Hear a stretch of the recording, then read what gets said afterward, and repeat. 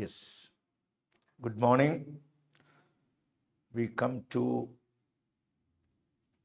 paper number 12, Thermodynamics. So in this chapter, we talk about dynamic aspect of heat. Ultimately, we have to make a system to do work by absorbing heat. That is our ultimate aim. The device we call a heat engine.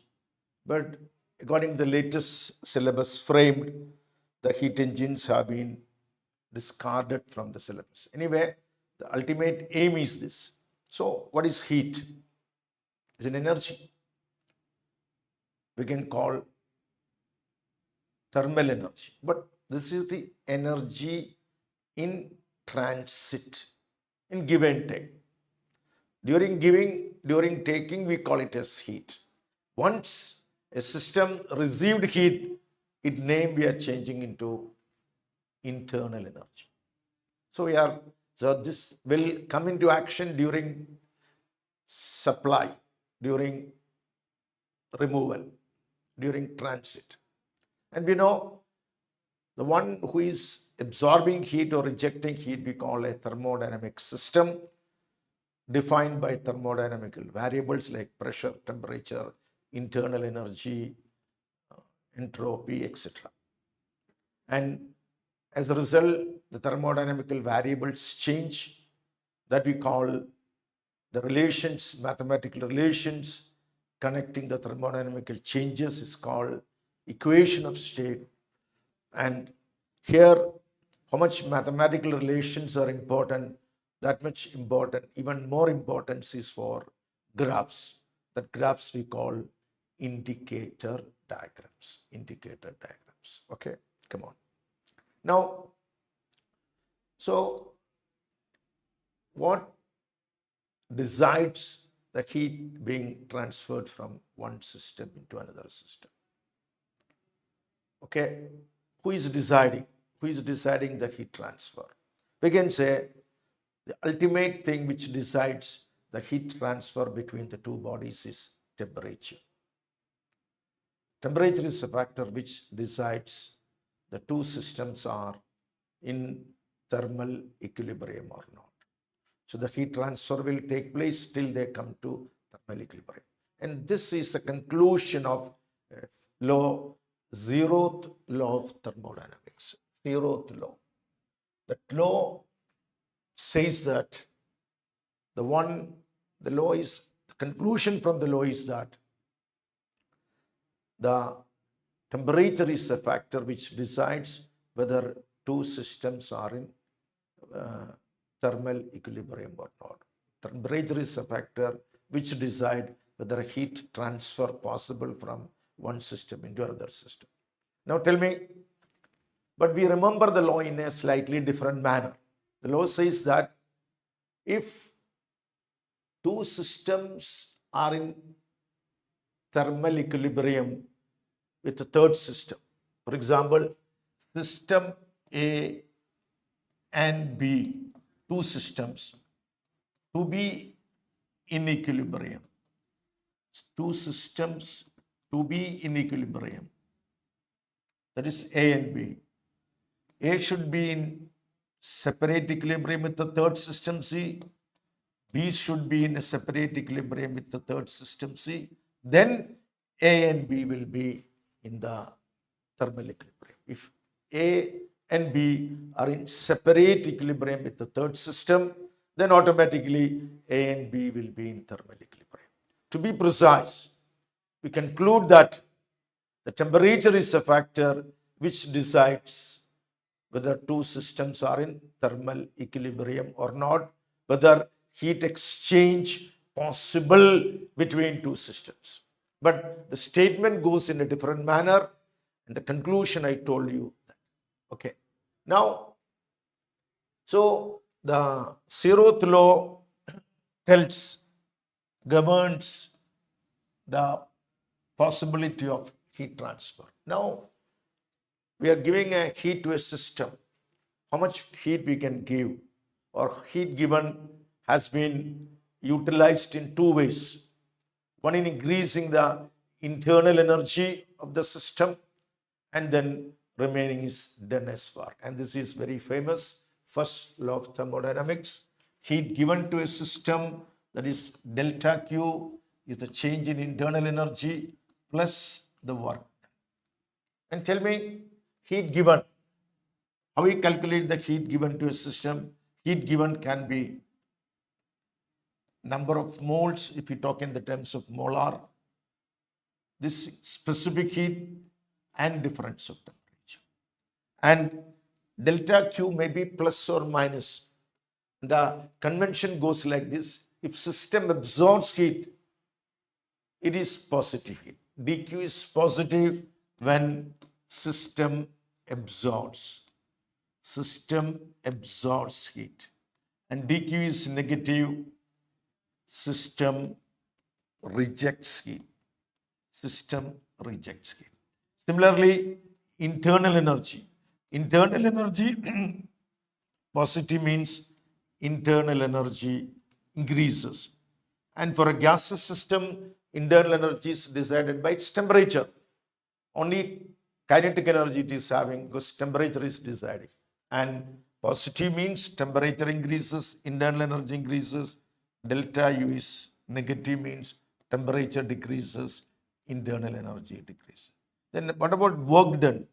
Work done by a thermodynamical system, we can write that P delta V, or total work done can be given by integral PV/dV. And work done is positive. According to physics, work done is positive means system does work. Work done is negative, work is done on the system. So when you apply the first law of thermodynamics, delta Q is equal to delta U plus delta W, we should also aware of the what signs are to given to the heat supplied, to the internal energy, into the work done. For example, if we say an adiabatic change, thermodynamic change, we say adiabatic. Adiabatic means there is no heat exchange, therefore delta Q is 0. An isothermal change means temperature remains same. I told you, for a gas system, its internal energy is decided by the temperature. Hence, for an isothermal system, there is no change in internal energy. And isochoric system, the volume remains same. I told you, a gas system, work done by a gas system is P delta V. Gas system will do work only when there is a change in volume. If delta V is 0, gas system will not do any work. In an isochoric process, there is no work done because there is no change in volume. So this is about the way we apply the first law of thermodynamics. It enables us to calculate how much heat is absorbed or rejected, how much internal energy changes, and how much work is done either by the system or on the system. Now we go to the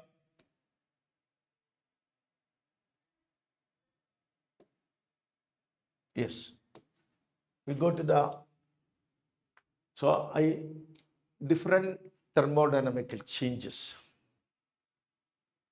I told you we can transfer a heat, we can make a system to do work. Thermodynamical changes will happen. Thermodynamical parameters will change. And we talk about some very commonly occurring special thermodynamic changes. Number one, an isothermal process. Isothermal process. So, what do you mean by an isothermal process? In which temperature remains same. Temperature remains same. So, for the temperature remains same, system should able to communicate easily with surroundings. Then only the temperature will remain same. System should able to communicate easily with the surrounding. For that, the system should able to communicate with surroundings. For that, the walls of the system should not be adiabatic. It should be diathermic walls. Then only it can be an isothermal process. Or process should not be fast. The process is fast, again system will not get time for the heat exchange, and that may increase the temperature. That will not be a thermodynamic change. Okay. Now tell me, so here isothermal process, the first point, temperature remains same, and I told you the system, and the relation governing the isothermal change is PV is a constant. Pressure and volume is a constant. That means, as we told, we obey the Boyle's law. Pressure into volume is a constant for isothermal change. And I told you graphs are equally important. The graph between pressure and volume that we call the indicator diagram. This is a rectangular hyperbola. And in the case of isothermal process, the system is doing work. The work done can be given by mu r T. T is the temperature at which thermodynamical change happens, log V2 by V1, and we know that P1 V1 is equal to P2 V2, PV is a constant. Instead of V2 by V1, we can say that mu RT log of P1 by P2. This is the work done. And you know, we can find that from this relation, we can find that PdV is equal to minus VdP.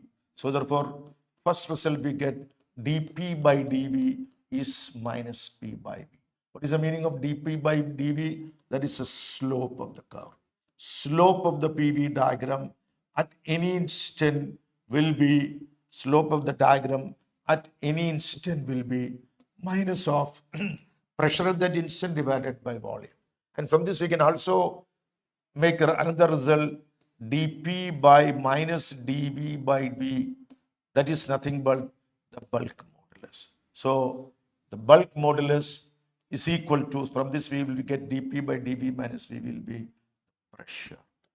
So we can make two conclusions from this. Number one, if you draw a graph between pressure and volume, the graph will be a what? Graph will be a rectangular hyperbola. Its slope will be minus P by V, the pressure at a particular point in volume, and the bulk modulus will be the pressure of that gas at instant. So these are the features of an isothermal process. I repeat, here temperature remains same. I told you for that system should not, system should easily able to exchange heat with surroundings, or the wall should not be adiabatic, should not be a fast process. Then equation of state, PV is a constant. The graphical representation, it will be a graph between PV diagram or indicator diagram will be a rectangular hyperbola, and work done will be given by mu RT log of V2 by V1 or mu RT log of P1 by P2. Come on. So we can make two more conclusions. PV diagram slope will be minus P by V, and also we can conclude that if the pressure volume changes occur under isothermal condition, the bulk modulus will be the initial pressure. Okay. Similarly, we can talk about another thermodynamical process we call adiabatic process. Adiabatic process, the condition is that there should not be any exchange of heat. System should not exchange of any heat. For that, there are two conditions are to be satisfied. Number one, the walls of the system should be adiabatic. There should not be any heat exchange, or the process should be fast. In these two occasions, system doesn't get any time or a chance for the heat exchange. Hence, it will be an adiabatic process. Then relation between here, we can find that as there is no heat exchange, not only pressure and volume change, but temperature also changes. So we should be able to relate pressure and volume, temperature and volume, as well as pressure and temperature in the case of an what process? Adiabatic process. First relation, PV to the power of gamma is a constant, number one.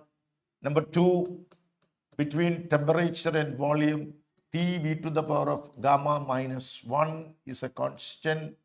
Number three, T to the power of gamma divided by P to the power of gamma minus 1 is a constant. Because all the three thermodynamical parameters are changing. So commonly we are representing the adiabatic process by the relation PV to the power of gamma constant, and gamma, you know, the ratio of the molar specific heat Cp by Cv is a constant indicating atomicity of a what? Gas. We know for a diatomic gas gamma is 5/3. For a monatomic gas it is 5/3. Diatomic gas it is 7/5. And triatomic gas it will be diatomic gas it will be 6. We can say gamma will be F by 2 divided by F. That is 4/3. It will be 4/3. Okay, for a triatomic gas or a polyatomic gas. Now this is the gamma here. Now the second point regarding that, and if you draw a indicator diagram, this will be between the pressure and volume. It will be a similar graph to that of an isothermal process. And the work done in adiabatic process can be given by mu r by gamma minus 1 into T1 minus T2. But we know mu r T1 is P1 V1 minus P2 V2 divided by gamma minus 1. Now here we can make two more conclusions. The slope of the PV diagram, slope of PV diagram means dP by dV is equal to minus gamma times P by V, and the bulk modulus, the gas undergoes pressure volume changes within elastic limit. The bulk modulus will be what? That is dP divided by minus dV by dV is equal to minus gamma times P. So, or in other words, if you compare a PV diagram for isothermal as well as adiabatic curve will be gamma times steeper than isothermal process. Come on. Now we go to the next point. In an isobaric process, you know, work done, we have given that dW is equal to PdV. If pressure is constant, we can say the work done will be P into V2 minus V1, or we can also write this, we can also write as PdV is equal to mu r dt. Therefore, the total work done can be also given by mu r into T2 minus T1 in an isobaric process. An isochoric process, we already told, there is no change in volume, system doesn't do any work. And what will be the graph showing the variation of an isobaric process? Pressure is constant, we know V is proportional to T. The indicator diagram will be a straight line passing through the origin, that is V proportional to T. Okay, these are the different thermodynamical processes: isothermal, adiabatic, isobaric, and isochoric. We go to the next point. Tell me, these indicator diagrams are given, and gas undergoes a thermodynamical change from a certain volume to volume V2. First one, you know, the graph is parallel to volume axis, means the pressure remains same. This is an isobaric process. Second graph, second and third, it can be either isothermal and adiabatic, but I told you adiabatic are, if two curves are given and one we say isothermal, other is adiabatic. How do you identify the adiabatic? Adiabatic will be steeper, gamma times steeper than isothermal. So among these two, 3 is steeper than what? Second one. So 3 will be adiabatic, 2 will be isothermal. And for the fourth graph, you know, throughout the volume remains same. This is an isochoric process. Come on. Now, this indicator diagram we can also present in some other way. It is already told that this is an adiabatic process. For adiabatic process, I told you its slope will be gamma times what? P by V. Gamma times P by V. So, the one having maximum gamma, that will be a polyatomic case, the maximum gamma that will be the steepest one. So that is 1.67. Then diatomic molecule, gamma is 7/5, that is 1.4. This will come next. And for monatomic gas, gamma is minimum 1.33. Therefore, it will be what? Third one. So first one will be polyatomic. Sorry, first one will be, first one will be monatomic because gamma is 5/3. 5/3. So first one will be steepest, having maximum gamma, that is monatomic. Second one will be adiabatic, that will be 1.4. Third one will be, I told you, this will be 4/3. Gamma is minimum for polyatomic. The 3 will be the polyatomic gas. So first one having maximum gamma 1.67, the steepest one, then adiabatic, then what? Polyatomic, then diatomic, then I repeat, first one will be maximum gamma, that is monoatomic. Second one will be diatomic. Third one will be minimum gamma, that is polyatomic. Okay. Now, second law of thermodynamics. So, tell me, first law tells the possibility of converting heat into work. How much? But first law has telling to what extent heat can be converted into work. From where to where heat can be transferred, to what limit, to what extent heat transfer is possible. So that limitation of the first law we are presenting through two laws, that is Kelvin-Planck's statement of second law of thermodynamics. It says that no process is possible whose sole result is to transfer heat from absorb heat from a source and completely converting into work done. So it means that no engine possible. It is impossible to absorb heat from a source and completely converting into work. What first law is saying that you take any amount of heat, give some internal energy change, and remaining you convert into work. But here it says the restriction, no engine possible, whose sole result, only one duty is that it is absorb heat and converting into work. And we have seen in the case of heat engine, that is not possible. We cannot simply convert the whole heat into work. Second is another statement called Clausius statement, that is based on a refrigerator.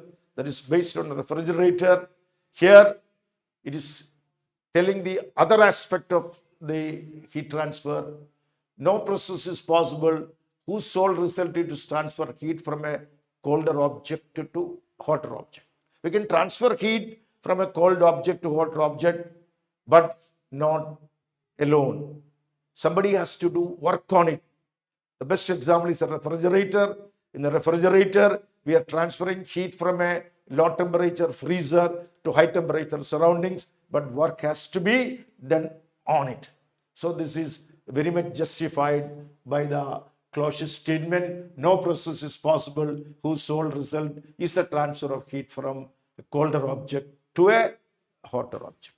Come on. Next, in a thermodynamic process, if you are aiming to convert heat into work, for complete the maximum efficiency of a heat engine, the process should be a reversible process. A reversible chemical reaction cannot be taken as a reversible physical process. And according to physics, a reversible process is the one in which, if you retrace the thermodynamical process, we should able to retain our initial thermodynamical process. The process is retraced, the cycle is traced in the reverse manner. The system should come back to the initial thermodynamical process that we call a reversible heat engine. And for that, what are the requirements? There should not be much temperature difference between system and surroundings. There should not be much temperature difference between surroundings and temperature. Then this condition cannot be applicable. Number two, it should be slow process, or throughout in the process, system should be in a state of equilibrium, in a quasi state of equilibrium with surroundings. Then only this condition can be 100% satisfied.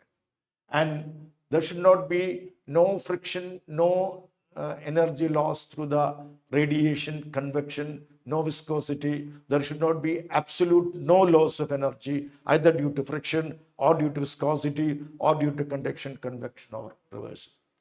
Isn't it? Okay. In that sense, if you take real situations, no real situations cannot be a perfectly reversible process. But we can reach up to the maximum extent of attaining reversible process. That is the only possible thing. Okay. We go to the next. Reversible process.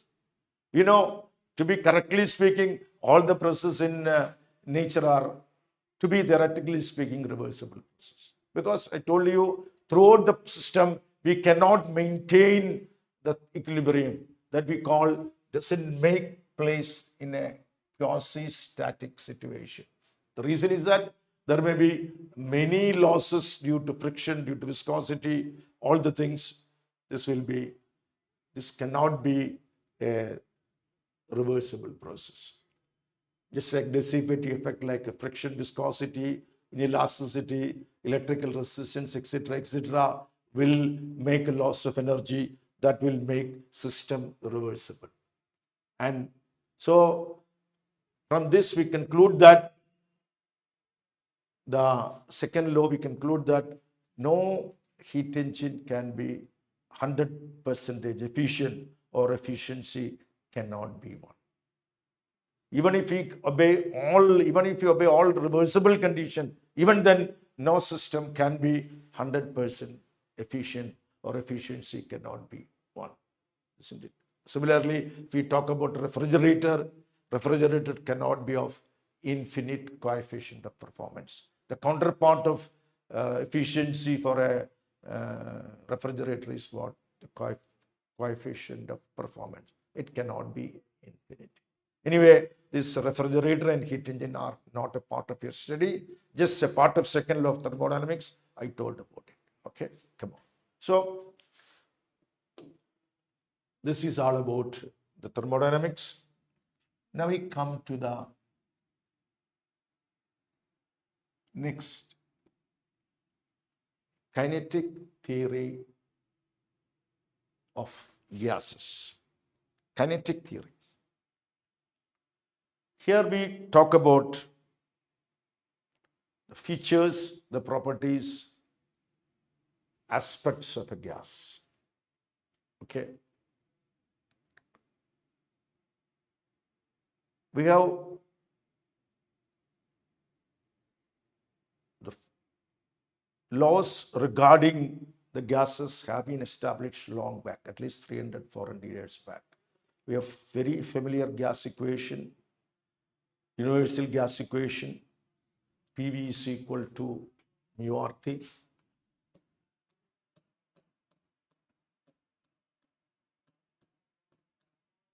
Boyle's law, that is P1 V1 is equal to P2 V2. That means at a constant temperature, the pressure is inversely proportional to volume, or PV is a constant that we remember by the Boyle's law. Okay. Similarly, at constant pressure, volume is directly proportional to absolute temperature. We remember what? Charles' law. And tell me, these gas laws have been evolved out long back. In what context I'm talking about long back? Even before the molecular concept came. Even before the molecular concept came, they got some result empirically. They arranged a gas system. They studied the pressure, studied the volume, studied the temperature, changed the volume, changed the pressure, changed the temperature. They make studies based upon the experimental result that I have presented here. Because these were developed even before the molecular concept came. Molecular concept came in the beginning of 1800 through the studies of Dalton. A theoretical study was made regarding the molecular concept was through Dalton. Dalton's atomic theory gave a molecular concept. And later by studies of Robert Brown, we call the Brown's experiment. From Brown's experiment, we got an experimental support, experimental evidence for the molecular concept. Then, based upon these, not in one day or one few days, but through years, through the hard work of a number of scientists like Dalton, Maxwell, Boltzmann, etc., all the features of gas, especially gas molecules, have been studied, and that we remember by the name the kinetic theory of gases. Kinetic theory of gases. So, with the theoretical studies made regarding the molecules, nature of molecule, molecular motion, molecular collision, the pressure exerted by a gas, the temperature of a gas, all these things have been categorized, and that we remember in few 6 or 7 postulates of kinetic theory of gases. Okay. But the gas laws are evolved out. Gas laws have been formulated even before the molecular concept came, even before the kinetic theory of gases have been developed. And so these are some mentioning about the gas laws. That is universal gas equation, PV is equal to mu RT, or this is for mu moles, or PV is equal to N into KBT, that is for N number of molecules. This is mu moles, this is mu in molecules. Now, they could also get the result that at constant temperature, pressure is inversely proportional to volume. We call the Boyle's law, or P1, V1 is equal to P2, V2. Similarly, at constant pressure, volume is directly proportional to temperature. V by T will be a, yes, okay. Next point. Similarly, Charles' law, I already told that at constant temperature, volume is constant pressure, volume is directly proportional to temperature. V by T is a constant. Similarly, at constant volume, the pressure is directly proportional to temperature, or P1 by P2 is equal to T1 by T2. Earlier we called Gay-Lussac's law, but nowadays we are also calling it as pressure version of Charles' law. Earlier we have discussed this volume version of Charles' law. This is the pressure version of Charles' law. Okay. So these are, anyway, I told you these are the gas laws evolved out even before the kinetic theory evolved out. Kinetic theory was based upon the molecular concept, molecular motion, molecular collision, molecular pressure, temperature, etc. Okay. Now, I told you we have 6, 7 or 8 postulates of kinetic theory. We can categorize like the nature of molecules, molecular forces, molecular motion, molecular collision, and the pressure exerted by a gas, as well as temperature of a gas, based upon kinetic theory. And based upon the kinetic theory, gases, we explain how a gas is exerting a pressure. gas is able to exert pressure. When molecules collide with the walls of the container, collisions are elastic according to kinetic theory. There is no change in speed, but their direction changes. There is a change in momentum. Hence, there is a force exerted. Force is causing a pressure. This is the way in which kinetic theory explains pressure exertion by a gas on the walls of a container. Considering all features of all postulates of the kinetic theory, they developed an equation for the pressure that we call pressure equation. P is equal to 1 by 3 N. Better write capital N. That notations is, you should be careful.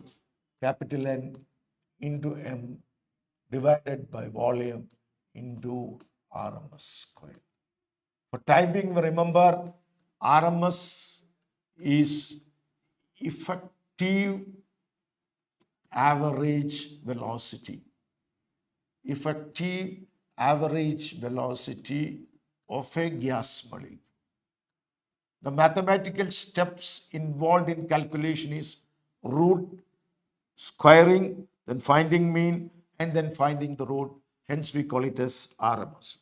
That's why the word RMS coming, but effectively it is the what?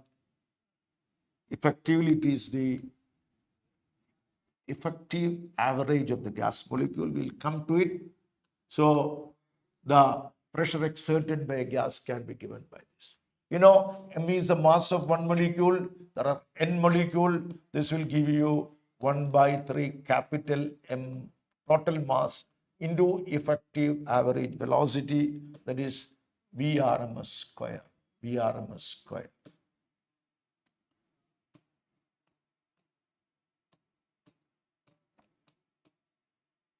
Okay.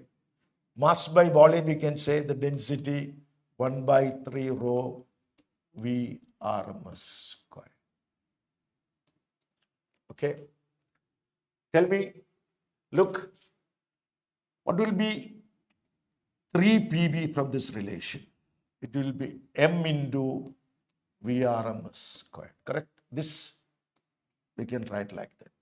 Now, 3 by 2 PV is equal to half M VRMS square. Therefore, what will be half MVRM squared? That is average kinetic energy. Average kinetic energy. Average kinetic energy of a gas, given amount of gas. Average kinetic energy of given volume or given mass of a gas. Average kinetic energy of given volume or given mass of a gas can be given by 3 by 2 PV. That is E is equal to 3 by 2 PV. Correct? Or kinetic energy per volume. It will be kinetic energy per volume. We can write it as 3 by 2 PV. We can find that PV is equal to RT. So we can also write kinetic energy of 1 mole of a gas. Kinetic energy of 1 mole of a gas. That will be equal to 3 by 2 RT. Or kinetic energy of 1 molecule will be 3 by 2 KVP. So from this pressure equation, we proceed. We got kinetic energy. So pressure equation we have. Proceeding further, we get kinetic energy of given volume or given mass will be 3 by 2 PV. Kinetic energy of unit volume will be 3 by 2 PV. Kinetic energy of 1 mole of a gas will be 3 by 2 RT. And kinetic energy of 1 molecule will be 3 by 2 kVT. So all these results we derive out from the kinetic theory through the pressure equation. Okay, come on. We go to the next aspect. Tell me, I told you In a gas, different molecules are there. By considering the different molecular motion, molecular concept, we calculated the pressure exerted by a gas on the walls of that. Using pressure equation, we calculated the kinetic energy, average kinetic energy, especially average translatory kinetic energy of given mass, given volume, unit volume, 1 mole, 1 molecule, etc. Now, so what will be the nature of the molecules of a gas? We know gas contains so many molecules. All molecules are of equal mass, and all molecules move with the different velocities, different kinetic energy. Then we have seen that what is average kinetic energy at a given temperature? 3/2 kBT. So at a given temperature, average kinetic energy of a gas molecule will be remaining constant. But it does not mean that each and every molecule of a gas moves with same velocity or same kinetic energy. As an average, at an average kinetic energy of a gas molecule at a particular temperature will be a constant. And when temperature is more, average kinetic energy will be proportionally changed. And this is the nature of the distribution of the velocities of gas molecule that we call Maxwellian distribution. Maxwellian distribution of what? The Maxwellian distribution of gas molecule. Because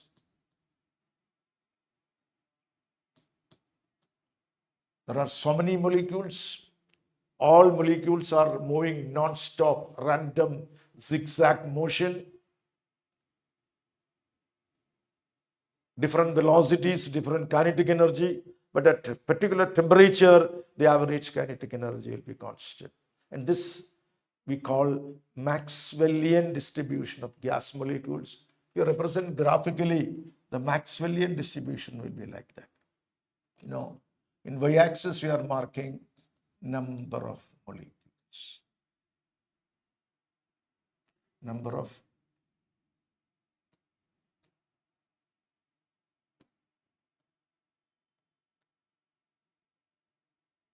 and x-axis, the velocity.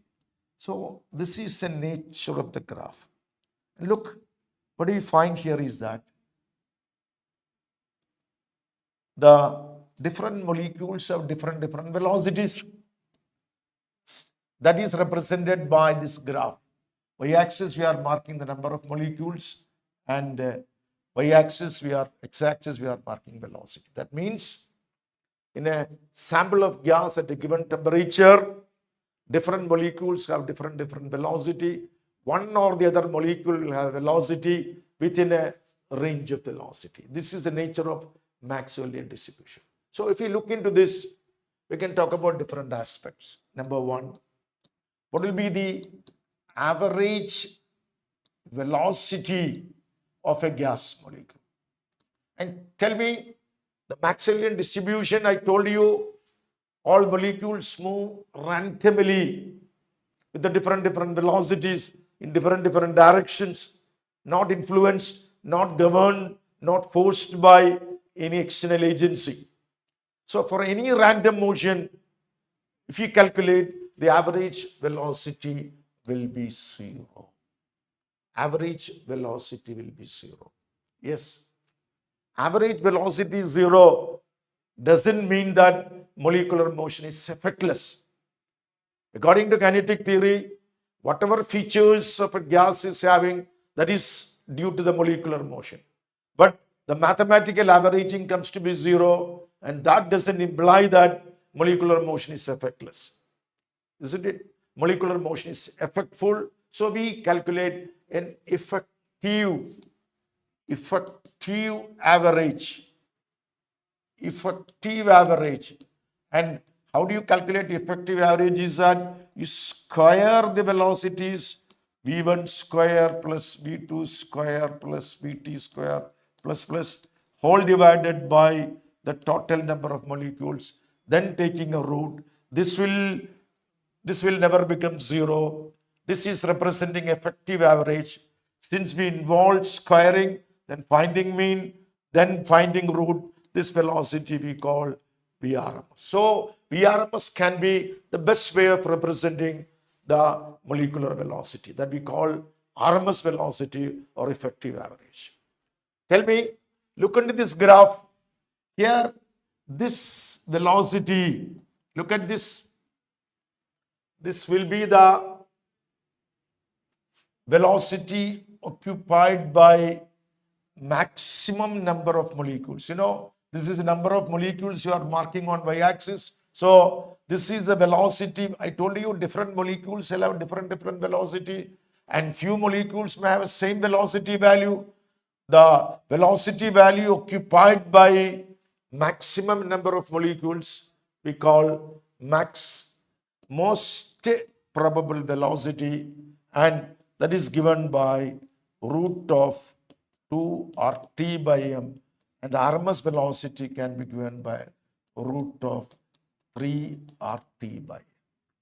And I told you that why this average velocity becomes 0? Because in any random process we have equal probability. One velocity going towards right with the speed 10, we can find equal probability. Other molecule moving with the velocity 10 meters per second in the opposite direction. That makes the average 0.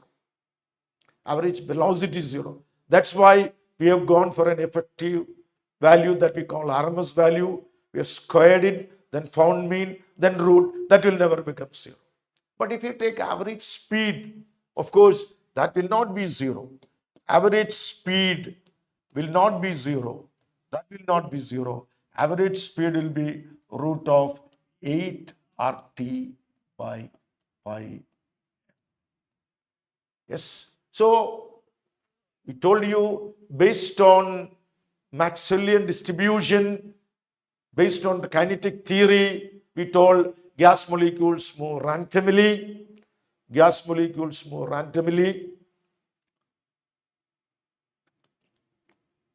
without any order, without anybody's influence, in a zigzag manner, and they have a Maxwellian distribution of molecules represented by the graph. This graph is drawn between the number of molecules on y-axis and velocity on x-axis. The graph says that within a collection of sample of gases, different molecules are having different value within a range.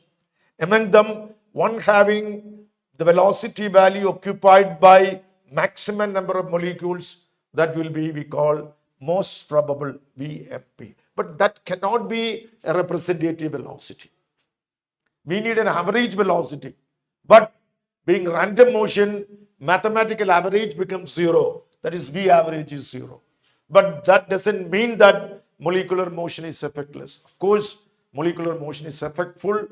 All the aspects of a gas is owing to the fact that they are in non-stop random motion. So we needed an effective average, that is through the method of root mean square velocity, that is VRMS. How to find it out? Find the square of each molecule's velocity, then divided by n will give the mean value, then root. And it will be equal to root of 3 RT by m. That will be the best representative of a gas molecule.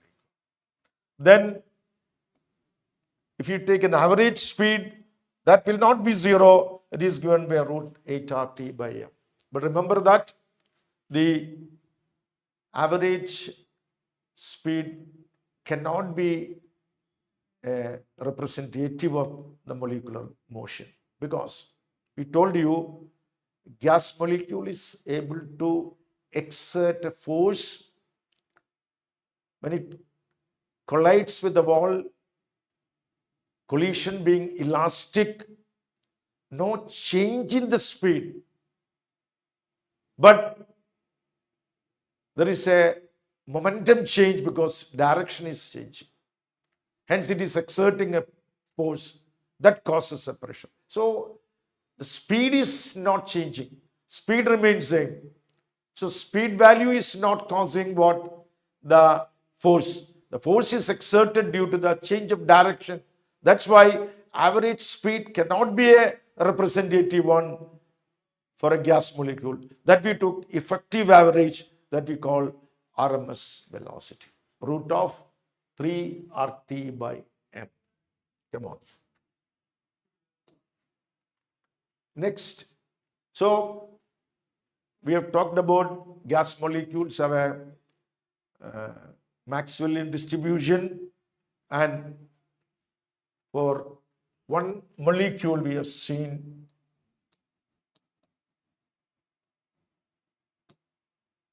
we have kinetic energy, average kinetic energy of one molecule is 3 by 2 kBT. Okay, this is the average kinetic energy of correctly speaking, average translatory kinetic energy of one molecule, 3 by 2 kBT. And you know, molecule possesses energy, and being a molecule possesses energy for moving in 3 independent directions.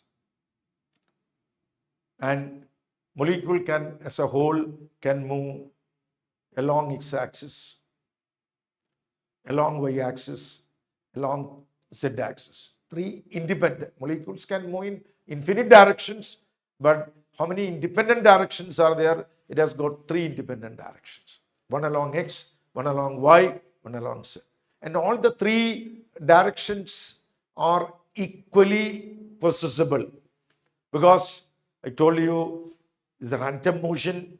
In any random motion, the possibility of possessing energy is same along each direction. So how much energy it can possess moving along x-axis, equal probability, equal possibility of possessing energy moving along y-axis, equal possibility in moving along what direction? Z direction. So all the 3 directions together, all the 3 independent ways together, it possesses how much energy?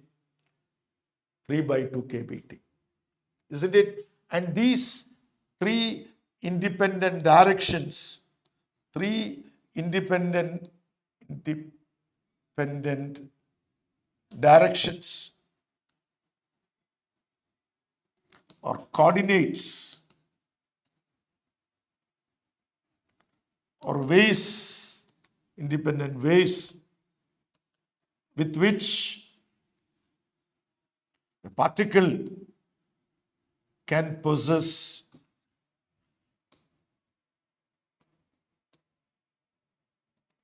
energy is called degrees of freedom. It's called degrees of freedom. Independent ways or independent coordinates, independent directions, it can possess energy is called degrees of freedom. Clear?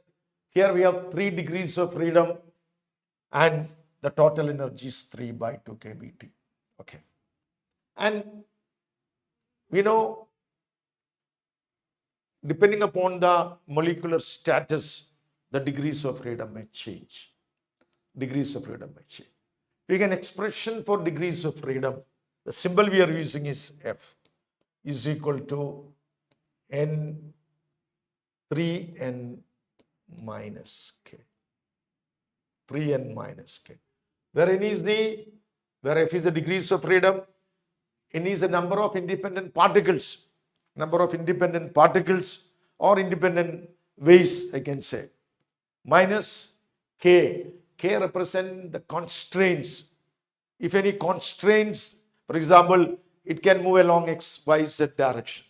If there is a restriction to move along z direction, so it has only one restriction in motion, that is, it cannot move along z direction. That we call by the word K, the constraint. Now, for example, for a monatomic molecule,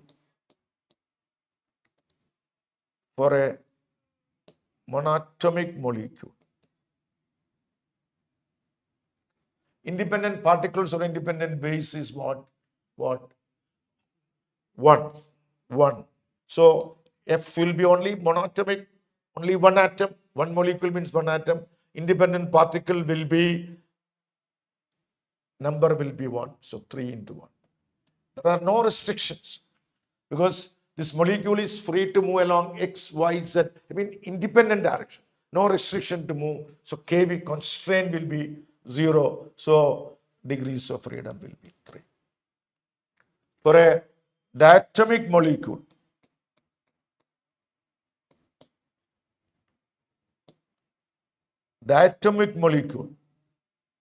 we have how many particles are there? 2 atoms are there. 3 into 2, 6. There is one constraint there. What is the reason for one constraint? One constraint that gas as a gas molecule, diatomic molecule as a whole can move along X, along Y, along Z. So it has got 3 independent directions of what? Translation. But we talk about rotation. One rotation like this, about an axis perpendicular to the line joining them. One, this direction. But if you consider an axis of rotation, because rotation is based on axis, if you consider rotational mode, rotational freedom, there will be an axis lying along the line joining the molecules. So both the atoms will lie on that axis, hence that degree of freedom, that rotational freedom is restricted. That is one restriction. Therefore, 3 into t minus 1, that is 5. And for triatomic molecules, depending upon, we have more degrees of freedom will be.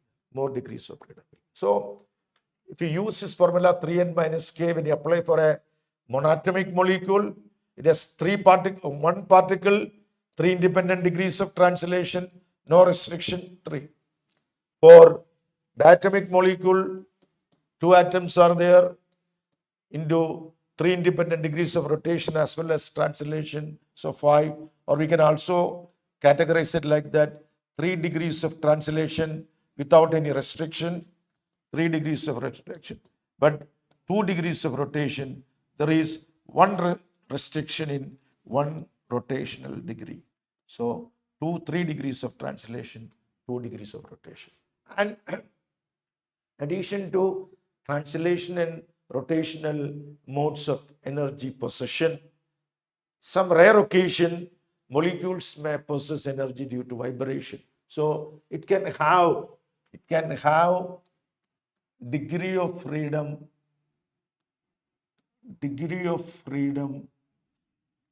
due to vibration also.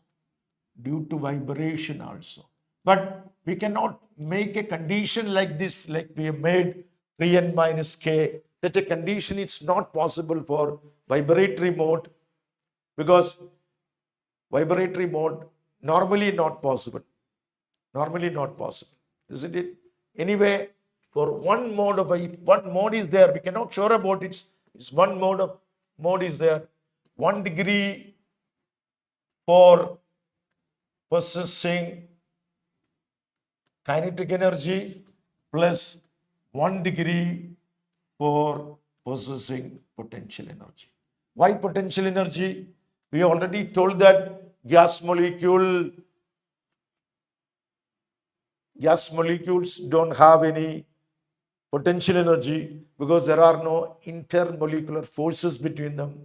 For a body to possess potential energy, there should be force involved. But for gas molecule, no force involved, normally not force involved. So they only kinetic energy only. We talk about degrees of freedom for possessing kinetic energy only, that we have discussed in the case of monatomic and diatomic. But if it is vibrating, vibration is possible only under the action of a force. The restoring force is there. So in special cases, molecule may possess potential energy also. So in one mode of vibration, 1 degree of freedom for possessing kinetic energy and 1 degree of freedom for possessing potential energy. I repeat, for one mode 1 mole, 2 degrees of freedom. 1 degree of freedom for possessing kinetic energy, 1 degree of freedom for possessing potential energy. But we are not highlighting here because it is not sure whether a gas molecule can possess vibratory modes. We are not sure about it. If it is able to possess one mode of vibration, I can say there will be 2 degrees of freedom. Okay. Now relation between the specific heat that we already done in the thermodynamics chapter. Cp minus Cv is a constant that we call by a special name Mayer's relation, M-A-Y-E-R relation. Any ideal gas that is so, this is molar specific at constant volume and molar specific at constant pressure minus molar specific at constant volume. This is equal to a constant. Since R is a positive constant, R's value is either 8.3 joules per mole per Kelvin or 2 calories per gram per Kelvin or degree centigrade. So this is a positive value. Surely Cp is greater than Cv. And how many times Cp is greater than Cv? One is this relation we call Mayer relation, or we already seen Cp by Cv is equal to gamma. Okay. Now we go to the next point. I already told you that a monatomic molecule, the average translatory kinetic energy it can possess is that 3/2 kBT. I'm going to write like this: 3 into 1/2 kBT. Because we are told that for a monatomic molecule, we already calculated that monatomic molecule, this is the case of a monatomic molecule, monoatomic molecule. For a monatomic molecule, we have seen it has got 3 degrees of freedom, 3 degrees of translation, 3 independent directions, one along x-axis, one along y-axis, one along. And I told you, being random motion, all the degrees of freedom, the energy possession is identical. And all the 3 together, how much we got? 3 into half kBT. So 2 things, there are 3 degrees of freedom, number 1. Number 2, altogether how much? 3 into half kBT. Number 3, all degrees are identical. All degrees are identical. So from these 3 statements, we conclude that along each degree of freedom,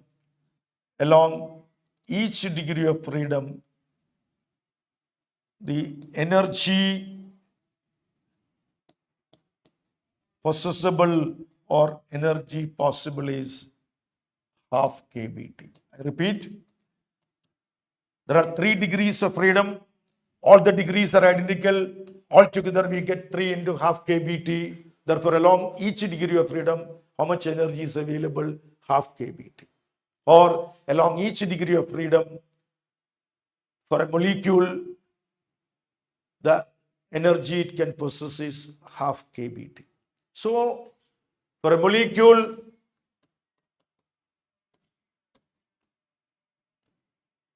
if there are F degrees of freedom,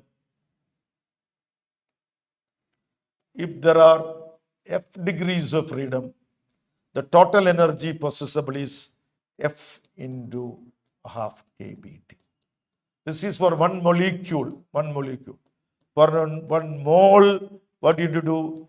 E is equal to F into half RT. Yes. So for molecule, F into half kBT. How many degrees of freedom? F degrees of freedom. So once again, equipartition of gas, equipartition of a gas molecule, we can find that equipartition theory was developed by Boltzmann. And we have seen very clearly that in the case of a monatomic molecule, there are 3 degrees of freedom. All the 3 degrees together, this much is there. All the 3 degrees are equal possibilities. So along each degree of freedom, it is half kBT. This is for 1 molecule, and for 1 mole, it will be half RT. Therefore, F degrees of freedom, it will be F by 2 kBT, or F degrees of freedom for 1 mole, it will be F by 2 RT. Okay. Now tell me, this is the energy. This energy we call internal energy. Energy possessed by the gas molecules we call the internal energy. Internal energy. So we can come to the conclusion: internal energy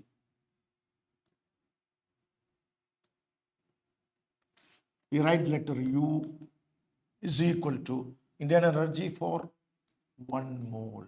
1 mole is equal to F by 2 RT. 1 mole F by 2 RT. Internal energy. Okay. And depending upon the case to case, monatomic, diatomic, accordingly, the degrees of freedom will be changing. So this here talked about, this is the using equipartition theory.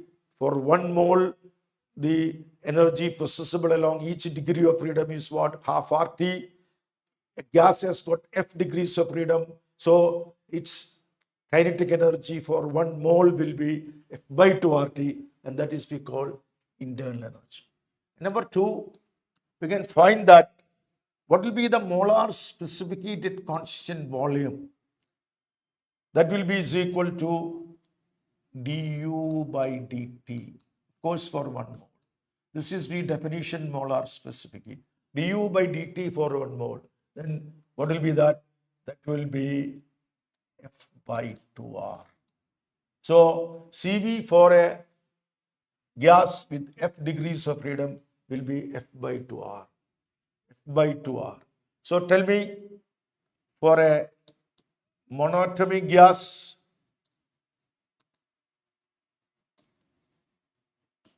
F is 3, therefore Cv will be 3 by 2. Diatomic gas, F will be 5, Cv will be 5 by 2. Okay. Now, how do you get Cp? Cp is equal to, from Mayer's relation, Cp minus Cv is R, so Cv plus R. That comes to be F plus 2 by 2 into R. So what about for a monatomic gas? For a monatomic gas, the value of Cp will be is equal to, F is how many for monatomic gas? 3 plus 2 by 2. 3 plus 2 by 2, 5 by 2R. Cp is 5 by 2R. Cv is 3 by 2R. Diatomic gas, what about Cp? F is 5 plus 2 by 2 into R. So what about gamma? Gamma will be Cp by Cv. That will be, this is coming to be 7 by 2R. Therefore, Cp is 7 by 2R by 5 by 2R. That comes to be 7 by. Now, so we talked about Cv, Cp, gamma. Okay. And we can also make a general equation for gamma. Gamma will be equal to F by 2 by F. Okay. So based upon the equipartition theory, based upon the degrees of freedom, once again I repeat, internal energy of 1 mole of any gas is F by 2 RT. Cv we define du by dt for 1 mole, that is F by 2R. Then we calculated for monatomic and diatomic. Cp we can calculate as F plus 2 by 2 into R. And gamma is F plus 2 by F. Okay. And accordingly we can calculate for monatomic, diatomic, triatomic, etc., etc. Okay. Come on. Now, tell me, if you have a mixture of gases, non-reacting gases, mixture of non-reacting gases, if all of them are all of them are monatomic, then CV will be how much? 3/2R. All of them are diatomic, it will be 5/2R. But the question comes, some of them are, they are monatomic and diatomic mixed. Yeah, monatomic and triatomic mixed, diatomic and triatomic mixed. There, better to remember degrees of freedom. Because I told you, if you want to know internal energy, we should know what? F. For knowing, we should know F. Okay? For knowing CV, we should know F. For knowing CP, we should know F. For knowing gamma, we should know F. So it is better to remember the degrees of freedom for a gas, for a mixture. Better to find the degrees of freedom for a mixture, degrees of freedom for a mixture. Degrees of freedom for a mixture. F mixture is equal to F1 mu1 plus F2 mu2 divided by mu1 plus mu2. So we can calculate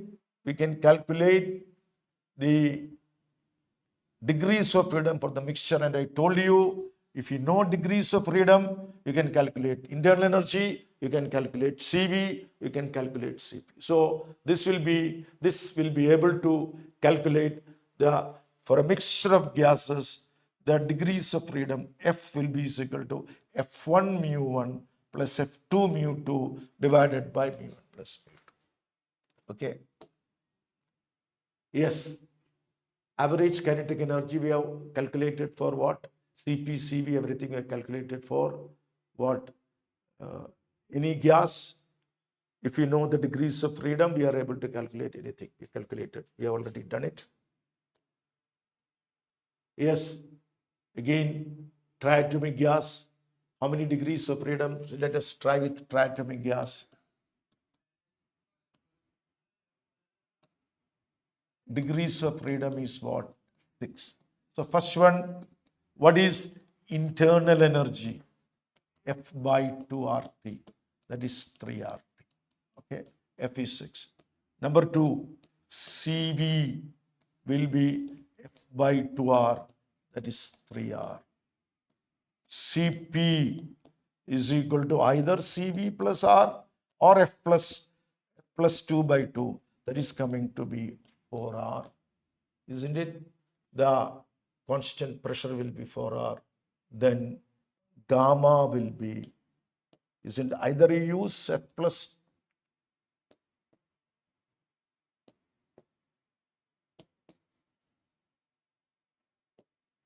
either use F plus 2 by F or CP by CV. Either way, it will be CP is 4R, this will be 3R, this will be 4 by 3. So similarly for monatomic, diatomic, everything we can calculate it. Okay? Yes. Now we come to the next point. If you consider the all features of a gas, because molecular motion, we told gas molecules have a Maxwellian distribution. Different molecules have different velocities, move with different directions. And since they are moving randomly, anything moving randomly within a container, within a space, confined space, they are liable to collide. So the motion between two successive collision,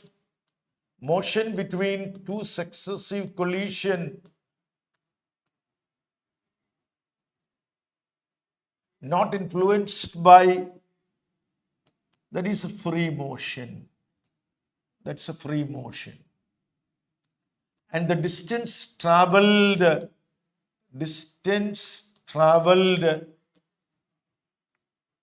is called free path, and average of the free path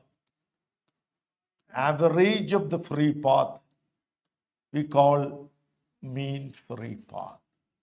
So once again, we have Maxwellian distribution. Molecules are moving randomly. We can write molecules move randomly and collide. Number one.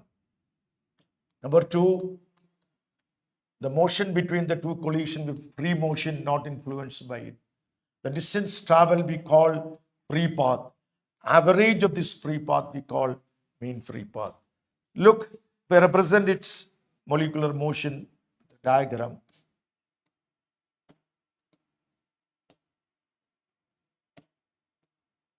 Look, between A to B is a free motion, is a free path.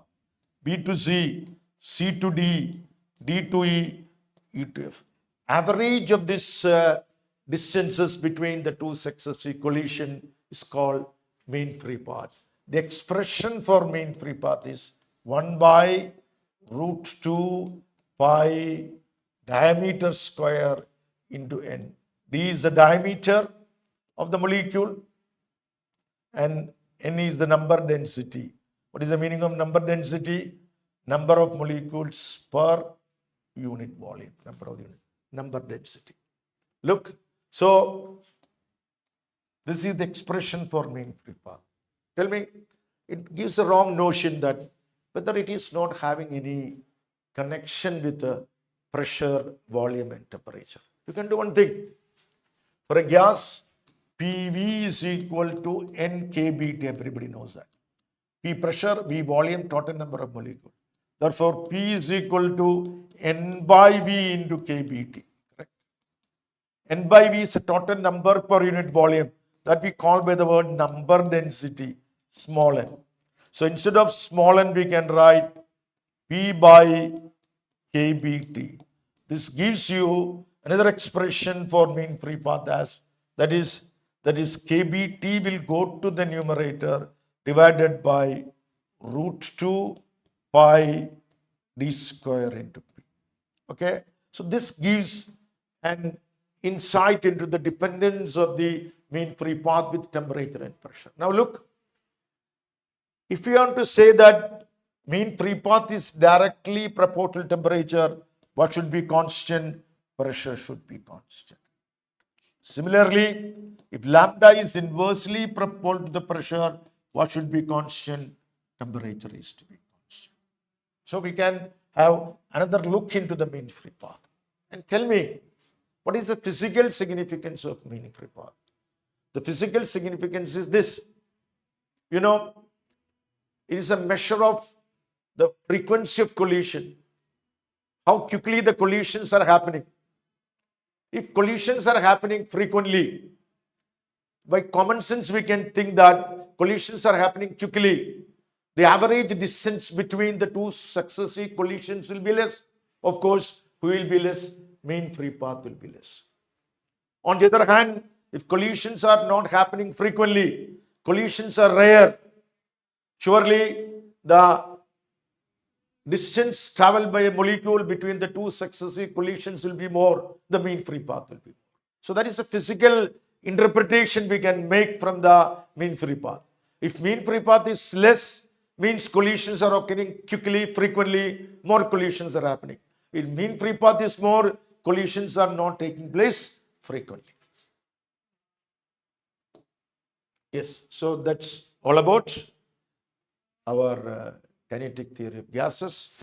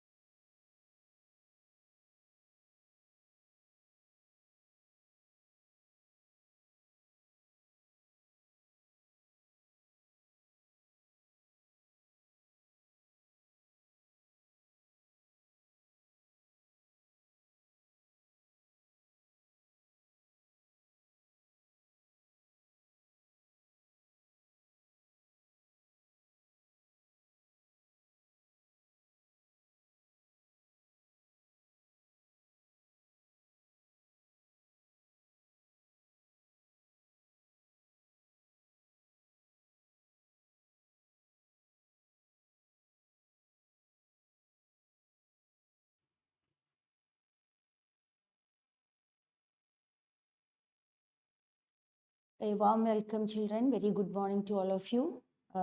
Welcome to another session of this marathon session of Neet, upcoming Neet exam.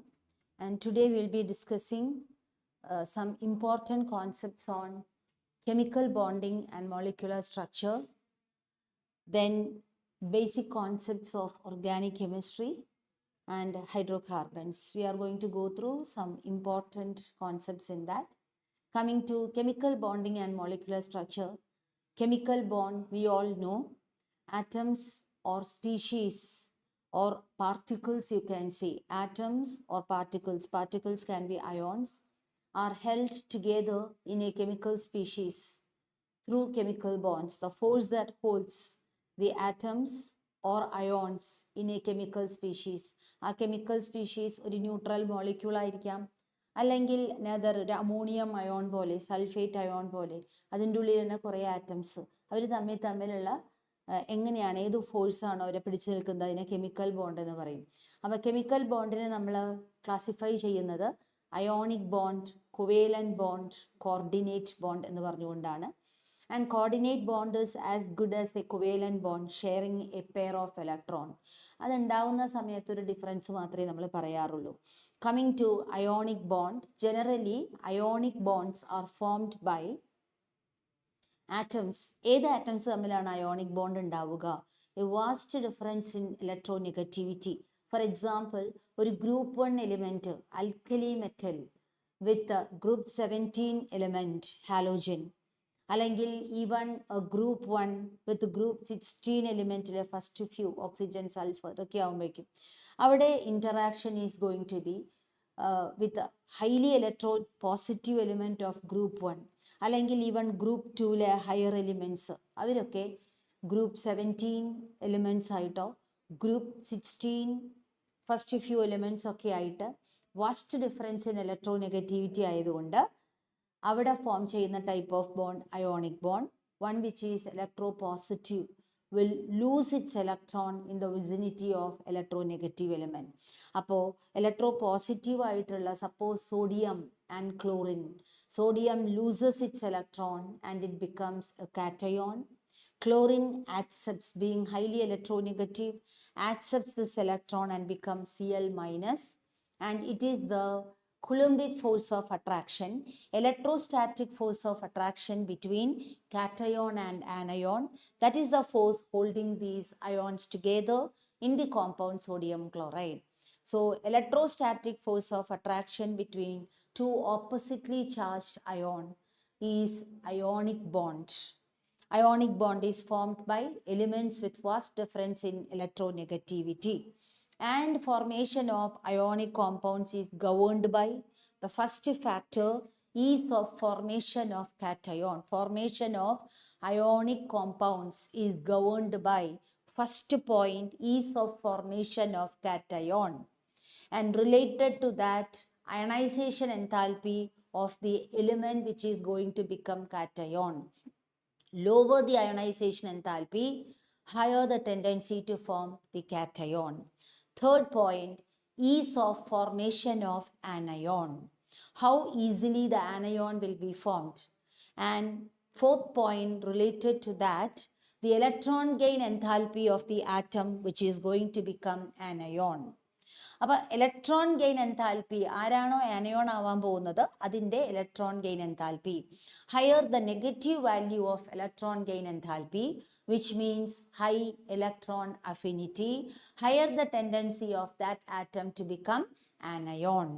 And finally, cation പെട്ടെന്നുണ്ടായി കൊണ്ട് മാത്രം ഒരു ionic compound ഈസായിട്ട് ഉണ്ടാവണമെന്നില്ല, anion പെട്ടെന്നുണ്ടായത് കൊണ്ട് മാത്രം ഒരു ionic compound ഈസായിട്ട് ഉണ്ടാവണം എന്നില്ല.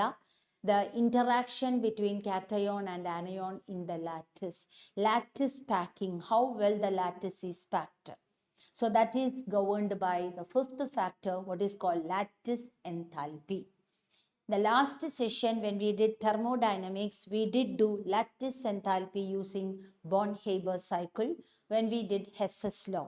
So lattice enthalpy, the enthalpy change accompanied by the complete breaking of 1 mole solid ionic compound. ഒരു മോൾ സോളിഡ് അയോണിക് കോമ്പൗണ്ടിനെ കംപ്ലീറ്റ് ആയിട്ട് ബ്രേക്ക് ചെയ്ത് അതിൻ്റെ കോൺസ്റ്റിറ്റ്യൂവൻറ്റ് ഗേഷ്യസ് അയോൺസ് ആവാനുള്ള energy.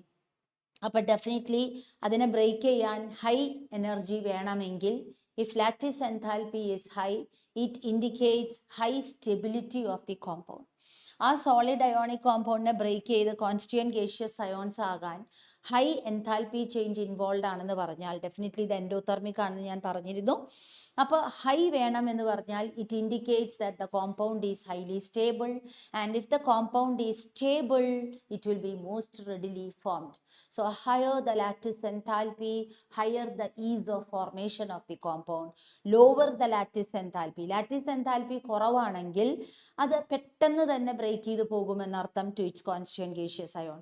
Or in other words, lower the lattice enthalpy, lower the stability of that ionic compound. And if the stability of the ionic compound is low, less feasibility, less chance for its formation or more difficult for its formation. About 5 points, you may get statement questions like which is correct statement, which is wrong statement, which favors the formation of ionic compound, ease of formation of cation, low ionization enthalpy of the species becoming cation, ease of formation of anion, high negative value of electron gain enthalpy, or high electron affinity of atom which is going to become anion, and finally high lattice enthalpy of that ionic solid. And definitely lattice enthalpy directly proportional to the product of charges of the ions involved and inversely proportional to the internuclear distance between the cation and anion. So if the internuclear distance is very high, then lattice enthalpy will be low. If the charge carried by cation and anion is high, then lattice enthalpy can be high. So these are the factors that decide the formation of ionic compound. Coming to next type of compounds called covalent compounds. Covalent compounds are formed by the atoms which do not differ very much in electronegativity. They share their electrons. So one atom, its valence electron is shared by another atom's valence electron, and a pair of electron is shared between these two atoms, and they are called covalent compounds. So when covalent compound is formed, the sharing a pair of electron which is equally contributed by the combining atom. So coordinate bond is also sharing a pair of electron, but the shared pair of electron is contributed by only one of the combining atom. അപ്പോൾ ഒരു pair of electron share ചെയ്യുമ്പോൾ ഈ share ചെയ്യുന്ന രണ്ടുപേരും ഈക്വലായിട്ട് contribute ചെയ്യുകയാണെങ്കിൽ അതിനെ കൊവേലന്റ് bond എന്നും, ഒരു പെയർ ഓഫ് ഇലക്ട്രോൺസിനെ ഷെയർ ചെയ്യുമ്പോൾ ഷെയർഡ് പെയറിനെ ഒരാൾ മാത്രമാണ് കോൺട്രിബ്യൂട്ട് ചെയ്യുന്നതെങ്കിൽ അതിനെ കോർഡിനേറ്റ് ബോണ്ട് എന്നും പറയും. അവിടെ ഷെയറിംഗ് എന്നുള്ള കോൺസെപ്റ്റാണ് വരുന്നത്. ഇനി കൊവേലന്റ് ബോണ്ടിൽ തന്നെ sharing a pair of electron between two atom if they are atoms which do not differ in electronegativity. For example like atoms A with A, or it can be atoms with a difference in electronegativity, A with B. In such cases, if two atoms which do not differ at all or which do not differ much in electronegativity, if they form a covalent bond, we say such a covalent bond is a non-polar covalent bond. A covalent bond formed between hydrogen and hydrogen forming H2 molecule. A covalent bond formed between fluorine and fluorine forming F2 molecule, non-polar covalent bond. And if it is formed between two atoms which differ in electronegativity, if hydrogen is forming a covalent bond with fluorine, HF, it is called a polar covalent bond. And it is given Causal-Lewis approach, which is nothing but octet rule. According to Causal-Lewis approach or octet rule, why an atom combines with another atom through ionic bond or covalent bond or coordinate bond or transfer of electron or sharing of electron, why it forms a covalent bond? To have 8 electrons in its valence shell. 8 electron in the valence shell is called octet configuration, octet stability, and all the noble gases except for the very first one, helium, if you say, see, all of them have got 8 electrons in their valence shell, ns2 np6. Neon 2s2 2p6, 8 electrons in the valence shell, and all these noble gases are found to be quite chemically inert, less reactive, more stable. So we say any species, if it can have an octet configuration in its valence shell, like noble gases, they are stable. So the idea of any atom or ion forming a bond is to have 8 electrons in its valence shell or to have octet stability. That is what Costello-Lewis approach or octet rule says. Now coming to covalent compounds. In covalent compounds, when an atom, normally we say, suppose if the compound is CCl4, then whoever is bonded to many other atoms, we call that one as central atom. In CCl4, carbon is bonded to 4-chlorine atom. So we say carbon is the central atom. So formal charge, the concept of formal charge is when this central atom is forming bonds with different atoms or different groups around it, there will be a net formal charge developed on each and every atom depending on its environment. അതിൻ്റെ environment അനുസരിച്ച് അത് ആരുമായിട്ടാണോ bind ചെയ്ത് നിൽക്കുന്നത്, അത് കൂടെ നിൽക്കുന്ന ആളുമായിട്ട് എത്ര bond form ചെയ്യുന്നു, അത് എങ്ങനത്തെ ബോണ്ട് ഫോം ചെയ്യുന്നു, അങ്ങനെയൊക്കെയുള്ള, അല്ലെങ്കിൽ അതൊരു കോർഡിനേറ്റ് ബോണ്ട് ഫോം ചെയ്യുന്നുണ്ടോ, ആരുമായിട്ട്, ഇങ്ങനെയുള്ളതിൻ്റെ ബേസിസിൽ a net charge will be developed on its what is called a formal charge. അപ്പോൾ നമ്മൾ പറയുക ഈ ആറ്റം ഐസൊലേറ്റഡ് ആയിട്ട് നിൽക്കുന്ന സമയത്ത്, ഐസൊലേറ്റഡ് ആയിട്ട് ഇപ്പോൾ കാർബൺ മാത്രമായിട്ട് നിൽക്കുന്ന സമയത്ത് അതും ഒരു ഫോർമൽ ചാർജും ഇല്ല, അത് സീറോ. എന്താ അതിൻ്റെ അർത്ഥം? അതിൻ്റെ വാലൻസ് ഷെല്ലിൽ എത്ര ഇലക്ട്രോൺസ് ഉണ്ടോ അത് മുഴുവൻ അതിന് മാത്രം എൻജോയ് ചെയ്യുന്നു, അതിന് മാത്രം കിട്ടുന്നു, അതിൽ നിന്ന് കുറയുന്നുമില്ല, കൂടുന്നുമില്ല. പക്ഷെ due to the bond formation has it lost its portion of electron density assigned to it, or has it gained extra? That is what you mean by formal charge.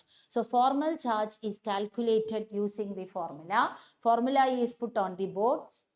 You can see formal charge on any atom in a molecule or ion is total number of valence electrons when this atom was free.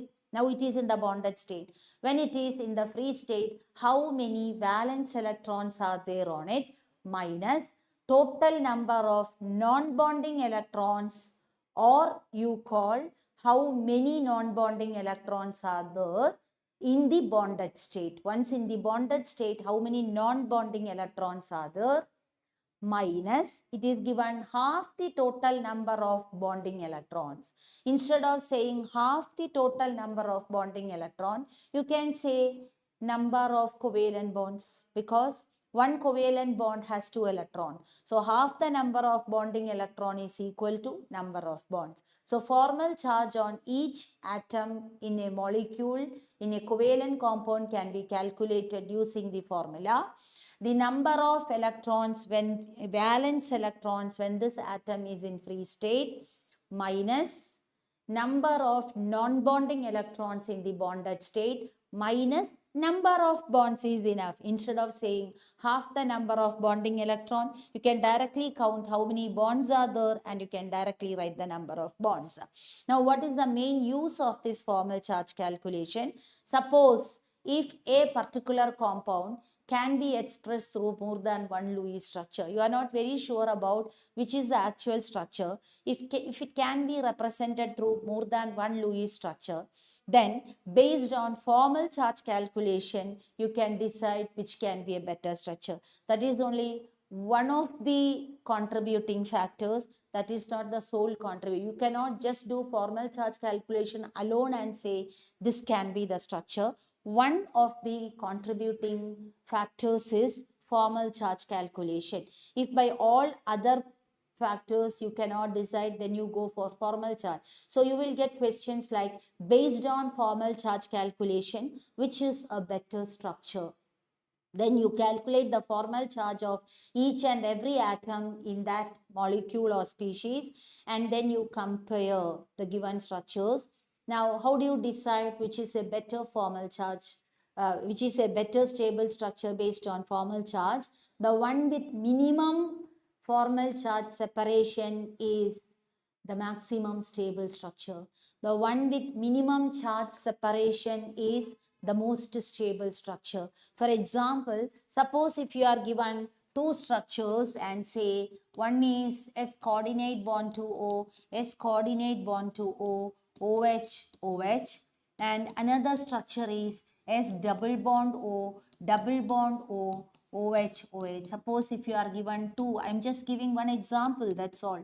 So if you are given two structures like this, and if you are asked to find based on formal charge calculation which is the better structure, then you take these two structures and there is one sulfur atom, 4 oxygen. These two oxygens environment are same, so I call it oxygen A1 and A2, and these two oxygens are similar, I call it B1 and B2. So A1's formal charge is going to be same as A2's, and both the hydrogen similar environment going to be the same value.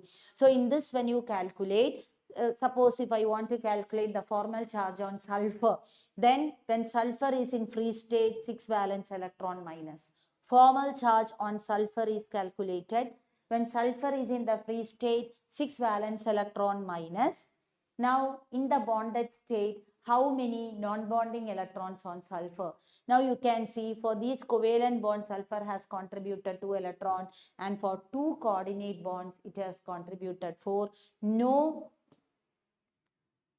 free electrons, no non-bonding electrons on central sulfur. And if you see the number of bonds, it forms only 4 bonds. So sulfur has got +2 charge. And if you see A1 and A2, each oxygen A1, formal charge on A1 and A2, if you see, each oxygen 6 minus, after 2 bond formations, oxygen has got 4 non-bonding electrons on it, and number of bonds formed by it is 2. So formal charge on A1 and A2 0 each.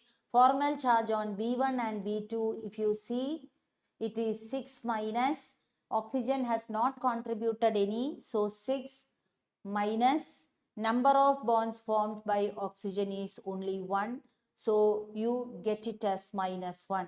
So for B1 -1, B2 -1, overall -2.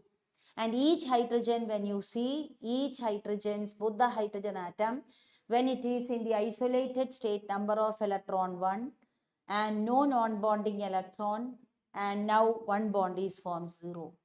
And when you add the formal charges on each and every atom in a species, it should come out to be the charge carried by that. So when you add sulfur +2, A1 and A2 0 each, B1 and B2 each one -2, so that comes out to be -1, each that comes out to be total of -2. When you add, it comes out to be 0, sum comes out to be 0, and H2SO4, what is given is neutral. But there is a charge separation of +2, -7 and -1. When you come over here, sulfur's formal charge, when you calculate, it is 6 minus, no non-bonding electrons on sulfur, all are utilized, and then 6 bonds around sulfur, which is 0.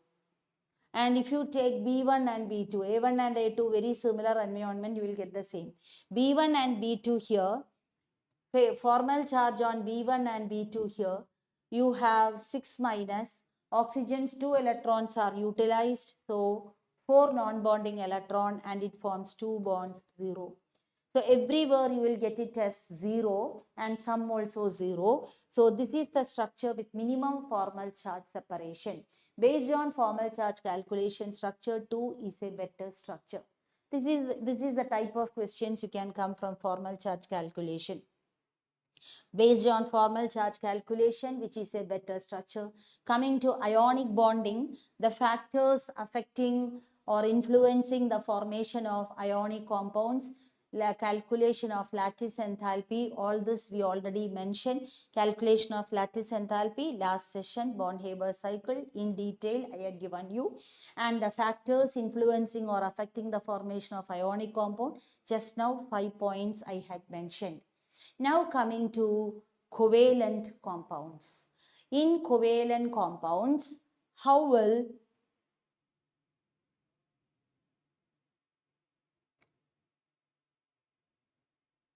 ionic compounds we have gone through all, and lattice enthalpy, what all it depends on, all that we have done. Coming to covalent compound, sharing pairs of electrons.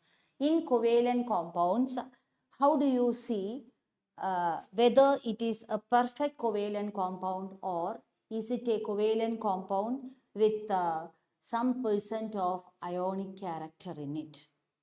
So that is what is given there as percentage ionic character in a covalent compound is given there. So before going into percentage ionic character in a covalent compound, when I say an ionic bond is expected to be a perfect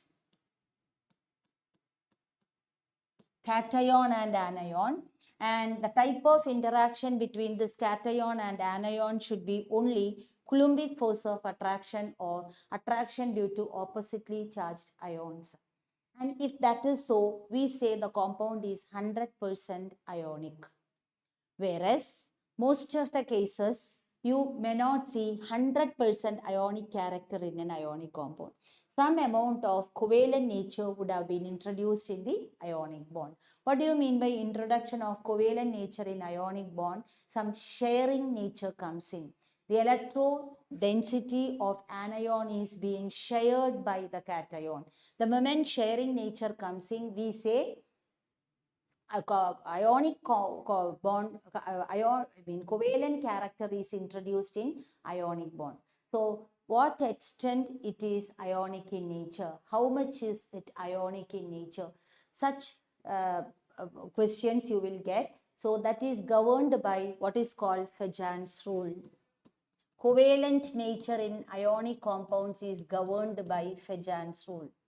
Covalent nature in ionic bond is governed by Fajans rule, as per which smaller the cation, higher the positive charge on the cation, higher its polarizing power. Cation ചെറുതാണെങ്കിൽ അതിലെ positive charge വലുതാണെങ്കിൽ അതിന് ആനയോണിനെ polarise ചെയ്യാനുള്ള കഴിവ് കൂടുതൽ. ആനയോണിന്റെ electron ഡെൻസിറ്റിനെ പിടിച്ചു വലിച്ച് ചെറിയ കാറ്റയോണും ഹൈ പോസിറ്റീവ് ചാർജ് ഓൺ +2 ആണെങ്കിൽ കൂടുതൽ, +3 ആണെങ്കിൽ അതിനേക്കാൾ കൂടുതൽ എങ്കിൽ അത് അടുത്ത് നിൽക്കുന്ന ആനയോണിന്റെ ഇലക്ട്രോൺ ഡെൻസിറ്റിനെ ഇങ്ങോട്ട് പോളറൈസ് ചെയ്യാനുള്ള ടെൻഡൻസി കൂടുതലായിരിക്കും. Smaller the cation, higher the positive charge on the cation, higher its tendency to polarize so higher its polarizing power, higher the covalent character. A cation with pseudo noble gas configuration has higher polarizing power than a cation with noble gas configuration. ഉദാഹരണത്തിന് നിങ്ങളോട് ചോദിക്കുകയാണ് NaCl and AgCl, compare its ionic character or covalent, which is more covalent character, which has more ionic character.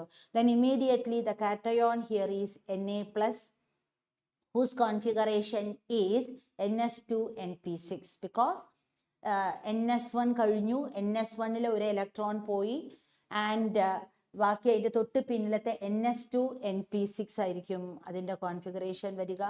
അഥവാ 8 electrons ഓക്ടക്റ്റ് configuration ആണ് ഇതിനുള്ളത് sodium പ്ലസിന്. അതേസമയം when you go to Ag+, it has got Ag+ എന്ന് പറയുമ്പോൾ അതിൻ്റെ 5s1 പോയി. 5s1 പോയി, അതിൻ്റെ തൊട്ട് മുമ്പിൽ 4d10 കംപ്ലീറ്റ് ആണ്.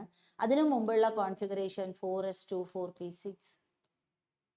NS2 NP6 ND10 configuration Ag+ന്റെ.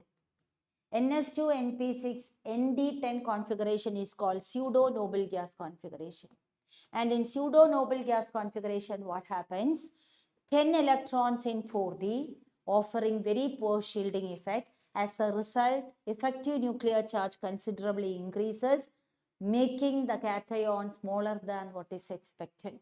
As a result, its polarizing power will increase. So a cation with pseudo-noble gas configuration has more polarizing power than a cation with noble gas configuration. So AgCl is more covalent than sodium chloride. Or in general, group 1 cations, group 2 dipositive ions, all these will have noble gas configuration, which will form more of ionic character compounds, whereas if you take group 11 plus cation, group 12 plus 2 cations, they will have group 11, അതായത് copper silver ഗോൾഡിൻ്റെ ഒക്കെ group അല്ല zinc cadmium mercury ഇവരുടെ +2 group 11ന്റെ +1 കോമ്പൗണ്ടുകളോ group 12ന്റെ +2 കോമ്പൗണ്ടുകളോ എടുത്താൽ അവർക്ക് pseudo noble gas configuration ആയിരിക്കും.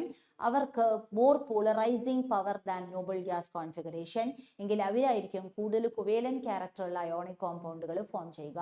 ഈ രണ്ട് points with respect to cation. Coming to anion, larger the anion and higher the negative charge on anion. Anion വലുതായിരുന്നാൽ higher the negative charge on anion ആയാൽ ഈ ആനയോണിൻ്റെ electron ഡെൻസിറ്റിക്ക് അതിൻ്റെ ന്യൂക്ലിയസിനോടുള്ളതിനേക്കാൾ attraction തൊട്ടടുത്ത് കിടക്കുന്ന ചെറിയ കാറ്റയോണുള്ള ന്യൂക്ലിയസിൻ്റെ അടുത്തായിരിക്കും അത് ഉണ്ടാവുക. വലിയ റേഡിയസ് ആണെങ്കിൽ അതിൻ്റെ ന്യൂക്ലിയസിനേക്കാൾ അടുത്ത് കിടക്കുന്ന കാറ്റയോണിൻ്റെ ന്യൂക്ലിയസിലേക്കായിരിക്കും അതിൻ്റെ ഇലക്ട്രോൺ ഡെൻസിറ്റിക്ക് അട്രാക്ഷൻ കൂടുക. So high polarisability. Larger the anion, higher the negative charge on anion, higher the polarizability, higher the covalent character. So you will get questions like arrange the following in the correct order of covalent character. For example, you may get sodium chloride, magnesium chloride, aluminum chloride, NaCl, MgCl, AlCl3, Na plus, Mg2 plus, Al3 plus. Correct order or size, Na plus biggest one with only 1 positive charge, magnesium 2 plus smaller with 2 positive charge, aluminum 13, 3 plus, E1 smaller with a high positive charge. So polarizing power increases from sodium to magnesium to aluminum. So covalent character also increases from sodium chloride, least covalent character or most ionic, and above that magnesium chloride more covalent than sodium chloride, aluminum chloride even more. Or you may get a single cation, sodium fluoride, sodium chloride, sodium bromide, sodium iodide. As anion size increases, the covalent polarizability increases and covalent character increases. That's regarding, and that is called Fajans rule. That's regarding ionic character, percentage covalent character in ionic compound. How much is covalent character there in ionic compound എന്ന് ചോദിച്ചാൽ ഫെജാൻസ് rule അനുസരിച്ച് ഇതിൽ നിന്ന് നിങ്ങൾക്ക് വരാവുന്ന question correct order of arranging covalent character or percentage covalent character in ionic salts ഒക്കെ പറഞ്ഞു വന്നാൽ ചെയ്യുക. കമ്മിങ് ടു covalent കോമ്പൗണ്ടുകളിലേക്ക് കടക്കുകയാണ്. covalent കോമ്പൗണ്ടുകളിൽ ഇതുപോലെ നമ്മൾ പറഞ്ഞു covalent കോമ്പൗണ്ട് എന്ന് പറയുമ്പോൾ നമ്മൾ അയോണിക് കോമ്പൗണ്ടിൽ വളരെ ചുരുക്കം മാത്രമേ കാര്യങ്ങൾ നിങ്ങൾക്ക് അയോണിക് കോമ്പൗണ്ടിൽ ഈ ചാപ്റ്ററിൽ പഠിക്കാനുള്ളൂ. ഒന്ന്, എന്താണ് അയോണിക് കോമ്പൗണ്ട്. രണ്ട്, ഏതൊക്കെ ഫാക്ടേഴ്സ് ആണ് ഒരു അയോണിക് കോമ്പൗണ്ടിന്റെ ഫോർമേഷനെ ഫേവർ ചെയ്യുക. മൂന്ന്, ഒരു അയോണിക് കോമ്പൗണ്ടിൽ എത്രമാത്രം 100% അയോണിക് ആണത്, അല്ലെങ്കിൽ എത്രമാത്രം അതിൽ പോളർ ഷെയറിംഗ് നേച്ചർ വന്നിരിക്കുന്നു. That is governed by Fajans rule. അതിൽ correct order of covalent character in an ionic compound എന്നൊക്കെ പറഞ്ഞ് കാറ്റയോണുകൾ മാറ്റിയിട്ട് അല്ലെങ്കിൽ ആനയോണുകൾ മാറ്റിയിട്ടൊക്കെ ഉള്ള ക്വസ്റ്റ്യൻസ് വന്നാൽ ശ്രദ്ധിക്കുക. വേറൊരു പോയിന്റ്, covalent character അതിൽ വരുംതോറും ഒരു അയോണിക് കോമ്പൗണ്ടിൽ covalent character വരുംതോറും അതിൻ്റെ properties like melting point, boiling point ഒക്കെ കുറയും. കാരണം അയോണിക് 100% അയോണിക് ആയിട്ടിരിക്കുമ്പോഴാണ് സ്ട്രോങ് ലാറ്റിസ് എൻതാൽപ്പി. അത് കുറയും തോറും ഇങ്ങനെയുള്ള പ്രോപ്പർട്ടീസ് ഒക്കെ മെൽറ്റിംഗ് പോയിന്റ് ഒക്കെ കുറയാൻ തുടങ്ങും എന്നുള്ളതൊക്കെ ശ്രദ്ധിക്കുക. Sodium fluoride, sodium chloride, sodium bromide, sodium iodide arrange in the correct order of melting point. A standard question asked NAF highest, below that NaCl, below that NaBr, below that NaI is the correct order of melting point of this compounds. അതൊക്കെ ശ്രദ്ധിക്കുക. ഇത്രയാണ് നിങ്ങൾക്ക് ionic കോമ്പൗണ്ടുകളിൽ വരുന്ന main കോൺസെപ്റ്റുകൾ. Coming to കോവേലന്റ് compounds നമ്മൾ already പറഞ്ഞു. രണ്ട് atoms sharing A pair of electron. അതിൽ ആ രണ്ട് ആറ്റംസ് വളരെ അലൈക്ക് ആണെങ്കിൽ നമ്മൾ പറഞ്ഞു നോൺ പോളാർ കോവേലന്റ് ബോണ്ട് എന്ന്. അതേസമയം ഡിഫറൻസ് ഇൻ ഇലക്ട്രോനെഗറ്റിവിറ്റി ഉണ്ടെങ്കിൽ പോളാർ കോവേലന്റ് കോമ്പൗണ്ട്സ് എന്ന് പറഞ്ഞു. അപ്പൊ ഇവിടെ ചോദിച്ചിരിക്കുന്നത്, ഇവിടെ എക്സ്പ്ലെയിൻ ചെയ്തിരിക്കുന്നത് പെർസെൻറ്റേജ് അയോണിക് ക്യാരക്ടറിനെ കോവേലന്റ് കോമ്പൗണ്ട്. ഒരു കോവേലന്റ് കോമ്പൗണ്ടിൽ എപ്പോഴാണ് അയോണിക് ക്യാരക്ടർ വരുന്നത്? നമ്മൾ അയോണിക് കോമ്പൗണ്ടിൽ കോവേലന്റ് ക്യാരക്ടർ പറഞ്ഞതുപോലെ ഒരു കോവേലന്റ് കോമ്പൗണ്ടിൽ എവിടെയാണ് അയോണിക് ക്യാരക്ടർ വരിക? നമ്മൾ ഒരു കോവേലന്റ് കോമ്പൗണ്ടിൽ പ്രതീക്ഷിക്കുക കൃത്യം ഷെയറിംഗ് ആണ്, ഈക്വൽ ഷെയറിംഗ് ആണ്. എവിടെ ആ ഷെയറിംഗ് ഈക്വൽ അല്ലാതെ വരുന്നു, അൺഈക്വൽ ആയിട്ട്, അതായത് അതിൽ ഒരാൾ മോർ ഇലക്ട്രോ നെഗറ്റീവ് ആണെങ്കിൽ ആ shared pair of electron will be pulled by the more electronegative atom generating a partial. Suppose B is more electronegative than A, then a charge separation develops. ഒരു charge develop ചെയ്യും. We say the compound is polar, the bond is polar now, a polar bond where B ആണ് more electronegative. അതുകൊണ്ട് bonded pair of electron ബിയിലേക്ക് നീക്കിയിട്ട് slight negative, partial negative character on B, partial positive character on A. അപ്പൊ നിങ്ങൾക്ക് എയുടെയും ബിയുടെയും periodic classification നമ്മൾ electronegativity എന്നുള്ള concept ഒക്കെ പറഞ്ഞു കഴിഞ്ഞതാണ്. അപ്പോൾ ഈ എയുടെയും ബിയുടെയും electronegativity, Pauling scale electronegativity value തന്നിട്ട് നിങ്ങളോട് ചോദിക്കുകയാണ് ഈ കോവേലന്റ് കോമ്പൗണ്ട് എത്രമാത്രം അയോണിക് ക്യാരക്ടർ വന്നിട്ടുണ്ട്.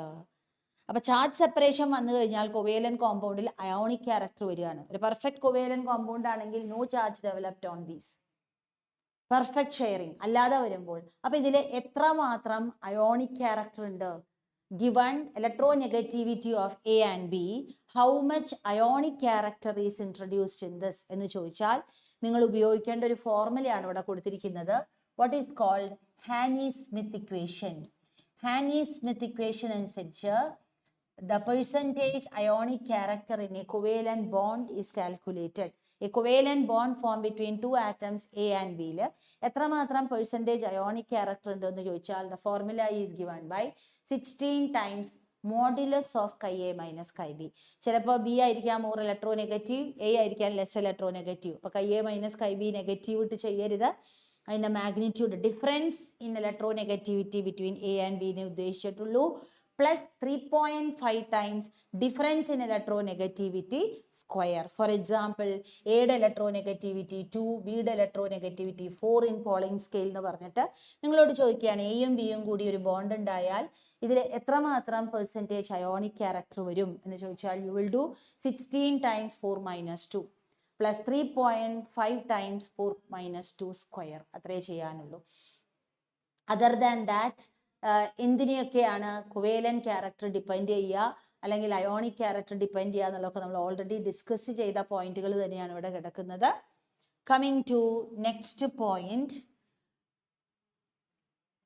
U have given a covalent compound. ഒരു കോവേലന്റ് കോമ്പൗണ്ട് നിങ്ങൾക്ക് തന്നു. എങ്ങനെയാണ് നിങ്ങൾക്ക് ഇതിൻ്റെ മെയിൻ ആയിട്ട് structure, main difference between ionic compounds and covalent compounds? Ionic compounds are non-directional in nature, whereas covalent compounds are directional in nature. എന്താ അതിൻ്റെ അർത്ഥം? സോഡിയം ക്ലോറൈഡ് എന്ന് പറഞ്ഞാൽ ഒരു ലാറ്റിസിൽ sodium ion surrounded by definite number of chloride, chloride surrounded by definite number of sodium ion in all 3 dimensions ഒരുപോലെ. പക്ഷെ water എന്ന് പറഞ്ഞൊരു കോവേലന്റ് കോമ്പൗണ്ട് എടുത്താൽ കൃത്യമായിട്ട് നമുക്ക് പറയാം വാട്ടറിന്റെ വി ഷേപ്പ് ആണ് അല്ലെങ്കിൽ ബെൻറ്റ് ഷേപ്പ് ആണ്, അതിൻ്റെ ആംഗിൾ 104.5 ഡിഗ്രി ആണ്. ഡയറക്ഷൻ എവിടെ നിന്നുള്ള വാട്ടർ ആയാലും ഏത് സോഴ്സിൽ നിന്നുള്ള വാട്ടർ ആയാലും each water molecule definite characteristic shape, directional ആണ്, കൃത്യം ബോണ്ട് ആംഗിൾ ഉണ്ട്, കൃത്യം ബോണ്ട് ലെങ്ത് ഉണ്ട്. that makes covalent compound different from ionic compound. So how do you know what is the shape of this molecule, what is the geometry of this molecule എന്നൊക്കെ അറിയാനായിട്ട് we go for what is called hybridization concept. Hybridization, ഒരു molecule തന്നിട്ട് what is its shape, what is its geometry എന്ന് ചോദിച്ചാൽ ഉടനെ തന്നെ we go for hybridization of the central atom. And hybridization of the central atom കണ്ടുപിടിക്കാനുള്ള ഒരു എളുപ്പ വഴി hybridization of central atom in covalent compounds കണ്ടുപിടിക്കാനുള്ള ഒരു എളുപ്പ വഴി, go by the formula H is equal to A plus half into G minus V plus Ca minus Cc, where H is number of hybrid orbitals, H is number of hybrid orbital, and if you get H to be 2, it is sp hybridization, 2 hybrid orbital sp hybridization. If it is sp hybridization, then just 2 hybrid orbital linear shape, and coming to, if that happens to be 3 sp2 hybridization, and trigonal planar is the geometry of this, all the 3 bonds in single plane. If it happens to be 4 sp3 hybridization, tetrahedral non-planar, 2 bonds in plane, 2 out of plane with a bond angle of 109.5 degree. If it happens to be 5, it will be sp3d hybridization, trigonal bipyramidal shape with 3 bonds in equatorial in a plane with 120 degree bond angle, 2 out of plane which we call axial bonds which make 90 degree with all in equatorial positions. So that is called trigonal bipyramidal structure. And coming to 6 sp3d2 hybridization, and here the shape is called, the outcome geometry is called octahedral or square bipyramidal. In a square, 4 corners of square, the bonds are directed towards the 4 corners of a square, and then 2 projecting out of the square plane, 1 above and 1 below, all bond angles 90 degree. So there is no difference in bond angle between equatorial and axial, unlike trigonal bipyramidal. Equatorial bond angles are 120 degree, whereas axial bonds make 90 degree with all at equatorial positions. And when you calculate H, what is A? A is number of groups attached to central atom. A is number of groups attached to central atom. And G is number of valence electrons in isolated central atom. Isolated ആയിട്ട് നിൽക്കുന്ന central atomത്തിൽ എത്ര valence electrons ഉണ്ട്, അതാണ് G എന്ന് പറയുന്നത്.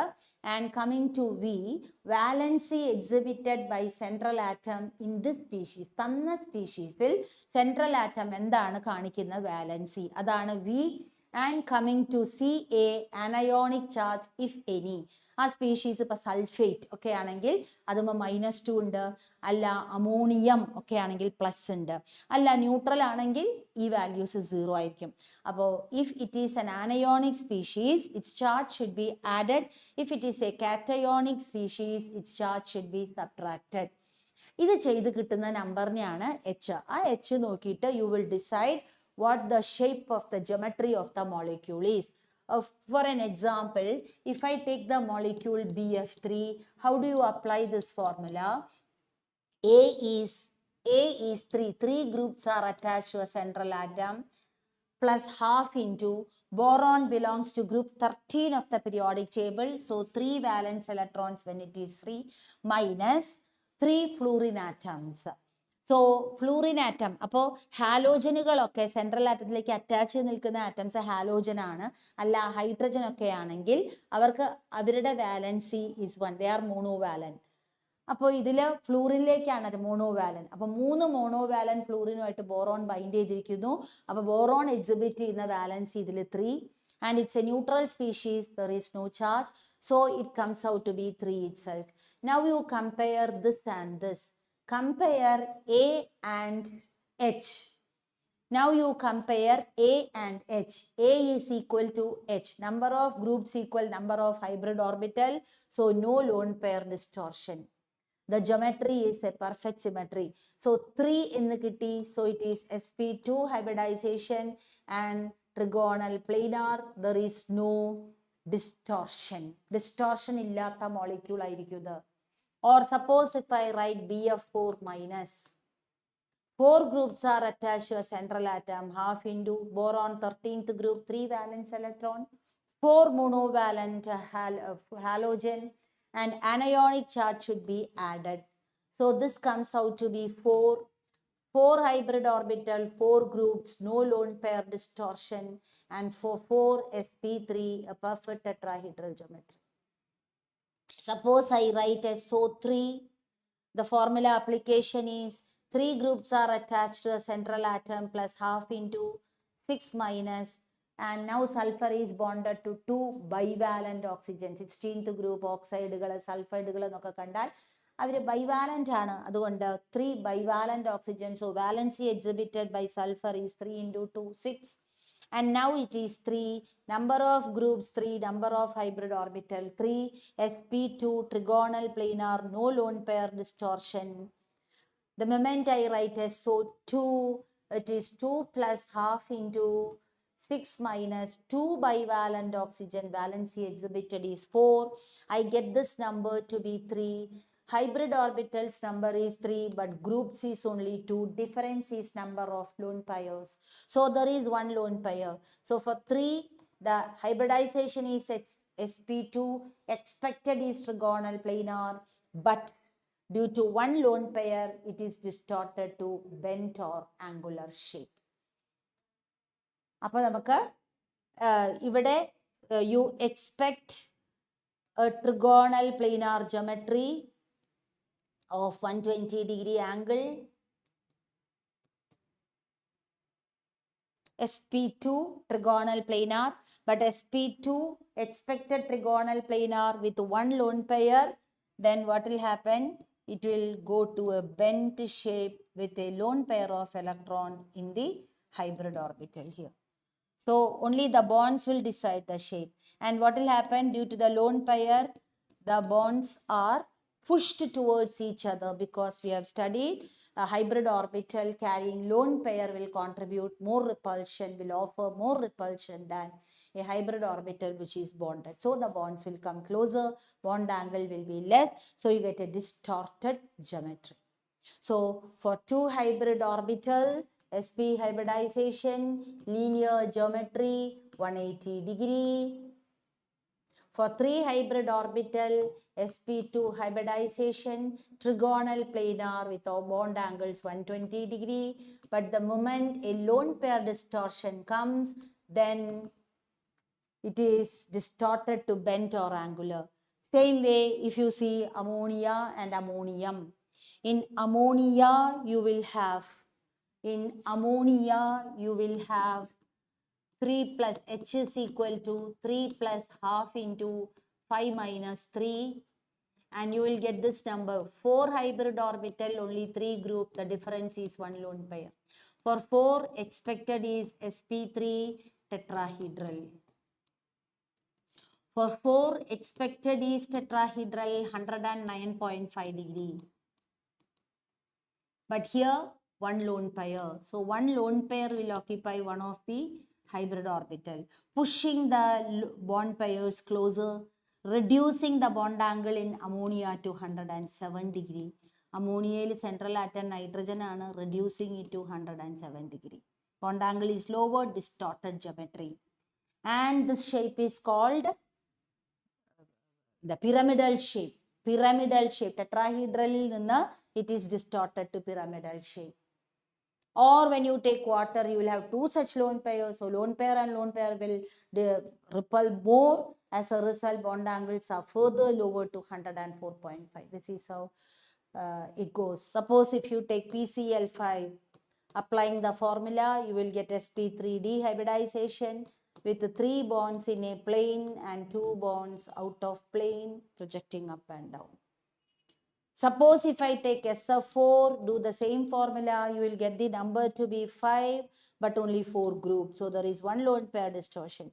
In a trigonal bipyramidal geometry, if a lone pair, or if 2 lone pairs, or if 3 lone pairs, if they appear in trigonal bipyramidal, they prefer to go to equatorial positions first and never axial positions first.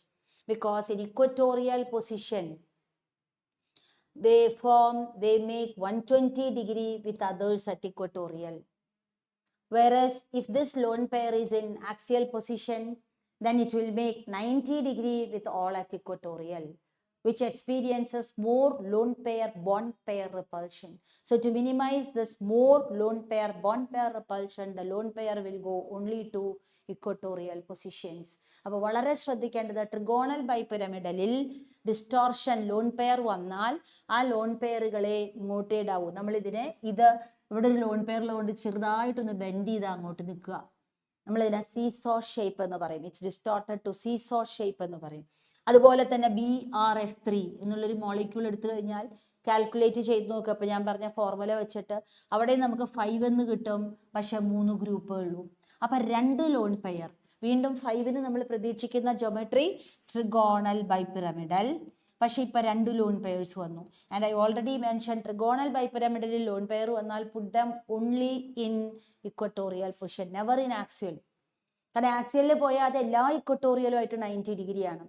അപ്പൊ ഇവിടെ ആയിരിക്കും florin വരിക. 2 lone pair ഇവിടെ 2 സ്ഥലത്ത് നിൽക്കുന്നതുകൊണ്ട് ഇത് ചെറുതായിട്ട് ഇങ്ങോട്ടൊന്ന് ബെൻഡ് ചെയ്യും. So you will have BRF3 which is called bent T shape. അപ്പൊ ഇങ്ങനെ നിങ്ങൾക്ക് അതേസമയം ഒക്ടാഹൈഡ്രലിൽ ലോൺ പെയർ വന്നാൽ എല്ലാ ആംഗിളും 90 ഡിഗ്രി ആയതുകൊണ്ട് അത് ആദ്യം ആക്സിയലിലാ പോവാ ടു കീപ് ദ സിമട്രി. സിമട്രിക്ക് വേണ്ടിയിട്ട് അത് ആദ്യം ലോൺ പെയർ ആക്സിയൽ. അപ്പോൾ ഒക്ടാഹീഡ്രലിൽ 5 ബോണ്ടും ഒരു ലോൺ പെയറും വന്നാൽ ഇറ്റ് ബിക്കം സ്ക്വയർ പിരമിഡൽ. ഒക്ടാഹീഡ്രലിൽ 6 എന്ന് കിട്ടി നമ്മൾ ഹൈബ്രിഡൈസേഷൻ, പക്ഷെ അതിൽ 4 ഗ്രൂപ്പേ ഉള്ളൂ എങ്കിൽ 2 ലോൺ പെയറിനെയും ഇക്വട്ടോറിയൽ ആക്സിയൽ പൊസിഷനിൽ ഇടുക, റിസൾട്ടിങ് ഇൻ സ്ക്വയർ പ്ലേനാർ. ഇനി ഇത് കണ്ടുപിടിക്കാൻ പഠിച്ചു കഴിഞ്ഞാൽ very easily you can predict whether the compound is polar or not. Bond polarity ചോദിച്ചാൽ ഡിഫറൻസ് ഇൻ ഇലക്ട്രോനെഗറ്റിവിറ്റി ഉണ്ടെങ്കിൽ ബോണ്ട് പൊളാരിറ്റി ഉണ്ട് ഉറപ്പായിട്ട്. AB ബോണ്ടിൽ പൊളാരിറ്റി ഉണ്ടോ? BF3 BF ബോണ്ടിൽ പൊളാരിറ്റി ഉണ്ടോ? അമോണിയയിൽ NH ബോണ്ടിൽ പൊളാരിറ്റി ഉണ്ടോ? ഉണ്ട്. മോളിക്യൂൾ പോളാർ ആണോ? അപ്പൊ ഡിഫറൻസ് ഇൻ ഇലക്ട്രോനെഗറ്റിവിറ്റി ഉള്ള ബോണ്ട് ആണെങ്കിൽ ബോണ്ട് പൊളാരിറ്റി ഉണ്ട്. പക്ഷെ ബോണ്ട് പൊളാരിറ്റി ഉണ്ടെങ്കിലും if the compound is symmetrical, then net polarity, the dipole moment being a vector quantity, if the compound is symmetrically, net dipole moment gets cancelled. For example, BF3 bond moment undo ennu chodikiyana. Is there bond moment in BF3? കുറച്ചു മുമ്പ് നമ്മൾ ചെയ്തു. BF3 perfect symmetrical trigonal planar with all bond angle 120 degree. So ഈ BF ബോണ്ടിന്റെ dipole momentum ഈ 2 dipole മൊമെന്റിന്റെ നെറ്റും equal dipoles in opposite direction ക്യാൻസൽസ് each other. അപ്പൊ symmetrical molecule ആണെങ്കിൽ what is net mu, what is net dipole moment എന്ന് ചോദിച്ചാൽ 0 ആണ്. It's a non polar molecule. Whereas NH3 എടുത്തു. NH3 അതിന്റെ ബോണ്ട് മൊമെന്റ് ഇങ്ങോട്ടാണ്, അതിന്റെ ബോണ്ട് മൊമെന്റുകളൊക്കെ നൈട്രജനിലേക്ക്, ലോൺ പെയർ മൊമെന്റ് ഇങ്ങോട്ടാണ്. And we know it is an unsymmetrical molecule. അതുകൊണ്ട് തന്നെ net dipole moment cancellation, there will be some net dipole moment and the molecule is polar due to unsymmetry. അപ്പൊ symmetrical molecule ആണോ എന്ന് നോക്കാൻ 2 കാര്യങ്ങൾ നോക്കുക. ഒന്ന്, ഹൈബ്രിഡൈസേഷൻ കണ്ടുപിടിച്ചിട്ട് Hഉം Aയും സെയിം ആണോ നോക്കുക. Hഉം Aയും സെയിം ആണെങ്കിൽ that geometry is a symmetrical geometry. അതുകൊണ്ട് നിർത്തരുത്, ഗ്രൂപ്പുകളും സെയിം ആണോ നോക്കണം. ഒന്ന്, Hഉം Aയും same, no lone pair distortion at all. 2, അപ്പോൾ ജോമെട്രി സിമെട്രിക്കൽ ആണെന്ന് അറിഞ്ഞു കഴിഞ്ഞു. ഇനി മോളിക്യൂൾ സിമെട്രിക്കൽ ആണോ നോക്കാനായിട്ട് ഗ്രൂപ്പുകളും കൂടി നോക്കണം. ഗ്രൂപ്പും സെയിം ആണെങ്കിൽ ധൈര്യമായിട്ട് എഴുതാം net dipole moment is 0, molecule is known polar. ചിലപ്പോൾ ജോമെട്രി സിമെട്രിക്കൽ കിട്ടും, പക്ഷെ എല്ലാ ഗ്രൂപ്പും സെയിം ആയിക്കൊള്ളുന്നില്ല. അതുകൊണ്ട് ഒരു ബോണ്ടിന്റെ അതേ മ്യൂ അല്ല വേറെ 2 ഡിഫറെന്റ് ആറ്റത്തിന്റെ മ്യൂ വരിക. അതുകൊണ്ട് ക്യാൻസലേഷൻ ഓഫ് ഡൈപോൾ മൊമെന്റ് നടക്കില്ല. ജോമെട്രിക്കൽ സിമെട്രി ഉണ്ടെങ്കിലും മോളിക്യൂൾ സിമെട്രിക്കൽ എന്ന് പറയാൻ പറ്റില്ല, കാരണം ഗ്രൂപ്പ്സ് ഡിഫറെന്റ് ആയതുകൊണ്ട്. അതുകൊണ്ട് നെറ്റ് ഡൈപോൾ മൊമെന്റ് ഉണ്ടാകും, പൊളാരിറ്റി ഉണ്ടാകും. അതുകൊണ്ട് ഈ ടൈപ്പ് ക്വസ്റ്റ്യൻസ് വളരെ.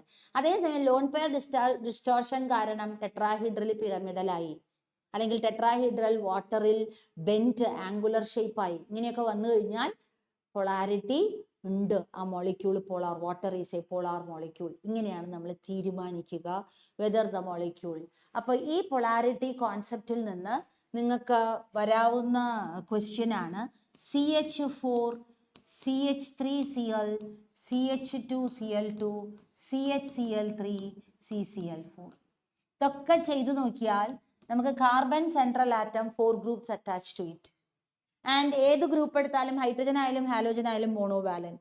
So when you do it hybridisation ഫോർമുലയിൽ സബ്സ്റ്റിറ്റ്യൂട്ട് ചെയ്തതൊക്കെ ഒരേപോലത്തെ കിട്ടുക. H is equal to 4 plus half into 4 groups attached to the group number is number of valence electrons in the free atom is 4 minus 4 monovalent. ഇതിൽ ഏതായാലും 4 ആണ്, 4 no charge. So you get it as 4. H is 4, A is 4, no lone pair distortion. എല്ലാവരും ടെട്രാഹീഡ്രലാണ്. പക്ഷേ ഇവിടെ എല്ലാം hydrogen ആയതുകൊണ്ട് net dipole moment is cancel, mu is 0. ഇവിടെ എല്ലാം Cl ആയതുകൊണ്ട് net dipole moment is cancel, mu 0. പക്ഷെ ഇവര് 3 പേരിലും ഒരേ ഗ്രൂപ്പ് അല്ല. 3 CH 1 CCl, 2 CH 2 CCl, അല്ലെങ്കിൽ 1 CH 3 CCl. ക്യാൻസലേഷൻ നടക്കില്ല, നെറ്റ് ഡൈപോൾ മൊമെന്റ് ഉണ്ടാകും. അതുകൊണ്ട് ഡെഫിനറ്റ് ആയിട്ട് ഈ സെന്ററിലുള്ള 3 പേരും പോളാർ ആണ്, അതേസമയം ഇത് രണ്ടും നോൺ പോളാർ ആണ്. അപ്പൊ ഇങ്ങനെയുള്ള ക്വസ്റ്റ്യൻസ് വരുമ്പോൾ ശ്രദ്ധിക്കുക. പ്രത്യേകിച്ച് ഇതിൽ CH3Cl is most polar, then CH2Cl2, then CHCl3, then CCl4 and methane same, net dipole moment 0. ഈ കോമ്പിനേഷൻ പലപ്പോഴും ക്വസ്റ്റ്യൻ വരാറുണ്ട്. ഇനി എന്താണ് ഒരു ബോണ്ട് മൊമെന്റ്? ഒരു ബോണ്ടിൽ എത്ര മൊമെന്റ് ഉണ്ട്? ഇതിൽ CH ബോണ്ടിൽ എത്ര മൊമെന്റ് ഉണ്ട്? BRF ബോണ്ടിൽ എത്ര ബോണ്ട് മൊമെന്റ് ഉണ്ട് എന്ന് ചോദിച്ചാൽ ഒരു ബോണ്ടിലത്തെ ഡൈപോൾ മൊമെന്റ്, അങ്ങനെ കുറെ ബോണ്ടുകളുടെ ഡൈപോൾ മൊമെന്റിന്റെ നെറ്റ് ആയിരിക്കും ആ മോളിക്യൂളിന്റെ പൊളാരിറ്റി. അത് ഈക്വൽ ഇൻ ഓപ്പോസിറ്റ് ഡയറക്ഷൻ ആണെങ്കിൽ നോൺ പോളാർ ആവുമെന്ന്. അപ്പോൾ ഒരു bond moment is calculated using the formula Q into D. അതാണ് ഇവിടെ കൊടുത്തിരിക്കുന്നത്. Dipole moment in A bond is calculated using the formula mu is equal to Q into D. എന്താണ്? എയും ബിയും തമ്മിൽ ഒരു ബോണ്ട് ഫോം ചെയ്തു. Due to the polarity B has developed minus delta AS. What is the magnitude of this charge? Magnitude is going to be the same whether it is plus or minus. അവിടെ minus 0.8 ആണെങ്കിൽ ഇവിടെ plus 0.8. Same charge will be developed. അപ്പോൾ ആ charge ഇട്ടു. അതാണ് Q into D. D is distance between them, or you can say bond length. അപ്പോൾ dipole moment suppose പ്ലസും മൈനസും ഉണ്ടായി വളരെ ക്ലോസ് ആണെങ്കിൽ അത് ഡിസ്പേഴ്സ് ചെയ്ത് പോകാനുള്ള സാധ്യതയുണ്ട്. ചാർജ് സെപ്പറേഷൻ ഇല്ലാതെ വളരെ കുറയ്ക്കുന്ന സാധ്യതയുണ്ട്. അതേസമയം ഡിസ്റ്റൻസ് കൂടുന്തോറും അത് ഹൈലി പോളാർ ആയിട്ട് നിൽക്കാനുള്ള സാധ്യതയുണ്ട്. അപ്പോൾ ചാർജും കൂടുതൽ ബോണ്ട് ലെങ്ത്തും കൂടുതലാണെങ്കിൽ, അപ്പൊ ഡിഫറൻസ് ഇൻ ഇലക്ട്രോ നെഗറ്റിവിറ്റിയും high with high bond length ആണെങ്കിൽ അങ്ങനെയുള്ള ബോണ്ട് ആയിരിക്കും ആറ്റം പോളാർ. അതേസമയം ഡിഫറൻസ് ഇൻ ഇലക്ട്രോ നെഗറ്റിവിറ്റി കൂടി പക്ഷേ വളരെ ചെറിയ സ്പീഷീസ് ആണ്, ബോണ്ട് ലെങ്ത് വളരെ ഷോർട്ട് ആണെങ്കിൽ നമ്മൾ വിചാരിച്ച അത്രയ്ക്ക് മ്യൂ അതിനുണ്ടാവില്ല, ചിലപ്പോൾ കുറയും. സോ ഈ കോൺസെപ്റ്റിൽ നിന്ന് mu is equal to Q into D എന്ന് പറയുന്ന കോൺസെപ്റ്റിൽ നിന്ന് വരുന്ന ഒരു ക്വസ്റ്റ്യൻ ആണ്. What is the correct order of dipole moment in CH3F, CH3Cl, CH3Br, CH3I എന്നുള്ള ക്വസ്റ്റ്യൻ വന്നു കഴിഞ്ഞാൽ നമ്മൾ ശ്രദ്ധിക്കേണ്ട കാര്യം ഇവിടെ CH3F CF ബോണ്ടിലാണ് ഏറ്റവും difference in electronegativity. No doubt about it that because fluorine is most electronegative. CCl ബോണ്ടിൽ CF ബോണ്ടിന്റെ അത്രയ്ക്ക് ഡിഫറൻസ് ഇൻ ഇലക്ട്രോനെഗറ്റിവിറ്റി ഇല്ല. BR ആവുമ്പോഴേക്കും നല്ലോണം കുറഞ്ഞു, CI ആവുമ്പോഴേക്കും വല്ലാണ്ട് കുറഞ്ഞു. പക്ഷേ when you see the net dipole moment observation is CH3F-നാണെന്ന് നമ്മൾ വിചാരിക്കും, പക്ഷെ CH3Cl ആണ് മോസ്റ്റ് പോളാർ. അതിൻ്റെ താഴെ CH3F വരുന്നുള്ളൂ, അതിൻ്റെ താഴെ CH3Br and least polar is CH3I. The reason is though the difference in Q developed is high in CF bond, CF bond length D is very low. As a result, the product of Q into D is higher in CCl. Chlorine അത്യാവശ്യം electronegative ആണ്, big ആണ്. Q into D is higher for CCl bond than CF bond. So the correct order of dipole moment ചോദിച്ചാൽ this is the correct order. This is the type of question you will come from this. And coming to dipole moment, suppose if you have two atoms A and B forming a covalent bond which develop unit charge. Imagine ചെയ്യുക 100% ionic character ഉള്ള covalent bond എന്ന് പറഞ്ഞാൽ it's an ionic compound. നമ്മൾ imagine ചെയ്യാണ് 100% ionic character വന്നാൽ എന്തായിരിക്കും അവസ്ഥ. അപ്പോൾ ഒരാൾക്ക് ഫുൾ ഫ്ലെഡ്ജ്ഡ് +1 ചാർജ് ആണെങ്കിൽ മറ്റേ ആൾക്ക് full fledged -1 charge. Unit charge is developed which is separated by a bond length of 1 angstrom. If the bond length is 1 angstrom, and if the charge developed is unit charge +1 and -1, then how much will be the dipole moment developed in such a bond? A bond which is 1 angstrom bond length, which is unit positive and negative, 100% ionic character. What should be the dipole moment? അപ്പോൾ പല യൂണിറ്റുകളിൽ അത് calculate ചെയ്തിട്ടുണ്ട്. ഒന്ന് ESU സെന്റിമീറ്ററിൽ, electrostatic unit സെന്റിമീറ്ററിൽ. അപ്പോൾ നമ്മൾ 1 ആംസ്ട്രോങ്ങിനെ സെന്റിമീറ്ററിലേക്ക് convert ചെയ്യുമ്പോൾ 10⁻⁻8 centimetre വന്നു. And 1 unit charge is 10⁻⁻10 ESU. അപ്പോൾ നമുക്ക് 4.8 into 10⁻⁻10 ESU. 1 unit charge in ESU is 1 unit charge in ESU is 4.8 into 10⁻⁻10 ESU. 1 angstrom bond ലെങ്തിനെ നമ്മൾ സെന്റിമീറ്ററിലേക്ക് ആക്കി 10⁻⁻8 സെന്റിമീറ്റർ. അപ്പോൾ 1 ആംസ്ട്രോങ് ബോണ്ട് ലെങ്തിൽ യൂണിറ്റ് ചാർജഡ് 100% അയോണിക് ക്യാരക്ടർ ആണ് എങ്കിൽ അതിൽ വരുന്ന mu is going to be 4.8 into 10⁻⁻18 ESU centimeter. 4.8 into 10⁻⁻18 ESU centimeter. Dipole momentനെ express ചെയ്യാൻ വേണ്ടിയിട്ടുള്ള ഒരു യുണീക്ക് യൂണിറ്റ് ഉണ്ട്. What is called d by unit, capital D. 1 d by unit is 10⁻⁻18 ESU centimeter. അപ്പോൾ ഒരു ആംസ്ട്രോങ് ബോണ്ട് ലെങ്ത് ഉള്ള 100% ionic character ആണെങ്കിൽ അതിൻ്റെ mu should be 4.8 into 10⁻⁻18 ESU സെന്റിമീറ്ററിനെ d by യൂണിറ്റിൽ എഴുതുമ്പോൾ 4.8 d by യൂണിറ്റ്. ഈ number ഓർത്ത് വയ്ക്കുന്നത് നല്ലതാണ്. ഒരു ആംസ്ട്രോങ് ബോണ്ട് ലെങ്തിന് 100% അയോണിക് ക്യാരക്ടർ ആണെങ്കിൽ mu is equal to 4.8 d by unit. അപ്പോൾ ബോണ്ട് ലെങ്ത് 1.2 ആംസ്ട്രോങ് ആണെങ്കിൽ എക്സ്പെക്റ്റഡ് 100% 4.8 into 1.2 ആംസ്ട്രോങ്. അല്ല, ബോണ്ട് ലെങ്ത് 0.5 ആംസ്ട്രോങ് ആണെങ്കിൽ എക്സ്പെക്റ്റഡ് 4.8 into 0.5. അങ്ങനെ ചെയ്താൽ മതിയാകും എക്സ്പെക്റ്റഡ് mu എക്സ്പെക്റ്റഡ് അറിയാൻ വേണ്ടിയിട്ട്. അല്ല, അതിന് SI സിസ്റ്റത്തിലാണെങ്കിൽ വി നോ ഒരു charge 1.6 into 10⁻⁻19 coulomb into bond length മീറ്ററിലേക്ക് ആക്കി. അപ്പോൾ നമുക്ക് 10⁻⁻10 meters. So you will get it as 1.6 into 10⁻⁻29 coulomb meter. Conversion factor 1 d by unit is 3.33 into 10⁻⁻30 coulomb meter. അപ്പോൾ 1.6 into 10⁻⁻29 coulomb meterനെ കൺവേർട്ട് ചെയ്യുമ്പോൾ നമ്മൾ ESU സെന്റിമീറ്ററിനെ convert ചെയ്ത പോലെ തന്നെ 4.8 d by unit. ആ നമ്പർ ഓർത്ത് വയ്ക്കാൻ പറഞ്ഞു. അപ്പോൾ ഏത് യൂണിറ്റിലാണോ നിങ്ങൾക്ക് ന്യൂമറിക്കൽ വരുന്നത് ആ യൂണിറ്റിൽ കറക്റ്റായിട്ട് ചെയ്യുക. എങ്കിൽ ഒരു കോവേലൻ കോമ്പൗണ്ട് ഞാൻ പറഞ്ഞു കൃത്യം അലൈക്ക് ആയിട്ടുള്ള ആറ്റംസ് ആണെങ്കിൽ മാത്രമേ അതിനെ നമ്മൾ 100% കോവേലൻ എന്ന് പറയാൻ പറ്റുള്ളൂ. അവിടെ പൊളാരിറ്റി വരും തോറും ionic character is introduced. How much is the percentage ionic character in a covalent compound? Already different electronegativity തന്നാൽ എങ്ങനെ കണ്ടുപിടിക്കണം എന്നുള്ളതിന് ഞാൻ ഹാനി സ്മിത്ത് ഫോർമുല തന്നിരുന്നു. ഇപ്പോൾ അതിന് പകരം നിങ്ങൾക്ക് തരിക ഒബ്സർവ്ഡ് ഡൈപോൾ മൊമെന്റ്. ഇത്രയാണ് നമ്മൾ എക്സ്പെരിമെന്റലി ഡിറ്റർമിൻ ചെയ്ത ഡൈപോൾ മൊമെന്റ്. എങ്കിൽ ഇതിൽ എത്ര % അയോണിക് ക്യാരക്ടർ ഉണ്ട്? ഈ കോമ്പൗണ്ടിൽ experimentally determined observed dipole moment is this much. എങ്കിൽ ഇതിൽ എത്ര % അയോണിക് ക്യാരക്ടർ ഉണ്ട്? Formula is very simple.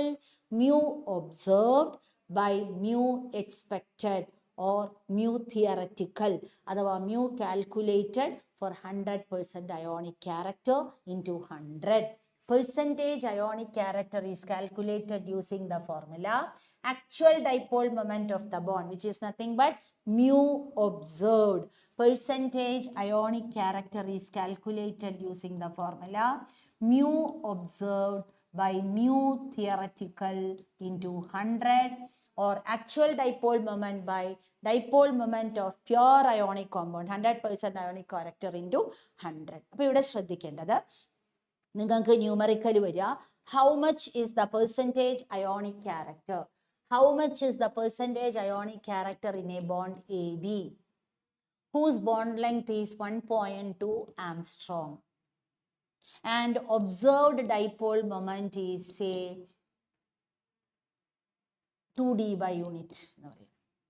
Observed 2d by unit ആണ്, അതിൻ്റെ ബോണ്ട് ലെങ്ത് 1.2 ആംസ്ട്രോങ് ആണ് എങ്കിൽ ഇതിൽ എത്ര പെർസെന്റ് അയോണിക് ക്യാരക്ടർ ഉണ്ട് എന്ന് ചോദിച്ചാൽ ഉടനെ മ്യൂ ഒബ്സർവ്ഡ് തന്നിട്ടുണ്ട് 2, ന്യൂമറേറ്ററിൽ 2 ഇട്ടു, ഡിനോമിനേറ്ററിൽ 1 ആംസ്ട്രോങ്ങിന് 100% 4.8, അപ്പോൾ 1.2 ആംസ്ട്രോങ്ങിന് 4.8 into 1.2, അതാണ് ഞാൻ ആ നമ്പർ ഓർത്ത് വെക്കാൻ പറ്റുന്നത്. So percentage ionic character mu observe 2 by mu theoretically is 4.8 d by unit for 1 Armstrong.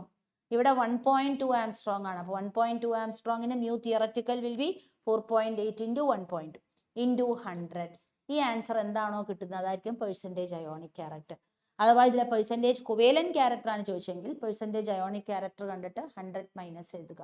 എത്ര ശതമാനം കൊവേലന്റ് ആണിത് എന്ന് ചോദിച്ചാൽ പെർസെൻറ്റേജ് അയോണിക് ക്യാരക്ടർ കണ്ടിട്ട്. അപ്പോൾ ഈ നമ്പർ 4.8 ഓർത്ത് വെച്ചാൽ ഓരോ പ്രാവശ്യവും നിങ്ങൾക്ക് ഇത് ചെയ്ത് കൺവേർട്ട് ചെയ്ത് ചെയ്യേണ്ട ആവശ്യമില്ല. Remember that number 4.8 d by unit for 1 Armstrong. Coming to quantum mechanical approach to covalent bonding, valence bond theory, its important features, concept of hybridization involving sp-d orbital, resonance to predict hybridization of central atom and shape of. I have just given you all those points. How to predict the hybridization based on VB theory. അപ്പോൾ നമ്മൾ പറഞ്ഞു ആ formula ഉപയോഗിക്കുക. Hybridisation formula ഞാൻ തന്നിട്ടുണ്ട് നിങ്ങൾക്ക്. അതിൽ നിന്ന് SP hybridisation linear 180 degree bond angle, H3 എന്ന ആൻസർ കിട്ടിയാൽ SP2 ഹൈബ്രിഡൈസേഷൻ ആൻഡ് ട്രിഗോണൽ പ്ലെയിനാർ. അതിൽ ആ ഫോർമുലയിൽ ഞാൻ പറഞ്ഞു Hൻ്റെ അതേ നമ്പർ A ആയാൽ നോ ഡിസ്റ്റോർഷൻ, സിമെട്രിക്കൽ മോളിക്യൂൾ. അതേസമയം HA അല്ലെങ്കിൽ difference is number of lone pair വരുന്നതിനനുസരിച്ച് എങ്ങനെ ഡിസ്റ്റോർഷൻ നടക്കും. അപ്പോൾ H3യും A2 ഉള്ളൂ എങ്കിൽ ഒരു lone pair distorts it to bend or angular shape എന്നൊക്കെ പറഞ്ഞു. അങ്ങനെ ഡിസ്റ്റോർഷൻ വന്നാൽ മോളിക്യൂൾ പൊളാരിറ്റി കണക്ട് ചെയ്ത് ക്വസ്റ്റ്യൻ വരുമ്പോൾ ഡിസ്റ്റോർഷൻ ജോമെട്രിക്കൽ ഡിസ്റ്റോർഷൻ ഉണ്ടെങ്കിൽ പൊളാരിറ്റി വരാം. ഇനി ജോമെട്രിക്കൽ ഡിസ്റ്റോർഷൻ ഇല്ലെങ്കിലും ഗ്രൂപ്പ്സ് ഡിഫറെൻ്റ് ആണെങ്കിലും പൊളാരിറ്റി വരാം എന്ന് പറഞ്ഞു. അപ്പോൾ ഇത്രയും കാര്യങ്ങളൊക്കെ നിങ്ങൾ ഇനി 4 ആണെങ്കിൽ വി എക്സ്പെക്ട് H4 കിട്ടി, വി എക്സ്പെക്ട് sp3 ടെട്രാഹീഡ്രൽ. പക്ഷെ എയും 4 ആണെങ്കിൽ ആ പ്രതീക്ഷിച്ച പോലെ തന്നെ കിട്ടും. പക്ഷെ A3 ഉള്ളൂവെങ്കിൽ ഒരു ലോൺ പെയർ ടെട്രാഹീഡ്രലിനെ ഡിസ്റ്റോർട്ട് ചെയ്തിട്ട് പിരമിഡൽ ആക്കും, പിരമിഡൽ ഷേപ്പിലേക്ക് കൊണ്ടുപോകും. ഉദാഹരണം NH3 മോളിക്യൂൾ അല്ലെങ്കിൽ PF3 മോളിക്യൂൾ എന്നുള്ള മോളിക്യൂളുകൾ. അടുത്തത് 2 ലോൺ പെയർ വരികയാണ്, H4 A is only 2. It is distorted to bent or angular or V shape. Example water അല്ലെങ്കിൽ H2S. ഇതൊക്കെ നല്ല എക്സാമ്പിളുകളാണ്. കമ്മിങ് ടു 5 എന്നുള്ള നമ്പർ കിട്ടിയാൽ sp3d ഹൈബ്രിഡൈസേഷൻ. sp3d ഹൈബ്രിഡൈസേഷൻ്റെ പ്രത്യേകത പറഞ്ഞു. 3 ബോണ്ട് ഇക്വട്ടോറിയൽ പൊസിഷനിലും 2 ആക്സിയൽ പൊസിഷനിലും. Equatorial position make 120 degree angle between each other and axial position make 90 degree with equatorial bonds എന്ന് പറഞ്ഞിരുന്നു നമ്മൾ. അപ്പോൾ ആക്സിയൽ ബോണ്ട്സ് 90 ഡിഗ്രി ആയതുകൊണ്ട് തന്നെ they get bit elongated to minimise the repulsion. അതിൽ തന്നെ ഒരു ലോൺ പെയർ വന്നാൽ സീസോ ഷേപ്പ്, 2 ലോൺ പെയർ വന്നാൽ bent T shape, 3 lone pair വന്നാൽ again all the 3 lone pairs will go in the equatorial position giving a linear shape to the molecule. ഇത്രയും കാര്യങ്ങൾ ശ്രദ്ധിക്കുക. ഇനി 6 എന്ന നമ്പർ വന്നാൽ sp3d2 ഒക്ടാഹീഡ്രൽ എന്ന് പറഞ്ഞു. ഒരു ലോൺ പെയർ വന്നാൽ സ്ക്വയർ പിരമിഡൽ, 2 ലോൺ പെയർ വന്നാൽ സ്ക്വയർ പ്ലെയിനാർ, വീണ്ടും ഒരു പ്ലെയിനാർ മോളിക്യൂൾ ആവും. അപ്പോൾ ഇങ്ങനെ നമുക്ക് ഇത് പ്രെഡിക്റ്റ് ചെയ്യാൻ സാധിക്കുന്നതാണ്, which we already mention. Coming to molecular MO theory. അപ്പോൾ VB theory could explain successfully the shape of the molecules ഒക്കെ എക്സ്പ്ലെയിൻ ചെയ്യാൻ പറ്റി. പക്ഷെ ഒബ്സർവ്ഡ് മാഗ്നറ്റിക് മൊമെന്റ് എക്സ്പ്ലെയിൻ ചെയ്യാനായിട്ട് VB തിയറിക്ക് വളരെ സക്സസ്ഫുൾ ആയിട്ട് പറ്റിയില്ല. We moved on to MO theory. അപ്പോൾ MO തിയറിയിൽ മെയിനായിട്ട് right from H2 molecule to Ne2 molecule എങ്ങനെയാണ് മോളിക്യുലർ ഓർബിറ്റലിൻ്റെ ഇൻക്രീസിങ് ഓർഡർ ഓഫ് എനർജി അത് നിങ്ങൾ പഠിച്ചു വയ്ക്കണം. എങ്ങനെയാണ് MO കോൺഫിഗറേഷൻ എഴുതേണ്ടത് എന്ന് പഠിച്ചു വയ്ക്കണം. അതിൻ്റെ ബേസിസിൽ how do you say whether the molecule exist or not. If it exist what type of bond is formed between them and how much is the stability of that bond എന്നുള്ളൊരു idea ഒക്കെ കിട്ടാനായിട്ട്. So right from H2 to Ne2, the simplest species H2 എടുത്തു കഴിഞ്ഞാൽ നമുക്കറിയാം ഓരോ ഹൈഡ്രജനും ഒരു ഇലക്ട്രോണും കൊണ്ടുവരുന്നു. So total number of electrons is 2. H2 മുതൽ N2 വരെയുള്ള കോൺഫിഗറേഷൻ, MO കോൺഫിഗറേഷൻ ഇവിടെ എഴുതിയിട്ടുണ്ട്. Sigma 1s, sigma star 1s, sigma 2s, sigma star 2s, pi 2px equal pi 2py, a pair of degenerate orbital. Sigma 2pz higher than that. Pi star 2px equal pi star 2py, a pair of degenerate orbital. And finally sigma star 2pz. ഇതുവരെയുള്ള correct increasing order of energy നിങ്ങൾ പഠിച്ചിരിക്കണം. O2 onwards ഇവിടെ മാത്രം ഒരു വ്യത്യാസം വരും. O2 onwards sigma 2pz ശേഷം pi 2px equal pi 2py, then pi star 2px equal pi. ഇത് ശരിക്കും പഠിച്ചു വച്ചിരിക്കണം. നമുക്ക് ഏതെങ്കിലും ഒരു മോളിക്യൂള് H2 മോളിക്യൂൾ എടുത്തു, അതിൻ്റെ കോൺഫിഗറേഷൻ എഴുതാൻ പറഞ്ഞാൽ 1 + 1 2 ഇലക്ട്രോൺ, ലോവസ്റ്റ് എനർജിയിൽ ഇടുക sigma 1s2. അടുത്തത് എങ്ങനെയാണ് ബോണ്ട് ഓർഡർ കാൽക്കുലേറ്റ് ചെയ്യുക? Half into number of electrons in bonding orbital minus number of electrons in antibonding orbital. ഉടനെ നമ്മൾ ഹാഫ് ഇൻറ്റു ഹൈഡ്രജനിൽ ബോണ്ടിങ്ങിലാണ് രണ്ടുപേരും, സ്റ്റാർ ഉള്ളതൊക്കെ ആൻറ്റി ബോണ്ടിങ്, സ്റ്റാർ ഇല്ലാത്തതൊക്കെ bonding, minus 0 you get it as 1. If bond order is above 0, such a species can exist. If bond order is 1, it indicates single bond between two hydrogen atoms. And all the electrons remain paired, so it is diamagnetic species. What happens when I ionize hydrogen molecule? I remove one electron. On ionization of hydrogen molecule, I get H2 plus, which is sigma 1s1. Thereby, the bond order will be half into NB 1 minus 0. You get it as 0.5. Bond order being less than H2's, H2 plus can exist, but it is less stable than H2. Higher the bond order, higher the stability. So H2 plus is less stable than H2. Coming to what happens when I add an electron to H2 minus. So my configuration becomes sigma 1s2, sigma star 1s1. Now what is the bond order? When I calculate, I write half into NB minus NA. Now that is half into NB is 2 minus 1, I get it as 0.5. Again, H2 minus can exist, but it is less stable than H2. Now you are asked to arrange these in the correct order of stability. So no doubt, correct order of stability. No doubt H2 is most stable. But when you come to H2 plus and H2 minus, both have got same bond order. So now a confusion. Which one will have higher stability? Immediately, an electron, more number of electrons in anti-bonding. More number of electrons in anti-bonding imparts more instability. So though same bond order, H2 minus having more number of electrons in anti-bonding, H2 minus is less stable than H2 plus. This is how you should compare.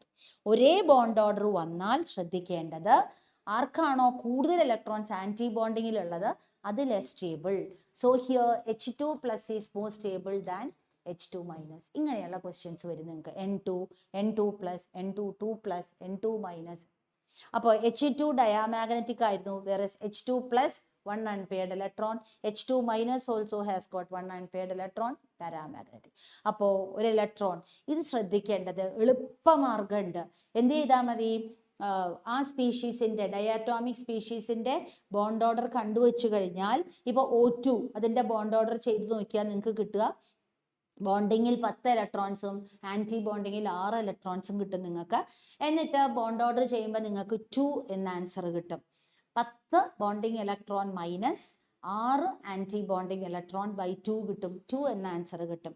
O2നെ ionise ചെയ്തു എന്ന് പറയുമ്പോൾ ഒരു electron എടുത്ത് കളഞ്ഞു. എവിടെ നിന്നാണ് എടുത്ത് കളയണേന്ന് നോക്കുക. അവസാനത്തെ കോൺഫിഗറേഷൻ, അവസാനത്തെ ഫില്ലിംഗ് വരിക pi star 2p x1 pi star 2p y1 എന്നാ വരിക ഓക്സിജന് ഫില്ല് ചെയ്ത് പോകുമ്പോൾ. അപ്പോൾ O2 പ്ലസ് ആക്കുമ്പോൾ pi star 2p y1 എടുത്ത് കളഞ്ഞു. അപ്പോഴും ഒരു ഇലക്ട്രോൺ pi star 2p hൽ ബാക്കിയുണ്ട്. Why O2 is paramagnetic, pi star 2p x1 pi star 2p y1. അപ്പോൾ ഈ pi star 2p x1 എടുത്ത് കളഞ്ഞു y1 എടുത്ത് കളഞ്ഞു കഴിഞ്ഞാൽ പിന്നെയും അത് പാരാമാഗ്നറ്റിക് തന്നെയാണ്.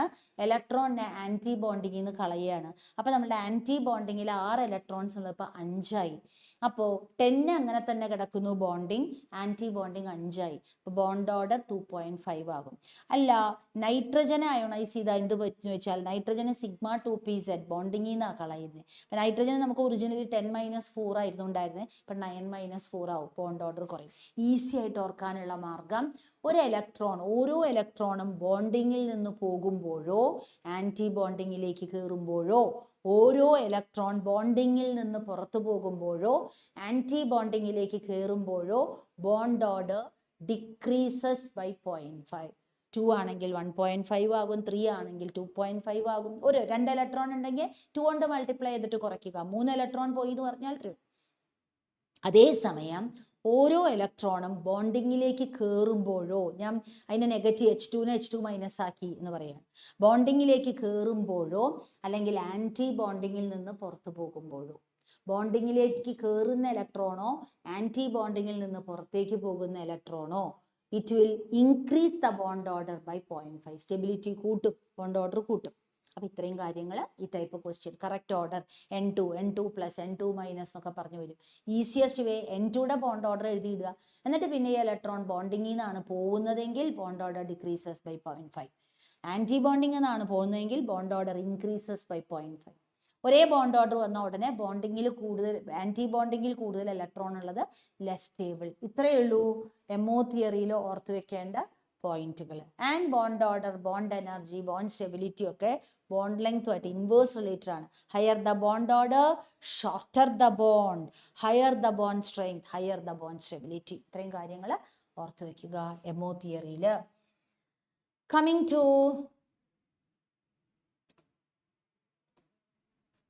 the next, organic chemistry, some basic principles and techniques. നമുക്കറിയാം ഓർഗാനിക് കോമ്പൗണ്ട്സിന് നമ്മൾ ഹൈഡ്രോ കാർബൺസുകളും അവരുടെ ഡെറിവേറ്റീവ്സ് എന്നും പറയാറുണ്ട്. അതുകൊണ്ട് തന്നെ അതിൽ hydro carbon, carbon compounds and carbon തമ്മിൽ ധാരാളം ബോണ്ടുകൾ നമ്മൾ പറയും. എബിലിറ്റി ഓഫ് കാറ്റനേഷൻ എന്നുള്ള പ്രോപ്പർട്ടിയാണ് കാർബൺ. ഇത്രമാത്രം വെറൈറ്റി ഓഫ് കോമ്പൗണ്ട്സ്. എന്താ catenation? Self linking property of carbon atoms to form long chains or rings which will not break, which will remain as such stable item. Why so? Because carbon single bond is very strong. That's why it shows highest extent of catenation. അപ്പോൾ ഈ hydro കാർബണുകൾ അല്ലെങ്കിൽ organic കോമ്പൗണ്ടുകളിൽ നമുക്ക് main ആയിട്ട് കാണുക carbon single bonded to carbon ഉള്ള കോമ്പൗണ്ടുകൾ കാണാം, അല്ലെങ്കിൽ carbon double bonded to carbon ഉള്ള കോമ്പൗണ്ടുകൾ കാണാം, കാർബൺ ട്രിപ്പിൾ ബോണ്ടഡ്. എന്താ വ്യത്യാസം? Single bonded carbon is sp3 hybridized and it is a tetrahedral arrangement of groups around it, and double bonded carbon is sp2 trigonal planar arrangement, and a triple bonded carbon is sp which has got a linear arrangement. And we already know higher the bond order, shorter the bond, higher the bond stability, higher the bond enthalpy. So definitely C triple bond C has got highest bond order of 3, so that will have highest bond enthalpy of 803 kilojoule per mole. Below that C double bond C, below that C single bond C, or decrease bond length will be in the reverse order. That is C single bond C will be the longest, then double bond, then triple bond. Moreover, if you look at its electronegativity also, there is difference in electronegativity. If it is an sp3 carbon, it has got only 1/4 s character and 3/4 p character. If it is sp2 carbon, it has got 1/3 s character and 2/3 p character. And if it is sp triple bonded carbon, half s character, half p character. Higher the s character, higher the electronegativity. So an sp carbon is most electronegativity order, and below that sp2 carbon and least electronegative carbon is sp3 carbon. So naturally, a hydrogen attached to an sp carbon tend to be acidic. That's why generally we say terminal alkynes are acidic. Because of the high electronegativity of an sp carbon, hydrogen covalently bonded to an sp carbon tend to be acidic in nature. So that's in general bonds. Coming to classification of organic compounds based on functional groups and those containing halogen, oxygen, nitrogen and sulfur. Such a classification, we are going to do functional group wise functional group. To begin with, we have organic compounds which do not have any specific functional group. We call them just hydrocarbons, in that alkanes. And there can be double bonded compounds in them, alkenes, triple bonded compounds, alkynes, two double bonds, dienes, three double bonds, trienes, or like that hydrocarbons itself. Then cyclo compounds are there. Then cyclic itself, you have non-aromatic compound, aromatic compound, anti-aromatic, such a vast classification. Again, if heteroatoms are present in the compound, other than hydrogen or carbon, if atoms are present, you have variety of functional groups like halo compounds. In a hydrocarbon, if H is replaced by halogen, you call alkyl halide, or even aromatic compound, aryl halide. Halo compounds, and then compounds containing oxygen, variety of compound, alcohol, OH functional group, alcohol, or it can be ether, ROR. And in aromatic system, if OH comes, it can be phenols, different class of compounds. Again, it can be aldehydes. If C double bond O functional group is the carbonyl compounds, in which if it is CHO, it is aldehyde, in which if it is C double bond O flanked between two alkyl group, two aryl group, one alkyl and one aryl, class of compounds called ketones, or you can have the functional group carboxylic acid. You can have sulfur containing compounds like thiols, thioethers, etc. And same way, nitrogen containing compounds like you can have amines, H is replaced by NH2, or you can have RNHR, secondary amines, or you can have RN, R dash, R double dash, tertiary amines. You can also have nitro compounds, RNO2. You can have cyanides, what you call alkane nitrile. And all these will be separately dealt with in different chapters. These are some of the functional groups which you are expecting, even sulfonic acid group, etc. Homologous series, structural and stereoisomerism. Homologous series, arrangement of same family of compounds, same class of compounds in increasing order of number of carbon atoms is called homologous series. For example, alkanes homologous series, methane CH4, ethane just differ by a CH2 group. Propane, like that. So all the member, or if I want to arrange the homologous series of alkenes, ethene, propene, butene, like that I arrange. Or homologous series of alcohols, methanol, ethanol, propanol, butanol, pentanol, like that I arrange. So homologous series, the successive members differ by one CH2 group. Successive members differ by one CH2 group, or they differ by a mass of 14. And as you go from lower to higher members in a homologous series, there is a similarity in chemical properties and a regular gradation in physical property. Since they carry same functional group, their chemical properties tend to be similar, but since they differ by mass of 14, there is a regular gradation, melting point, boiling point, all these tend to increase as your density. All these tend to increase as there is a regular gradation in their physical properties. This is all about homologous series. Coming to structural and stereoisomerism. Organic compounds, what do you mean by isomerism? Different compounds with same molecular formula, but different structural arrangement, structural isomerism. Same molecular formula, but different structural arrangement. Suppose if I write a compound C5H12, I can have CH3, CH2, CH2, CH2, CH3, or I write it as CH3, CH3, CH2, CH2, or I write it as CH3, CCH3. All are C5H12, but the first one, second one, and third one are related as their basic chain itself differ. First compound you call it pentane in IUPAC nomenclature. Second compound you call it 2-methyl-butane, or in common nomenclature you call it isopentane. And third one in IUPAC nomenclature you call it 2,2-dimethyl-propane. And in common nomenclature, you call it neopentane. They differ in the basic chain, main chain, parent chain itself. So they are called chain isomers. How do you identify a pair of chain isomers? You should check the length of main chain. Molecular formula should be same, C5H12, or same carbon, same hydrogen number. And you should see the parent chain length. If parent chain length differs, then definitely chain isomers of each other. Now, parent chain length may be the same, but number of branching can differ. Parent chain length may remain same, but if number of branches differ, then also they are chain isomers. Parent chain length may remain same, number of branches differ, chain isomers. Now, third point, parent chain length may be same, number of branches may be same, but branch length may be different. For example, it may be one propyl branching and one methyl branching. Another arrangement, both ethyl branching. So number of branches is same, 2 branches. But in one it is methyl and propyl branching, in another 2 ethyl. Then also they are chain isomers.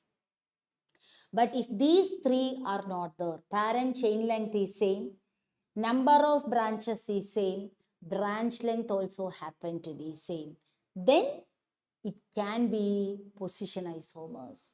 2-methyl branching, the 2-methyl may be 3,4 position or 2,4 position. Only then you should categorize it as position. Otherwise, they should be put under chain isomerism. Say different parent chain, same parent chain with different branches, different number of branches, and same parent chain length, same number of branches, but branch length is different. Then also it's chain isomerism. But if all these happen to be same with the position of branches alone different, then it is position isomerism. So chain isomerism, position isomerism, everything as I said same, but position of branching or functional group differs. But1-ene is a position isomer of but2-ene. So that is position isomerism. Then you can have functional isomerism. Ether, ethanol is an functional isomer of methoxymethane. And finally, metamerism. Suppose if I write 1-methoxypropane is a metamer of ethoxyethane. 1-methoxypropane. In propane, at the first carbon, you have a methoxy group. I also write ethoxyethane. Here, molecular formula is same. Both are ethers. But how they differ? Different distribution of alkyl groups on either side of the functional group. Metamerism. Coming to stereoisomerism, same molecular formula, same structural formula also, but different spatial arrangement of atoms or groups. They come under the class of stereoisomerism. Same molecular formula, same structural formula, different spatial arrangement of atoms or groups come under stereoisomerism. In stereoisomerism, you classify them into two. Stereoisomerism is classified as conformational isomerism and configurational isomerism. Conformational and configurational isomerism. And conformational isomerism in alkanes is due to possibility of rotation around single sigma bond. Since 2 carbon atoms are held by a single sigma bond in alkane, one end can be kept fixed and other end can be rotated around, which happens at room temperature range itself. This keeps on happening because the energy provided from room temperature is enough for the CC bond to get rotated. It's very easy. No need of bond breaking, no need of bond formation, just rotation around single sigma bond, giving rise to different spatial arrangement of atoms or groups, which is called conformational isomerism. Remember, conformational isomers are not different compounds, they are different conformations of same compound. ഒരേ കോമ്പൗണ്ടിൻ്റെ different കൺഫർമേഷനുകളാണ് conformational isomers. അവരെ നമ്മൾ different compounds എന്ന് വിളിക്കാൻ പറ്റില്ല. അതിങ്ങനെ rotate ചെയ്യുന്നതിനനുസരിച്ച് different spatial arrangement with respect to അല്ലാതെ ബോണ്ട് ബ്രേക്ക് ചെയ്ത് വേറെ ബോണ്ടൊന്നും ആവുന്നില്ല. സെയിം ആണ്. റൊട്ടേഷൻ അനുസരിച്ച് ഡിഫറെൻറ്റ് സ്പേഷ്യൽ അറേഞ്ച്മെൻറ്റ് വരുന്നു. അതിനനുസരിച്ചുള്ള ഡിഫറൻസ് ഇൻ സ്റ്റെബിലിറ്റി ഒക്കെ വരുന്നു. Very good example, suppose അല്ലെങ്കിൽ simplest example, suppose if I take ethane, ആകെ ഒരു CC സിംഗിൾ ബോണ്ടേ ഉള്ളൂ. അപ്പോൾ ഇവിടെ റൊട്ടേഷൻ നടക്കും. അങ്ങനെ റൊട്ടേഷൻ നടക്കുമ്പോൾ to begin with suppose 2 carbon atoms, ഇവിടെ ഒരാൾ ഇവിടെ ഒരാളാണെങ്കിൽ ഈ കാർബൺ ആറ്റത്തിൽ 3 ഹൈഡ്രജൻ ആറ്റം ടെട്രാഹീഡ്രലി പ്ലേസ്ഡ്, ഇവിടെയും 3 ഹൈഡ്രജൻ, ഈ കാർബൺ ആയിട്ടൊരു ബോണ്ട്, പിന്നെ 3 ഹൈഡ്രജൻ ടെട്രാഹീഡ്രൽ. ഈ പിന്നിലത്തെ കാർബണിലും ഈ കാർബൺ ആയിട്ടൊരു ബോണ്ട്, 3 ഹൈഡ്രജനുകൾ ടെട്രാഹീഡ്രലി പ്ലേസ്ഡ് എന്ന് പറഞ്ഞു. അപ്പോൾ ഇത് രണ്ടും വളരെ, this is how you can show it's arrangement. ഇങ്ങനെ കൃത്യമായിട്ട് എന്താ പറയുക, ഒരു ഹൈഡ്രജന് നേരെ ഫ്രണ്ട് കാർബണിലെ ഹൈഡ്രജന് കൃത്യം നേരെ ബാക്ക് എക്ലിപ്സ്ഡ് എന്ന് പറയും. ഇതിന് കൃത്യം നേരെ ഇതിന് കൃത്യം നേരെ. അപ്പം ഇങ്ങനെ നിൽക്കുന്നതിനും ഇതിൻ്റെ ഇവിടെ നിൽക്കുന്നതിനും ഇടയിലുള്ള ആംഗിൾ എന്ന് പറയുന്നത് 0 ആണ്. ആംഗിളേ ഇല്ല, ഡൈഹീഡ്രൽ ആംഗിൾ എന്ന് പറയും, 0 ആണ്. അതേസമയം ഇത് റൊട്ടേഷൻ പോസിബിൾ ആയതുകൊണ്ട് ഇവിടെ നിൽക്കുന്നതിൽ നിന്ന് ചെറുതായിട്ട് ഇങ്ങനെ തിരിഞ്ഞു കഴിഞ്ഞാൽ അവിടെ ഒരു ആംഗിൾ ഡെവലപ്പ് ചെയ്ത് കഴിഞ്ഞു. അപ്പോൾ മുമ്പിൽ നിൽക്കുന്ന ആൾ കംപ്ലീറ്റ് ടോട്ടലി എക്ലിപ്സിങ് ബാക്ക് എന്ന് പറയാൻ പറ്റില്ല, ബാക്കിലുള്ള ആളെ കാണാൻ പറ്റും. അതിനനുസരിച്ച് ഇവിടെ നിന്ന് ഇത് കുറച്ച് ഇങ്ങോട്ട് പോയിട്ടുണ്ട് അവിടുന്ന്. അങ്ങനെ റൊട്ടേറ്റ് ചെയ്യും തോറും അൾട്ടിമേറ്റ്ലി ഇതിൻ്റെ കൃത്യം ഓപ്പോസിറ്റുള്ള ഒരു അറേഞ്ച്മെൻറ്റ് വരികയാണ്. ഇതിൻ്റെ കൃത്യം കുറേ റൊട്ടേഷനിൽ കൂടി you reach a point where you have, ഇവിടെ ഇങ്ങനെ നിൽക്കുകയാണെങ്കിൽ ഇവിടെ കൃത്യം ഓപ്പോസിറ്റിലേക്ക് എത്തിയ ഒരു കൺഫർമേഷൻ. ഈ രണ്ടിനെയാണ് നമ്മൾ എക്സ്ട്രീം കൺഫർമേഷൻസ് എന്ന് പറയുന്നത്. ഒന്ന് eclipsed conformation, where the groups are closest possible, where the experience maximum repulsion, least stable structure, eclipsed. And there are so many conformations as it goes through. We call them skew conformations. Skew conformations, where energy varies and ultimately it reaches a most stable or least energetic structure because they experience minimum. This is just opposite. They experience minimum repulsion, what is called staggered conformation. And for higher alkanes, around each C double bond C, you can keep on rotating and you get number of conformations by rotation around different single bond. This is conformational isomerism. Possibility of free rotation around CC single bond. Configurational isomerism, restricted rotation in alkenes can give rise to configurational isomerism. Restricted rotation around C double bond C. As a result, suppose if there is a particular arrangement of groups on this C double. Again, suppose if AB groups are there, and we know each C double bond, each carbon is sp2 trigonal planar. So this carbon and carbon in same plane with these AB groups in the same plane. And between this carbon and carbon, there is pi bond also. So there is restricted rotation around these 2 carbons. And these 2 carbon this way, AB in same plane, all these groups. So there is a possibility that you can always break this AB and rearrange them so that you can have another stereo arrangement where B can be on the opposite side of B of this carbon atom. In the first one, similar groups were on the same side. Second one, similar groups are on the opposite side, where one cannot be converted into another by just rotation. Rotation is impossible because it is double bond.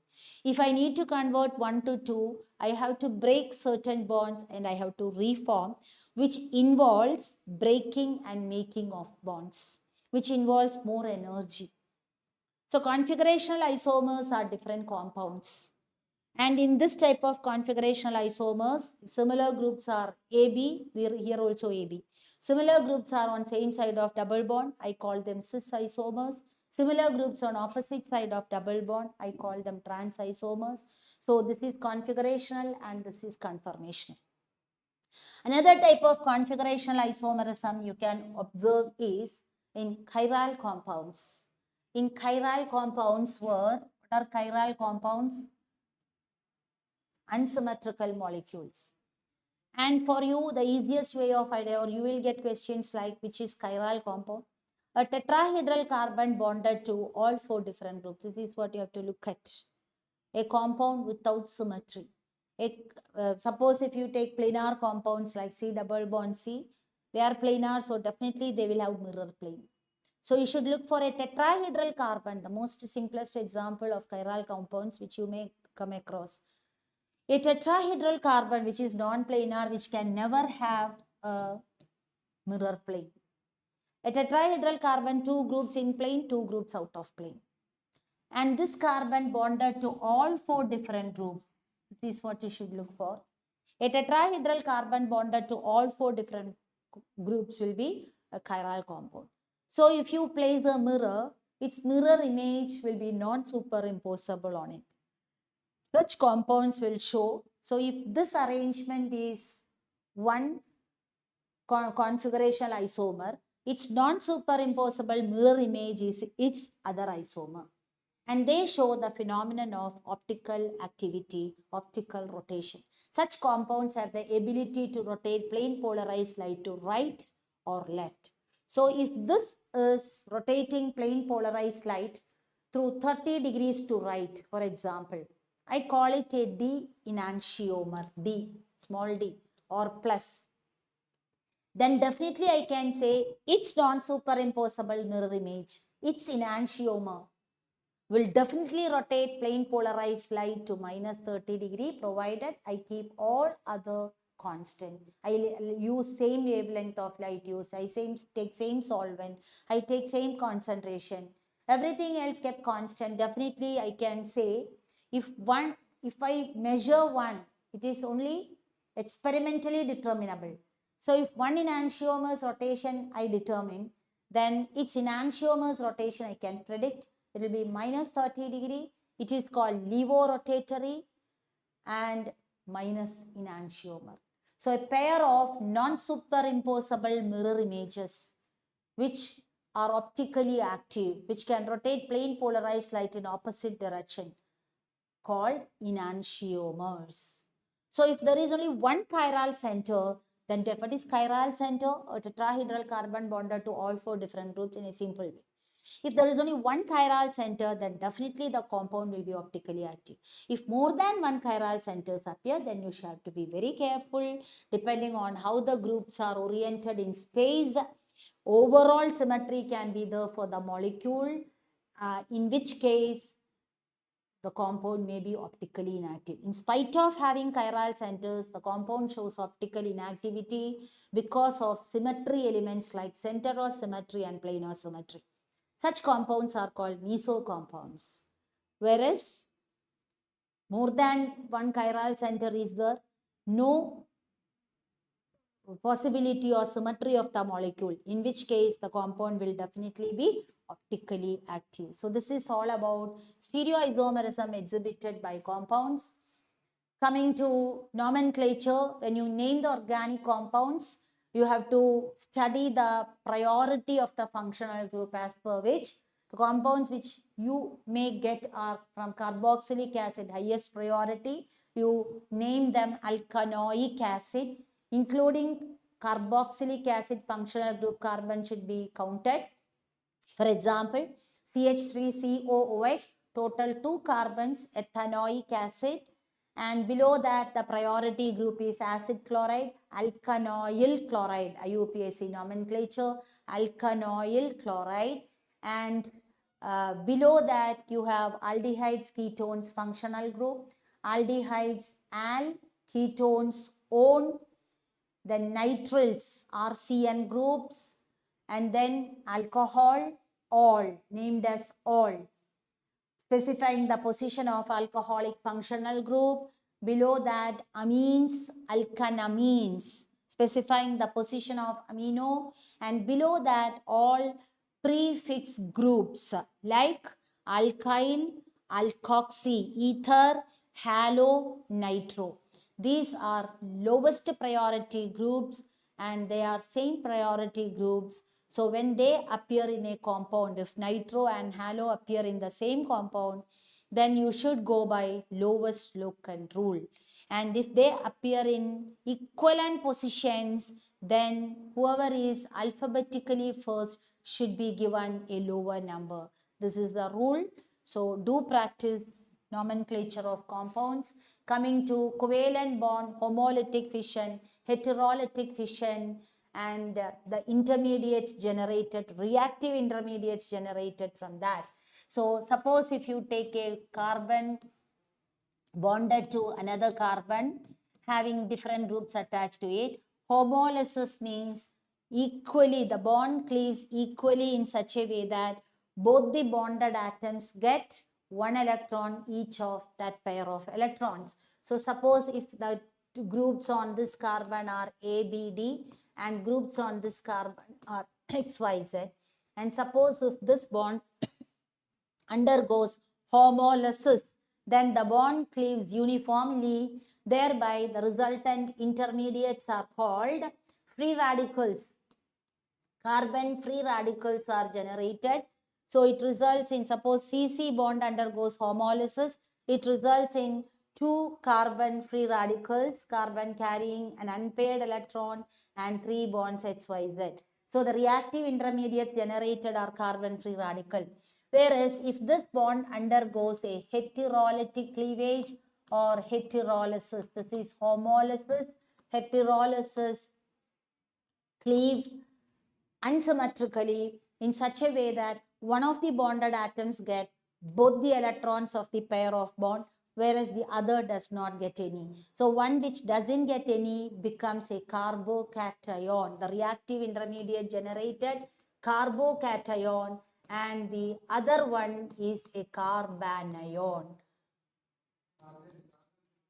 Now you are to compare these coming right from carbon free radical. In a carbon free radical, the carbon holding the free radical is sp2 hybridized. This is sp2 hybridized. So in sp2 hybridization, 3 bonds arranged in trigonal planar arrangement. So the 3 bonds A, B, C, leaving behind a 2p orbital which lies perpendicular to the plane of trigonal planar, and this 2p orbital, pure 2p orbital carries an unpaired electron which is the free radical. And the intermediate carbocation, carbon sp2 hybridized with 3 bonds in a trigonal planar arrangement, and a pure 2p orbital which lies perpendicular to the plane of trigonal, which is empty. So this is plus charged, sp2 itself. Coming to carbanions, carbon is sp3 hybridized. So there are 4 sp3 hybrid orbitals and 3 are bonded to groups. The 4th one carries a pair of electrons. One is its own electron, other one what is obtained by the heterolysis of that bond. Since it carries a pair of electron, it holds a negative charge, carbanion. A comparison of stability, carbon free radical and carbocations are regarded as electron deficient species. So when you compare the stability of this carbon free radical, carbocation and carbanion, any group adjacent to carbon free radical or carbocation, which is electron releasing group, electron donating group will stabilize the carbon free radical and carbocation, whereas electron withdrawing group will destabilize the carbocation or carbanion. So if they are electron releasing through hyperconjugate resonance effect, if they are electron releasing through hyperconjugation effect, if they are electron releasing through inductive effect, all these can stabilize carbon free radical and carbocation. Whereas if they are electron releasing due to all these effects, they will destabilize the carbanion. So if you take a tertiary carbon free radical, most stable, below that secondary, below that primary. The reason in tertiary, suppose carbon free radical, all the three sides methyl group. Each CH bond will contribute through hyperconjugation to stability. Who will contribute to hyperconjugation stability? The CH sigma bond adjacent to an sp2 carbon. CH sigma bond on an sp3 carbon adjacent to sp2 carbon will contribute to hyperconjugation. More the number of such CH sigma bond, more the stability. So suppose if I take a tertiary butyl free radical, C.CH3, there are 9 CH sigma bond contributing to hyperconjugation effect. So 9 CH sigma bonds, electrons can be contributed through hyperconjugation, which is stabilizing that. Whereas secondary hyperconjugation, even plus I effect.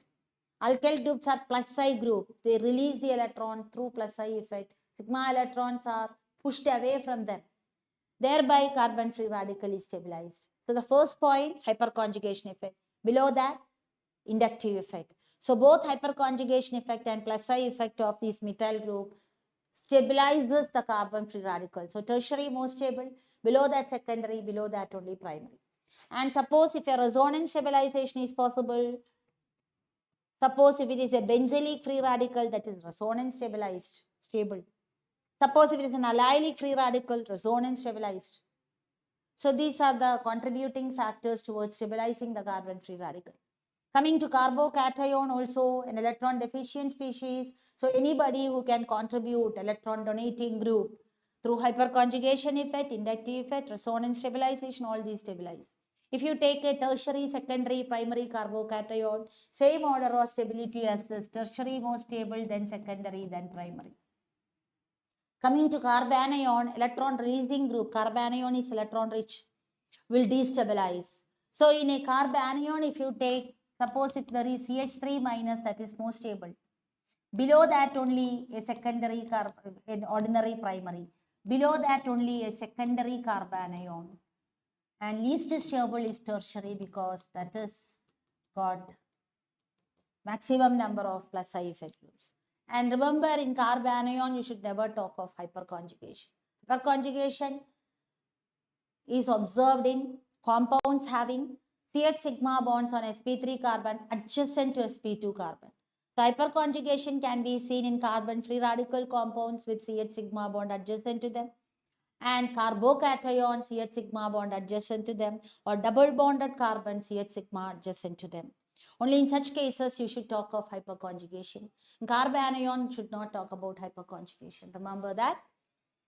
So that is regarding the reactive intermediates, and once these reactive intermediates are generated, the species which are electrophiles, nucleophiles or free radicals will go attack them and new bond will be formed. So first bond cleavage, reactive intermediates are generated. If the reactive intermediate generated is a carbon free radical, then it is free radicals which will come and form new bonds.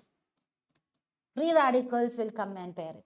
Suppose if the reactive intermediate generated is a carbocation, then it is electrophiles which will come and form the new bond. Electrophiles are electron deficient species which can attack electron. If it is a carbocation which is generated, it is nucleophiles which will come and attack, form a new bond. It will form a new bond, nucleophile which will come and form a new bond. So what are nucleophiles? Nucleophiles are electron-rich species which can attack electron-deficient center. Well-known nucleophiles like OH minus, C halide, Cl minus, or nucleophiles necessarily hydride anions, need not be anionic. They can even be, water is a nucleophile because oxygen carries lone pairs of, ammonia is a nucleophile because they can even be neutral species carrying electron-rich lone pair of electrons. And suppose if the reactive intermediate generated is a carbanion. If the reactive intermediate generated is a carbanion, then it is electrophiles which will come and attack this, form a new bond. Electrophiles are electron deficient species which can attack electron rich centers.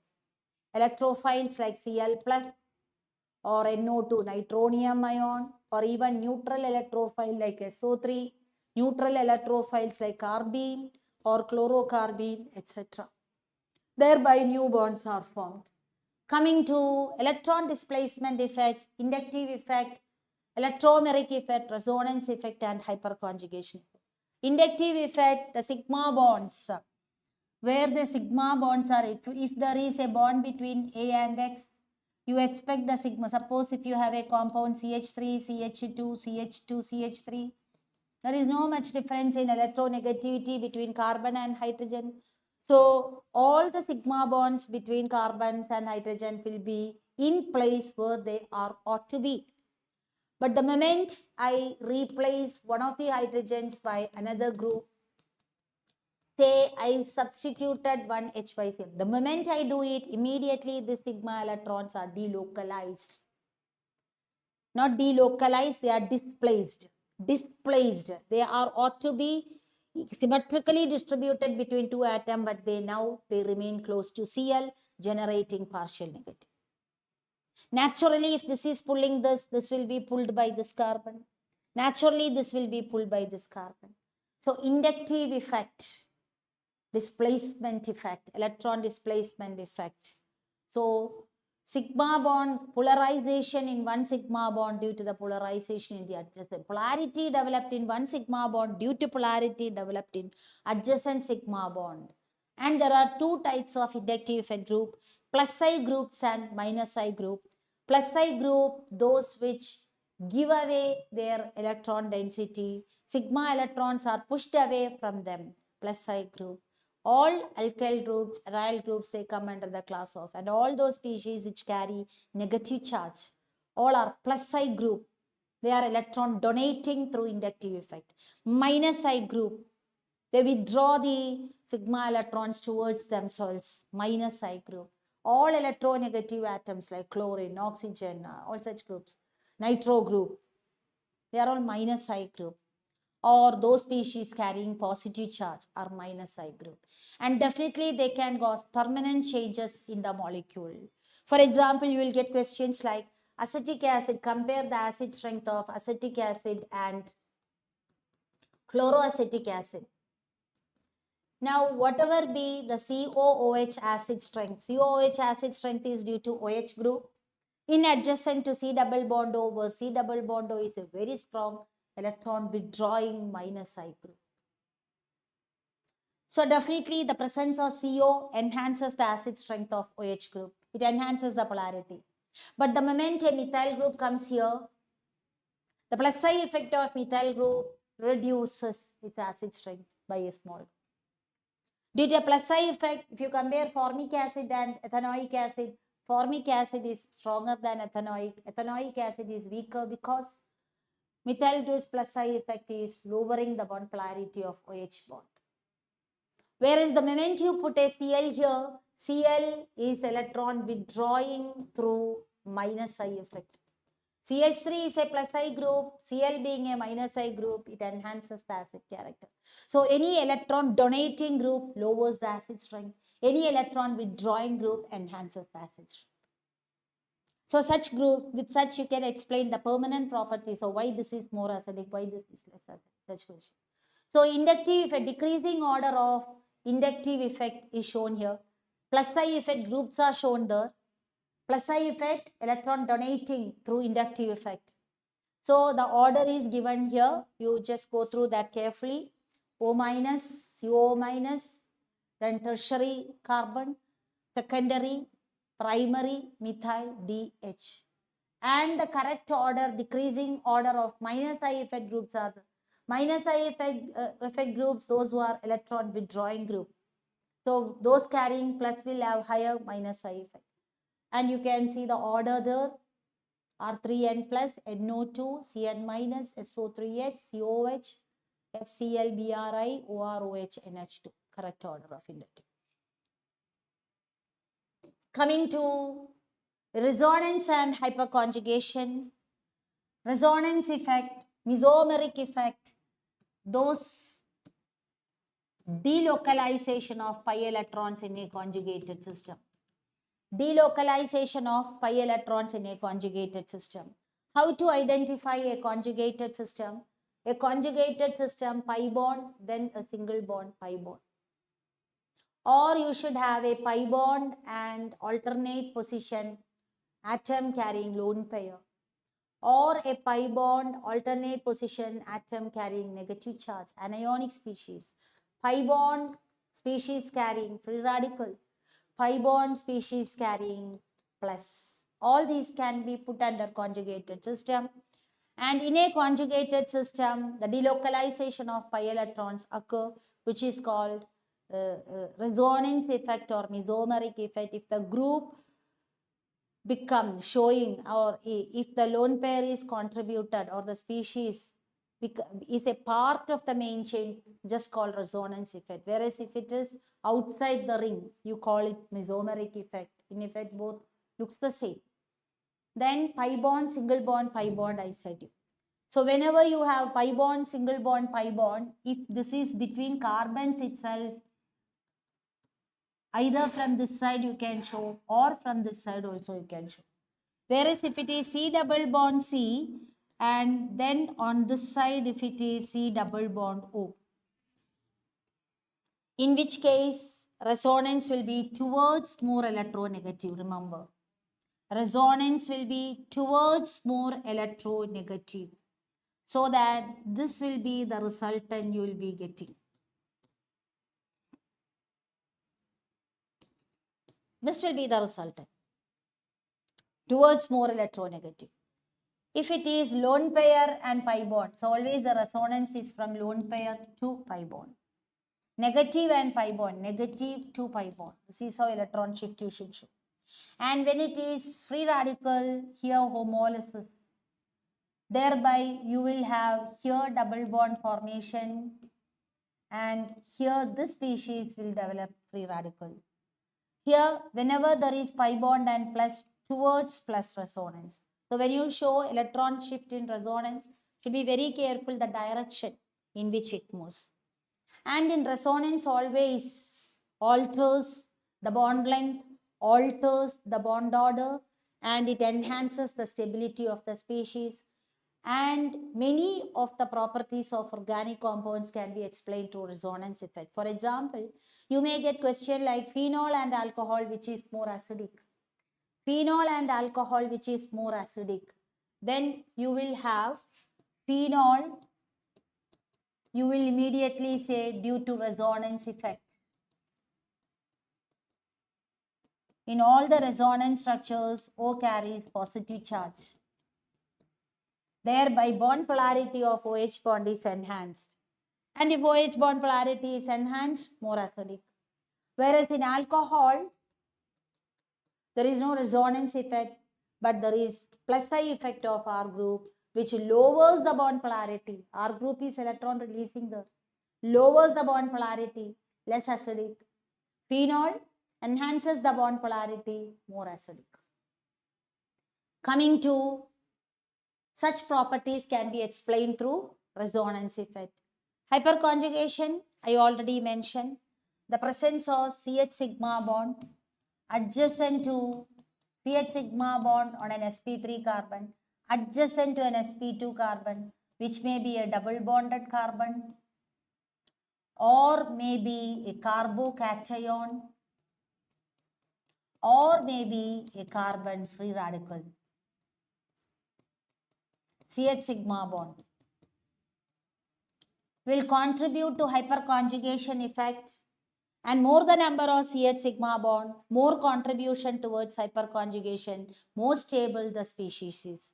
So from this you will get questions like comparison or stability of alkenes, CH2 double bond CH2, CH3, CH double bond CH2, CH3, CH double bond CH, CH3, such questions if you get. So alkene stability, immediately you can go by hyperconjugation effect. For this carbon, no hyperconjugation. This also no hyperconjugation. Least stable alkene, ethene. By the time you go to propene, this side no stabilization, but this double bonded carbon has 3 CH sigma bond. So 3 hyperconjugation is possible with one original structure. So definitely more stable than ethene. By the time you come to butene, this side 3 CH sigma bond stabilizes this. This side 3 CH sigma bond stabilizes it. As a result, you have butene, which is most stable. Here no hyperconjugation stabilization. Here stabilized through 3 CH sigma bonds hyperconjugation. Here stabilized through 6 CH sigma bonds hyperconjugation stabilization. So definitely the third compound is most stable, below that second one, below that first one. So through hyperconjugation, stability of alkene, stability of carbocation, tertiary butyl carbocation, 9 CH sigma bond, isopropyl less than that, and if you just take ethyl less than that, methyl, no stabilization through hyperconjugation effect. Carbon free radical also same way, more the number of CH sigma bond adjacent to carbon free radical, more stable that species is. This way you can compare the stability of alkene, carbocation, carbon free radical through high. The only thing you have to do is count the number of CH sigma bond adjacent to carbocation or carbon free radical or double bonded carbon. And in such alkenes, correct order of stability may be asked in another way, a correct order of heat of hydrogenation. So least stable alkene, when it gets stabilized by hydrogenation to an alkane, maximum heat will be released. Whereas already if the alkene is stabilized, then from there to little more stability, heat release will be less. So you can directly connect lesser the stability of alkene, higher the heat of hydrogenation. So instead of asking correct order of stability of alkene, you may get question correct enthalpy of hydrogenation, arrange. So least stable alkene will have highest heat of hydrogenation and most stable alkene will have least heat of hydrogenation. So instead of directly asking what is the correct order of stability, you may get what is the heat of hydrogenation order. Coming to the types of reactions in organic chemistry, substitution reactions, you can have substitution like in benzene, H plus substituted by NO2 plus benzene conversion to electrophilic substitution reaction, H plus substituted by an electrophile NO2 plus electrophilic substitution reaction, or you can have RCl converted into ROH, where Cl minus substituted by OH minus, nucleophilic substitution reaction, or you can have methane converted into chloromethane, where H dot substituted by free radical substitution, electrophilic substitution, nucleophilic substitution, free radical substitution can be the addition reaction where there are unsaturation. Suppose if I have CH2 double bond CH2, I can add hydrogen to it. In presence of suitable catalyst, I can have addition. Or I can add CH2 double bond CH2 plus HCl. Here the first attacking species will be H plus electrophile. Subsequent step nucleophile, because C double bond C is an electron rich center. So it's electrophile which will attack. Thereby you will get a saturated compound CH3 CH2 CH. Electrophilic addition reaction. You can also have a compound like CH3 COCH3 to which I put HCN. Here there is a polarity in CO bond, carbon plus delta, oxygen minus delta. So the first attacking species is going to be nucleophile here. Subsequent step only H plus will go to O minus. So you have CH3, CCN, CH3, OH. Nucleophilic addition. So you can have free radical addition, you can have electrophilic addition, you can have nucleophilic addition reaction. You can also have elimination reactions like CH3, CH2Cl, I treat it with alcoholic KOH. And Cl from one carbon and H from adjacent beta carbon will be eliminated. Alkene. Beta elimination reaction. Alkene. You can also have rearrangement reaction. Very good rearrangement reaction. Suppose if I take a compound of the type an oxime or CH double bond NOH. In acid medium, if I take an oxime and I put it in acid medium, I end up with an amide as a compound.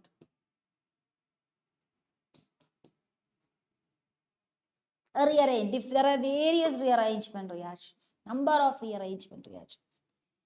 So these are some of the important types of reactions in organic chemistry. Coming to purification and characterization, organic compounds, depending on in which property they differ, there are different methods of purification. If they differ in boiling points, you go for distillation method. In distillation method itself, if they differ in boiling point by above 20 degree, then you can go for simple distillation. But the boiling point difference is not much, you go for fractional distillation. All the examples in NCERT textbook you must go through. And then for each type of purification process. And if one compound is steam volatile and the other one is steam non-volatile, then you can go for steam distillation. If the compound undergoes a decomposition below its boiling point, then you should go for vacuum distillation or distillation under reduced pressure. Each type examples you should go through the NCERT textbook in detail. Definitely knowledge-based question will come on this. Coming to sublimation, if the compound is sublimable, directly goes from solid to vapor state. Associated with non-sublimable impurities, then you can go for sublimation method of purification or crystallization method. If the compound shows high solubility in a solvent at high temperature, but it is insoluble at low temperature, or impurities are soluble, compound is insoluble. Such difference in solubility, if it exhibits, you can separate them by crystallization. So these are some of the methods with specific examples you should go through. An excellent example for steam distillation, orthonitrophenol and paranitrophenol are separated by steam distillation because orthonitrophenol is steam volatile due to intramolecular hydrogen bonding, whereas paranitrophenol is steam non-volatile due to intermolecular hydrogen bonding. An example from that.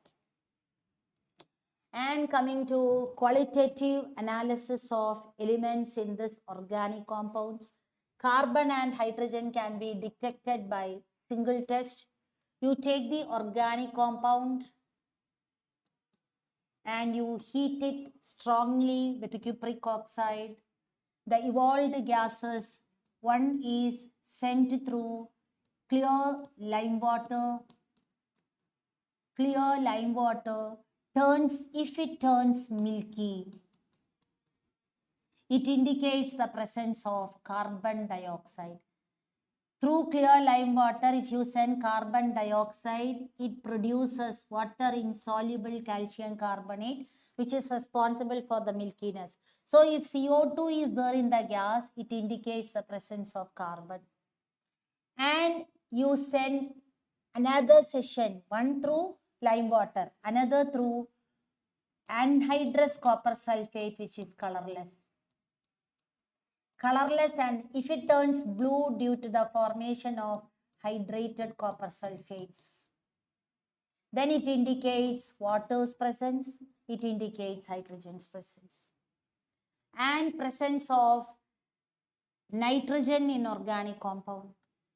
You prepare lysines extract by boiling with sodium followed by filtration. There is a specific method of preparation of lysines extract. So you prepare lysines extract, and if nitrogen is there, the salt is sodium cyanide in lysines extract. If sulfur is there, the salt is sodium sulfide. And if nitrogen and sulfur together, sodium thiocyanate. If halogen is present, sodium chloride, sodium bromide, sodium iodide. So all these can be detected using Lassane's extract, sodium fusion extract. So if nitrogen is there or not, for which you add a ferrous salt solution, generally ferrous sulfate solution in acid medium, dilute sulfuric acid. So that if you get a Prussian blue due to the formation of Fe4 FeCN6 thrice. Fe4 FeCN6 thrice. If cyanide is there, first it forms ferrous cyanide. Being unstable with more sodium cyanide, it will form sodium ferrocyanide Na4 FeCN6. And some of the ferrous which is oxidized to ferric in solution will displace sodium, forming ferric ferrocyanide. Fe4 FeCN6 thrice. Prussian blue color indicates the presence. So you should remember this compound formula also. And if it is sulfur, you put lead acetate solution in acetic acid.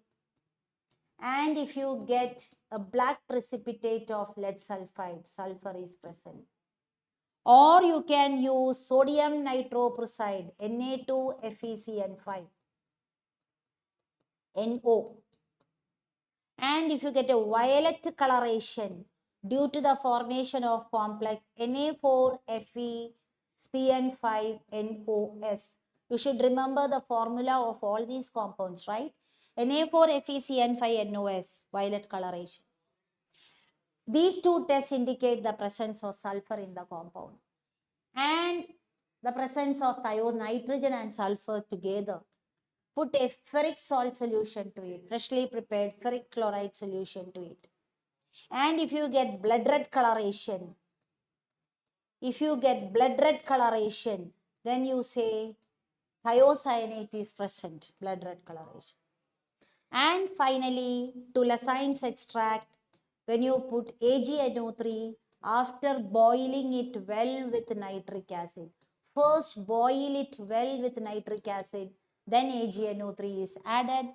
And if you get curdy white precipitate of AgCl, chloride is present. If you get pale yellow precipitate of AgBr, Br is present. And if you get yellow precipitate of AgI, iodine is present. All these with Lassane's extract. Presence of phosphorus in the organic compound. You directly take the compound, heat it with Na2O2. All the phosphorus is oxidized to Na3PO4. Put nitric acid to it. It is converted to H3PO4. To this you add ammonium molybdate solution. On adding ammonium molybdate solution, if you get a canary yellow precipitate of ammonium phosphomolybdate, formula you should study, NH4 thrice PO4.12 MOO3.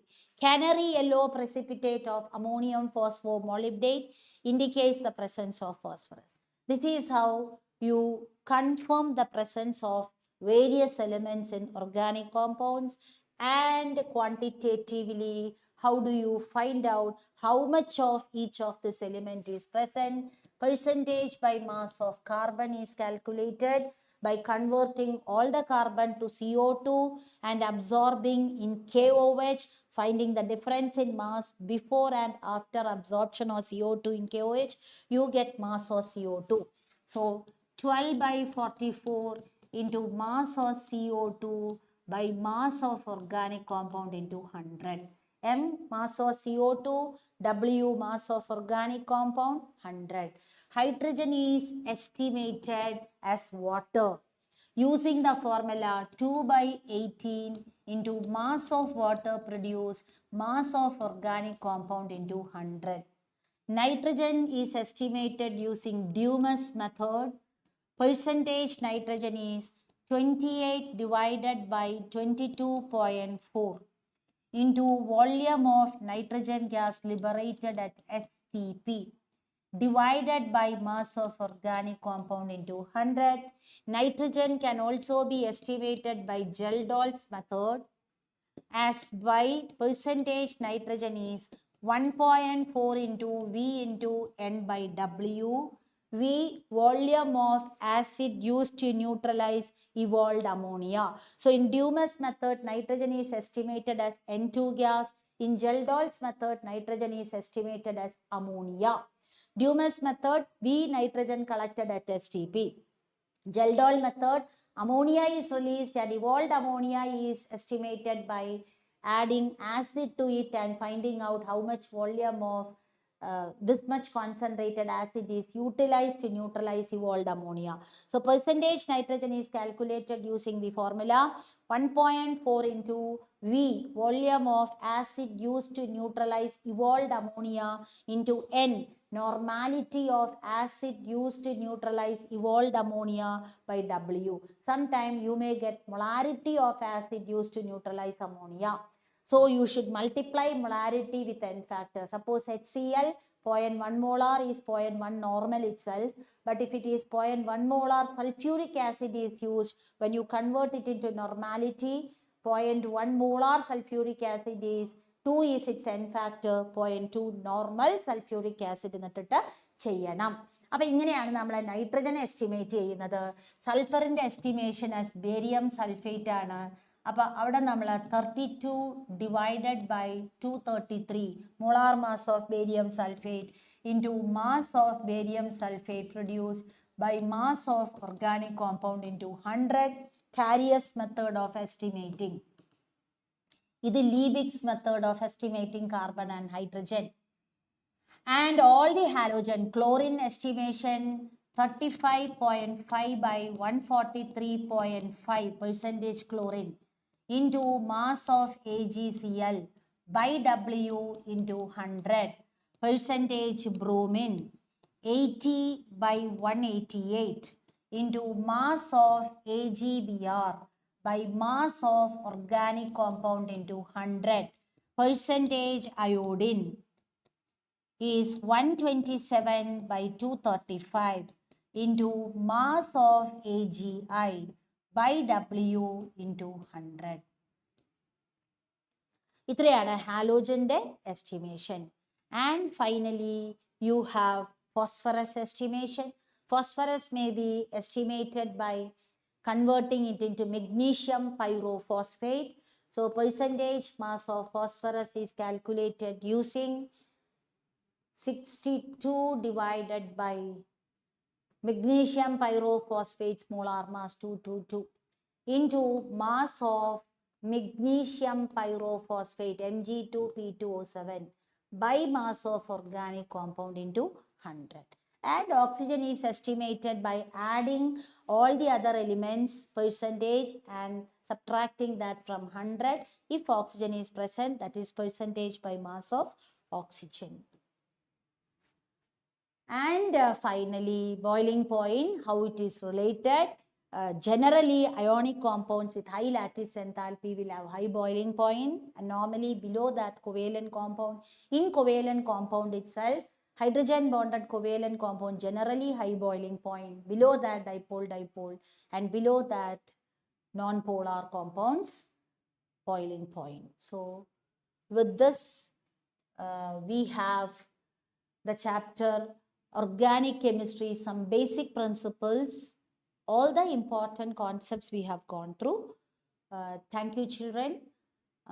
Next session, we will be doing hydrocarbons explanation. Thank you very much.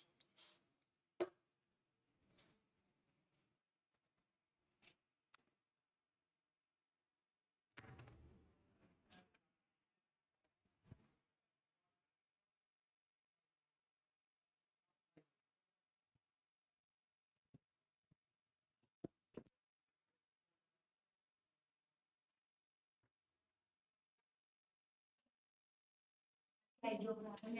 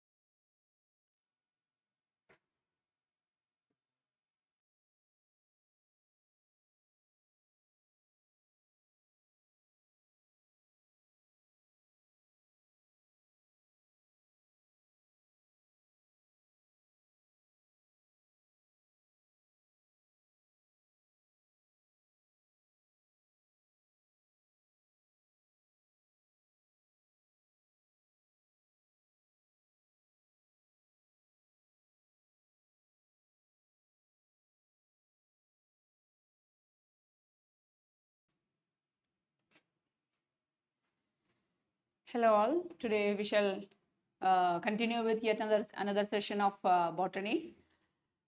Hope you are all doing very well.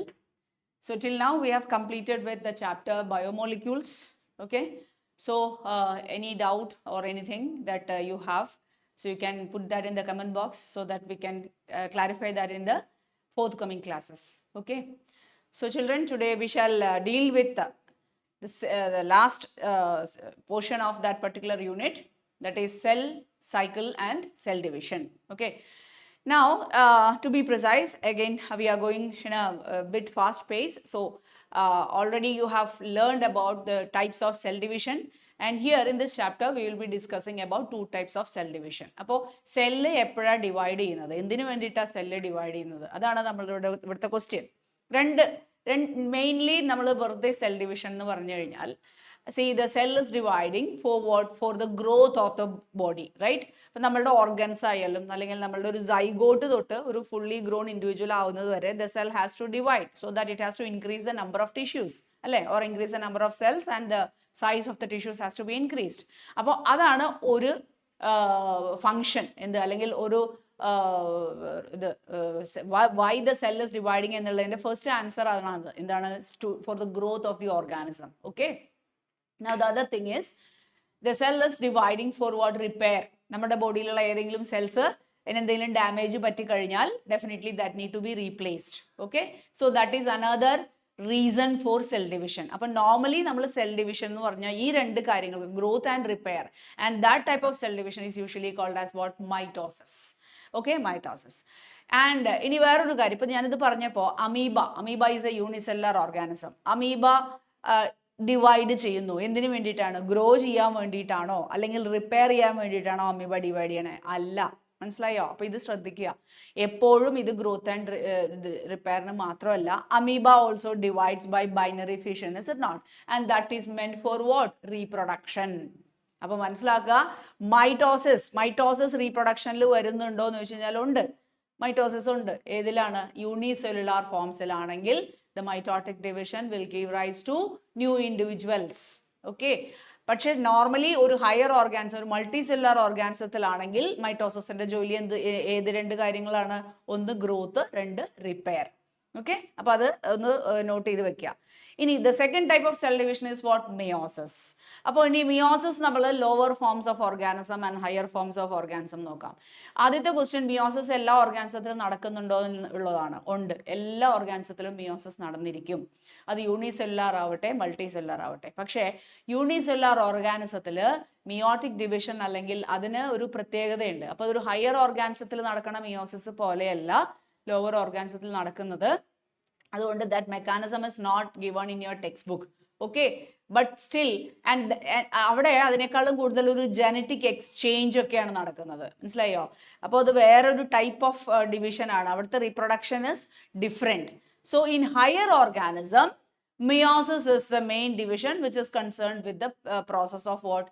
Reproduction. അപ്പോൾ reproduction higher ഓർഗാനിസത്തിൽ റീപ്രൊഡക്ഷന് വേണ്ടിയിട്ട് അത് usually എങ്ങനെയുള്ള ഓർഗാനിസത്തിൽ? Complex organisms, നമ്മുടെ പോലെയുള്ള human beings അല്ലെങ്കിൽ angiosperms അങ്ങനെയുള്ള ഓർഗാനിസത്തിന്റെ sexual reproduction നടക്കാൻ വേണ്ടിയിട്ട്, ശ്രദ്ധിച്ചുകൾക്ക്, സെക്ഷുവൽ റീപ്രൊഡക്ഷൻ നടക്കാൻ വേണ്ടിയിട്ടുള്ള ഡിവിഷനാണ് ഏത്?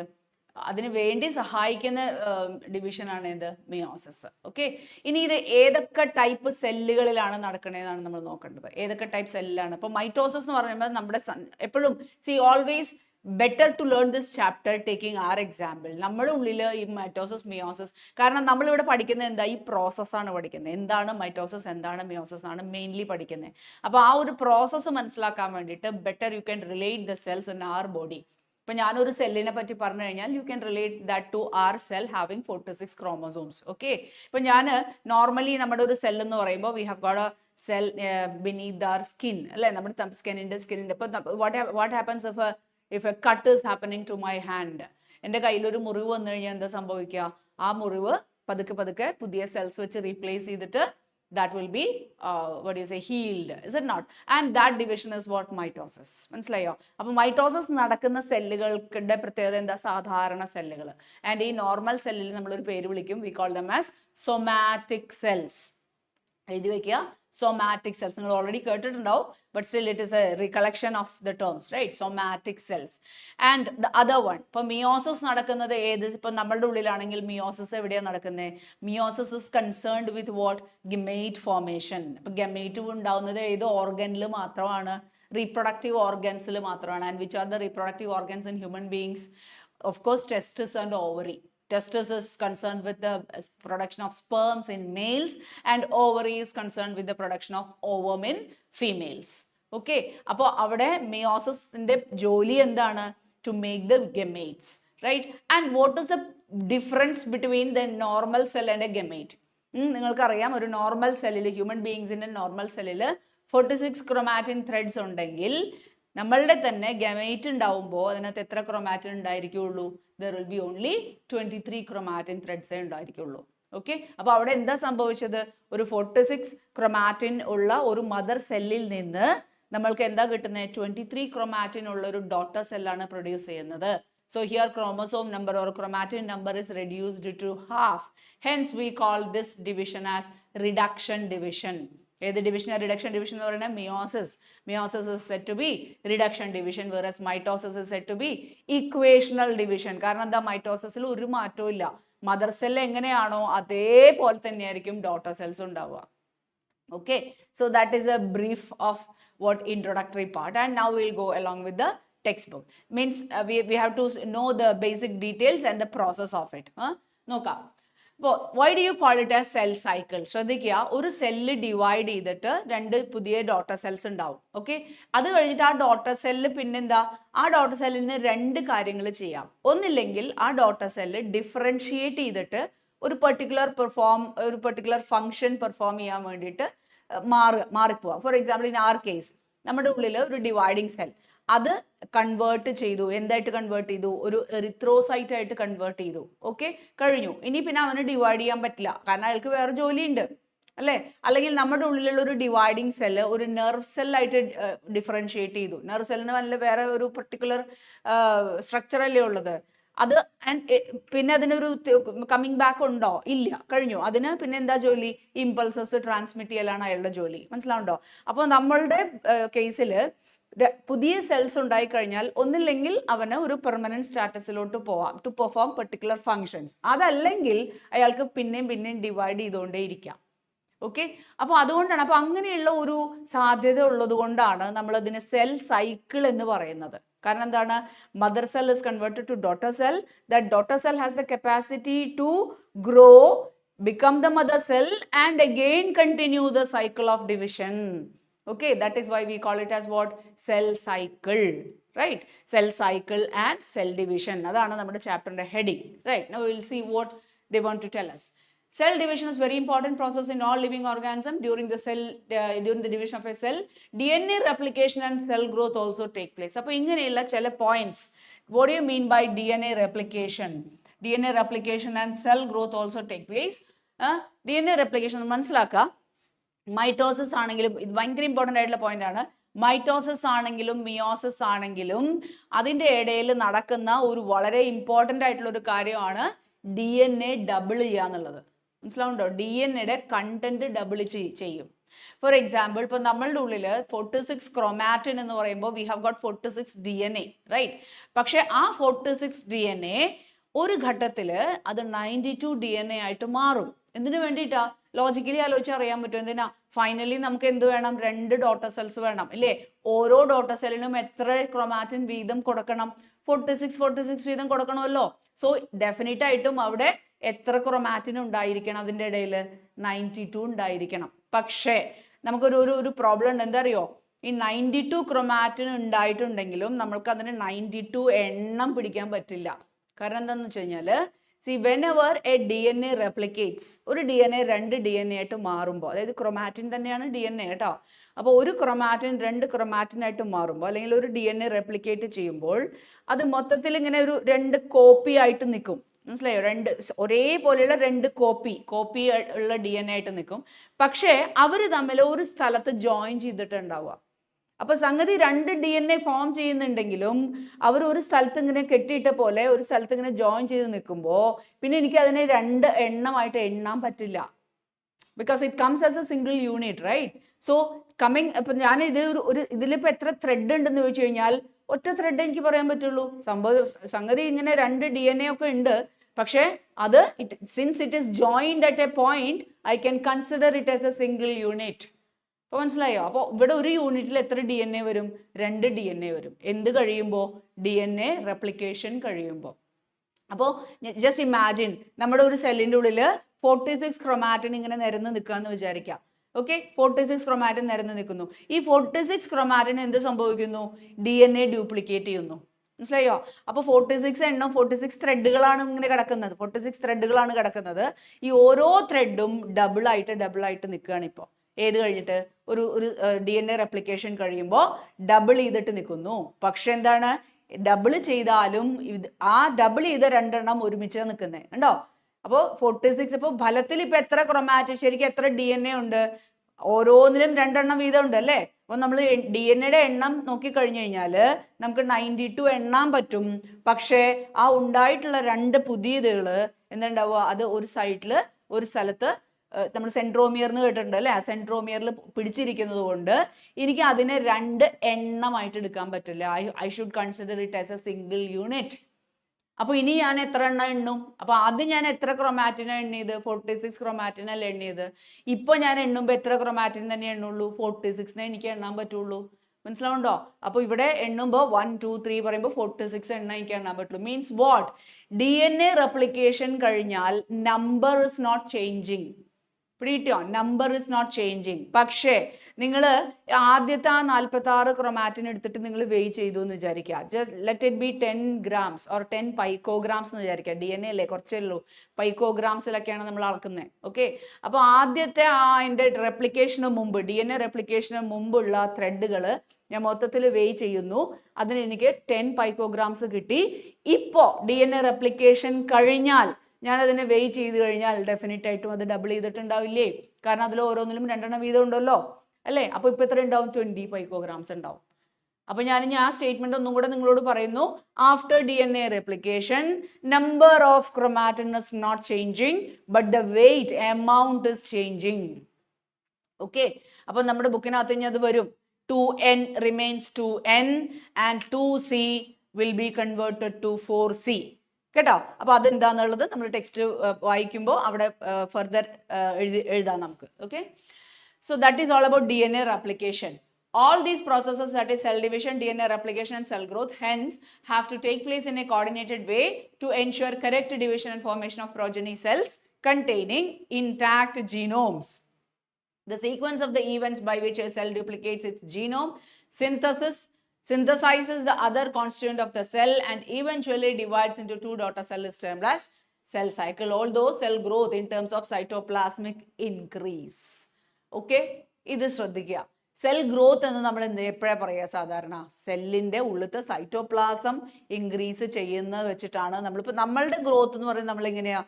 2 രീതിയിൽ. നമ്മൾ growth in height and growth in weight നമ്മൾ എടുക്കും ഇല്ലേ? അപ്പോൾ നമ്മളടുത്ത് ചോദിക്കുകയാണ് സെല്ലിൻ്റെ ഗ്രോത്ത് എന്ന് നിങ്ങൾ എന്താ ഉദ്ദേശിക്കുന്നത് എന്ന് ചോദിച്ചു കഴിഞ്ഞാൽ this is the answer. In terms of cytoplasmic increase, സൈറ്റോപ്ലാസ്മിൻ്റെ എമൗണ്ട് കൂടുക അതിനകത്ത്. Then is a continuous process. DNA synthesis occurs only during one specific stage in the cell cycle. ഇത് സ്ഥിരമായിട്ട് നമ്മൾക്ക് പല കോമ്പറ്റേറ്റീവ് എക്സാമിനേഷനിലും ചോദിക്കുന്ന ഒരു കാര്യമാണ്. മൊത്തം സെൽ ഡിവിഷൻ നടക്കുമ്പോൾ എത്ര പ്രാവശ്യം DNA റെപ്ലിക്കേറ്റ് ചെയ്യും? അത് മൈറ്റോസിസിലാവട്ടെ മിയോസിസിലാവട്ടെ സംശയം വേണ്ട, ഒരൊറ്റ സ്റ്റേജിൽ മാത്രമേ എന്ത് നടക്കുള്ളൂ?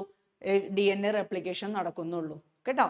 Okay, the replicated chromosomes are then distributed to daughter nuclei by a complex series of events during the cell division. These events are themselves under genetic control. അപ്പോൾ മനസ്സിലാക്കേണ്ടത് കംപ്ലീറ്റ് ഈ മൈറ്റോസിസും മിയോസിസും എല്ലാം എന്താ? they are all controlled by genes. Okay, അപ്പോൾ അതിനെ control ചെയ്യുന്ന ജീനുകൾക്ക് എന്തെങ്കിലും problem വന്നാൽ 2 കാര്യമുണ്ട്. ഒന്ന്, ആവശ്യമുള്ള സമയത്ത് സെല്ല് ഡിവൈഡ് ചെയ്യില്ല. 2, സെല്ല് ഡിവൈഡ് ചെയ്യുന്നത് നമുക്ക് ഒരു ഇപ്പോൾ നമ്മുടെ കേസിൽ റിപ്പയർ എന്നൊക്കെ പറയുമ്പോൾ അത് ആവശ്യമുള്ള സെൽസ് ഉണ്ടാക്കി കഴിഞ്ഞിട്ട് പിന്നെ ആ ഡിവിഷൻ നിൽക്കണമല്ലോ. പക്ഷെ ആ ഡിവിഷൻ നിൽക്കില്ല. മനസ്സിലായോ? അപ്പോൾ ഒന്നില്ലെങ്കിൽ സെൽ ഡിവിഷൻ നടക്കില്ല, അല്ലെങ്കിൽ സെൽ ഡിവിഷൻ നിൽക്കില്ല. It will not stop, right, when it is required. So both cases are troublesome അല്ലെ, രണ്ടും പ്രശ്നമാണ്. അപ്പൊ ഇതിന്റെ അർത്ഥം എന്താണ്? ഈ സെൽ ഡിവിഷൻ എന്ന് പറയുമ്പോൾ ആവശ്യമുള്ളപ്പോൾ നടക്കും വേണം, ആവശ്യമില്ലാണ്ടാവുമ്പോൾ അത് കൺട്രോൾഡ് ആയിട്ട് ഇരിക്കും വേണം. അതൊക്കെ കൺട്രോൾ ചെയ്യുന്നത് ആരാണ്? ജീനാണ്. അപ്പൊ അങ്ങനെയുള്ള ജീനുകൾക്ക് എന്തെങ്കിലും പ്രോബ്ലം വന്നു കഴിഞ്ഞാൽ, പ്രോബ്ലം എന്ന് പറഞ്ഞാൽ ബൈ മ്യൂട്ടേഷൻ സംഭവിച്ചു കഴിഞ്ഞാൽ it may result in uncontrolled cell division which is often the situation is called as cancer. മനസ്സിലായോ? അൺകൺട്രോൾഡ് സെൽ ഡിവിഷൻ വന്നു കഴിഞ്ഞാൽ അത് ക്യാൻസറസ് ആയിട്ട് മാറും. അത് എവിടെയാണോ അൺകൺട്രോൾഡ് ആയിട്ട് സെൽ ഡിവിഷൻ നടക്കുന്നത് അവിടെ ട്യൂമേഴ്സ് ഫോം ചെയ്യും. അതായത് എക്സസീവ് സെൽ ഗ്രോത്ത് നടക്കുന്നു and that will damage the neighbouring cells. And നിങ്ങൾ ഇതിൽ പഠിച്ചിട്ടുണ്ടാവും, ഹ്യൂമൻ ഹെൽത്ത് ആൻഡ് ഡിസീസസിൽ ക്യാൻസർ സെൽസിന്റെ പ്രോപ്പർട്ടീസ് പഠിച്ചിട്ടുണ്ടാവും അല്ലെ. മറ്റുള്ള സെല്ലുകളിൽ നിന്ന് ഒരുപാട് വ്യത്യസ്തമാണ് ക്യാൻസർ സെൽസ് എന്ന് പറയുന്നത്. അത് ക്യാൻസറസ് സെൽസ് ആണെങ്കിൽ അത് തൊട്ടടുത്തുള്ള എല്ലാ സെൽസിന്റെയും ന്യൂട്രിയൻസ് എല്ലാം വലിച്ചെടുക്കുന്നു. പിന്നെ അങ്ങനെയുള്ള സെല്ലുകൾക്ക് മരണമില്ല. സാധാരണ എല്ലാ സെല്ലുകൾക്കും ഒരു ഡെത്ത് ഫേസ് ഉണ്ട്, ഒരു ലൈഫ് സ്പാൻ ഉണ്ട്. പക്ഷെ ഇതിനതില്ല. ഒരു പ്രോഗ്രാംഡ് സെൽ ഡെത്ത് ആർക്കില്ല? ക്യാൻസറസ് സെൽസിന് ഇല്ല. അപ്പൊ അങ്ങനെ അത് that you will learn in your human health and disease chapter. Okay, now so during one phase, now next page we'll go to the next thing. See, phases of cell cycle. അപ്പോൾ നമ്മൾ ഇതിന്റെ process കൃത്യമായിട്ട് നോക്കാൻ പോവാണ്.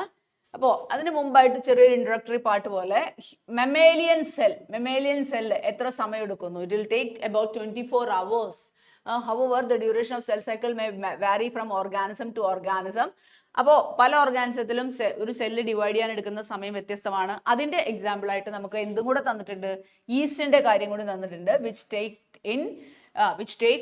which divide in how many minutes? 90 minutes. അതായത് 1.5 മണിക്കൂർ. മനസ്സിലായോ? 90 minutes എടുത്തു കഴിഞ്ഞാൽ നമുക്ക് ഒരു ഈസ്റ്റ് സെല്ല് 2 ഈസ്റ്റ് സെല്ലായിട്ട് മാറും. Okay, then now the different phases of cell cycle. ഈ പ്രോസസ് നമുക്ക് നോക്കാം. മൈറ്റോസിന്റെ ആണ് ആദ്യം പറയുന്നത്, ഇന്റർഫേസ് ആൻഡ് എം ഫേസ്. ശ്രദ്ധിക്കുക, interphase is common to both. എന്താണ് ഇന്റർഫേസ്? അപ്പൊ നമ്മൾ ഇന്റർഫേസ് എന്ന് പറയുമ്പോൾ interphase is further divided into 3 phase. ഏതൊക്കെയാണ്? G1 phase, then we have S phase and we have G2 phase, right? അപ്പൊ നമുക്ക് ശ്രദ്ധിച്ച് നോക്കേണ്ട കാര്യം എന്താണെന്ന് വെച്ചാൽ ഓരോ സ്ഥലത്ത് എന്തൊക്കെയാണ് നടക്കുന്നത് എന്നുള്ളത് ബ്രീഫ് ആയിട്ട് ബുക്കിൽ കൊടുത്തിട്ടുണ്ട്. അത് നമുക്ക് വെറുതെ നോക്കാം. അഗൈൻ ഇന്റർഫേസ് എത്ര സമയം ലാസ്റ്റ് ചെയ്യും എന്നുള്ളത് അങ്ങനെ ഒരു ഡാറ്റ കൊടുത്തിട്ടുണ്ട്. കണ്ടോ, 95% മൊത്തം സെൽ സൈക്കിളിന്റെ സമയത്തിൽ 95% സമയവും അത് എന്തിനു വേണ്ടി യൂസ് ചെയ്യണം? ഇന്റർഫേസിന് വേണ്ടി യൂസ് ചെയ്യണം. അപ്പൊ ഇന്റർഫേസ് എന്ന് പറഞ്ഞാൽ എന്താ ശരിക്ക്? It is preparation plus preparation of cell division plus DNA replication. ഇങ്ങനെയുള്ള 2 മെയിൻ കാര്യങ്ങളാണ് ഇന്റർഫേസ് സമയത്ത് നടക്കുന്നത്.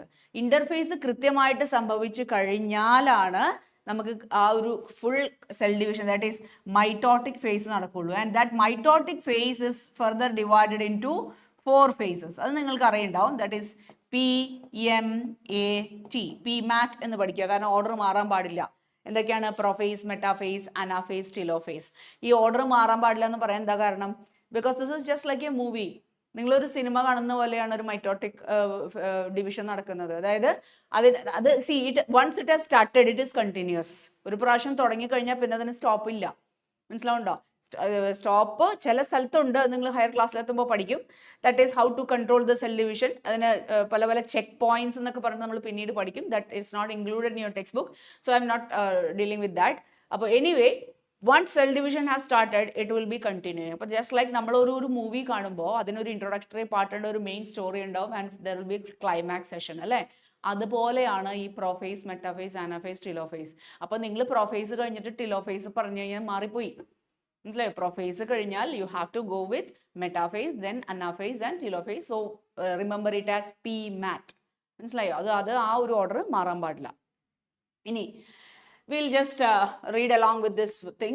GS and G2. എന്താണ് ജിയുടെ ഫുൾ ഫോം? എന്താണ്? ആദ്യം തന്നെ ഗ്യാപ്പ് എന്നാണ് ബുക്കിൽ കൊടുത്തിരിക്കുന്നത്. Gap 1, S phase is synthesis and gap 2. Okay, and അപ്പോൾ പിന്നെ എന്താ നിൽക്കണേ? ഇനി M ഫേസിൽ M phase starts with nuclear division corresponding to the separation of daughter chromosomes, that is karyokinesis, and usually ends with the division of the cytoplasm and cytokinesis. ഇതൊക്കെ ഇവർ just introductory പാർട്ടിൽ തന്നിട്ടുണ്ട്. പക്ഷേ ഇപ്പോൾ അല്ല, നമ്മൾ ഇത് that we will discuss in the final part of this mitosis. കേട്ടോ, എന്താണ് karyokinesis, എന്താണ് cytokinesis എന്നുള്ളത് കഴിയുമ്പോൾ നമ്മൾ മനസ്സിലാവും. Okay. Now, G1 phase corresponds to the interval between mitosis and initiation of DNA replication. കേട്ടോ, interval between mitosis and initiation of DNA replication. Okay, during G1 phase, the cell is, അപ്പോൾ mitosis നമ്മൾ നോക്കൂ, ഈ cell cycle എന്ന് പറയുമ്പോൾ നമുക്ക് ഇവിടെ എന്താ, ഇതുവരെ എം ഫേസ് അല്ലേ, ഇതുവരെ നമുക്ക് we can find that this is M phase, right. ഇതിൻ്റെയും പിന്നെന്താണ് എസ് ഫേസ്. എസ് ഫേസ് എന്ന് പറഞ്ഞാൽ എന്താ, S phase is DNA replication. This is replication phase, replication. അപ്പൊ G1 എന്ന് പറയുന്നത് എന്തിന്റെ ഇടയിലാണ് കിടക്കുന്നത്, എമ്മിന്റെയും. അപ്പൊ ഇത് ഇത്രയും എം ഫേസ് ആണല്ലോ, എം ഫേസിന്റെയും റെപ്ലിക്കേഷന്റെയും ഇടയിൽ കിടക്കുന്ന സ്റ്റേജ് ആണ് G1.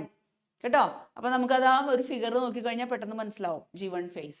Okay, then during G1 phase the cell is metabolically active. Metabolically നല്ല ആക്റ്റീവ് ആണ് and continuously grows but does not replicate its DNA. രണ്ട് കാര്യങ്ങളാണ് അവിടെ നിങ്ങൾ ശ്രദ്ധിക്കേണ്ടത്. ഒന്നത് മെറ്റബോളിക്കലി ആക്റ്റീവ് ആണെന്നുള്ള കാര്യം സംശയമില്ല, കാരണം ഇതൊരു പ്രോസസ് നടന്നുകൊണ്ടിരിക്കില്ലേ. അപ്പോൾ definitely there should B synthesis of so many biomolecules. അപ്പോൾ എന്തായാലും അതിനെന്തായിരിക്കും മെറ്റബോളിക് ആക്ടിവിറ്റി നന്നായിട്ടുണ്ടാവും. പക്ഷെ വേറൊരു കാര്യം കൂടി പറഞ്ഞിട്ട് എന്താണ്, കണ്ടിന്യൂസ്ലി ഗ്രോസ്. സെല്ല് വളരുകയാണ്. ഇപ്പോൾ സെല്ലിന്റെ വോളിയം, അതിൻ്റെ ഉള്ളിലത്തെ സൈറ്റോപ്ലാസ്മിക് ആ ഒരു വോളിയൊക്കെ പതുക്കെ കുറച്ച് ഇൻക്രീസ് ചെയ്യുന്നുണ്ട്. മനസ്സിലായോ? അപ്പൊ സെല്ല് ഗ്രോത്ത് നടക്കുന്നുണ്ടോ G1? യെസ്. മനസ്സിലായോ? അത് നിങ്ങൾക്ക് അസർഷൻ റീസണിലോ സ്റ്റേറ്റ്മെന്റ് ടൈപ്പ് ക്വസ്റ്റ്യൻസിലോ വരാം.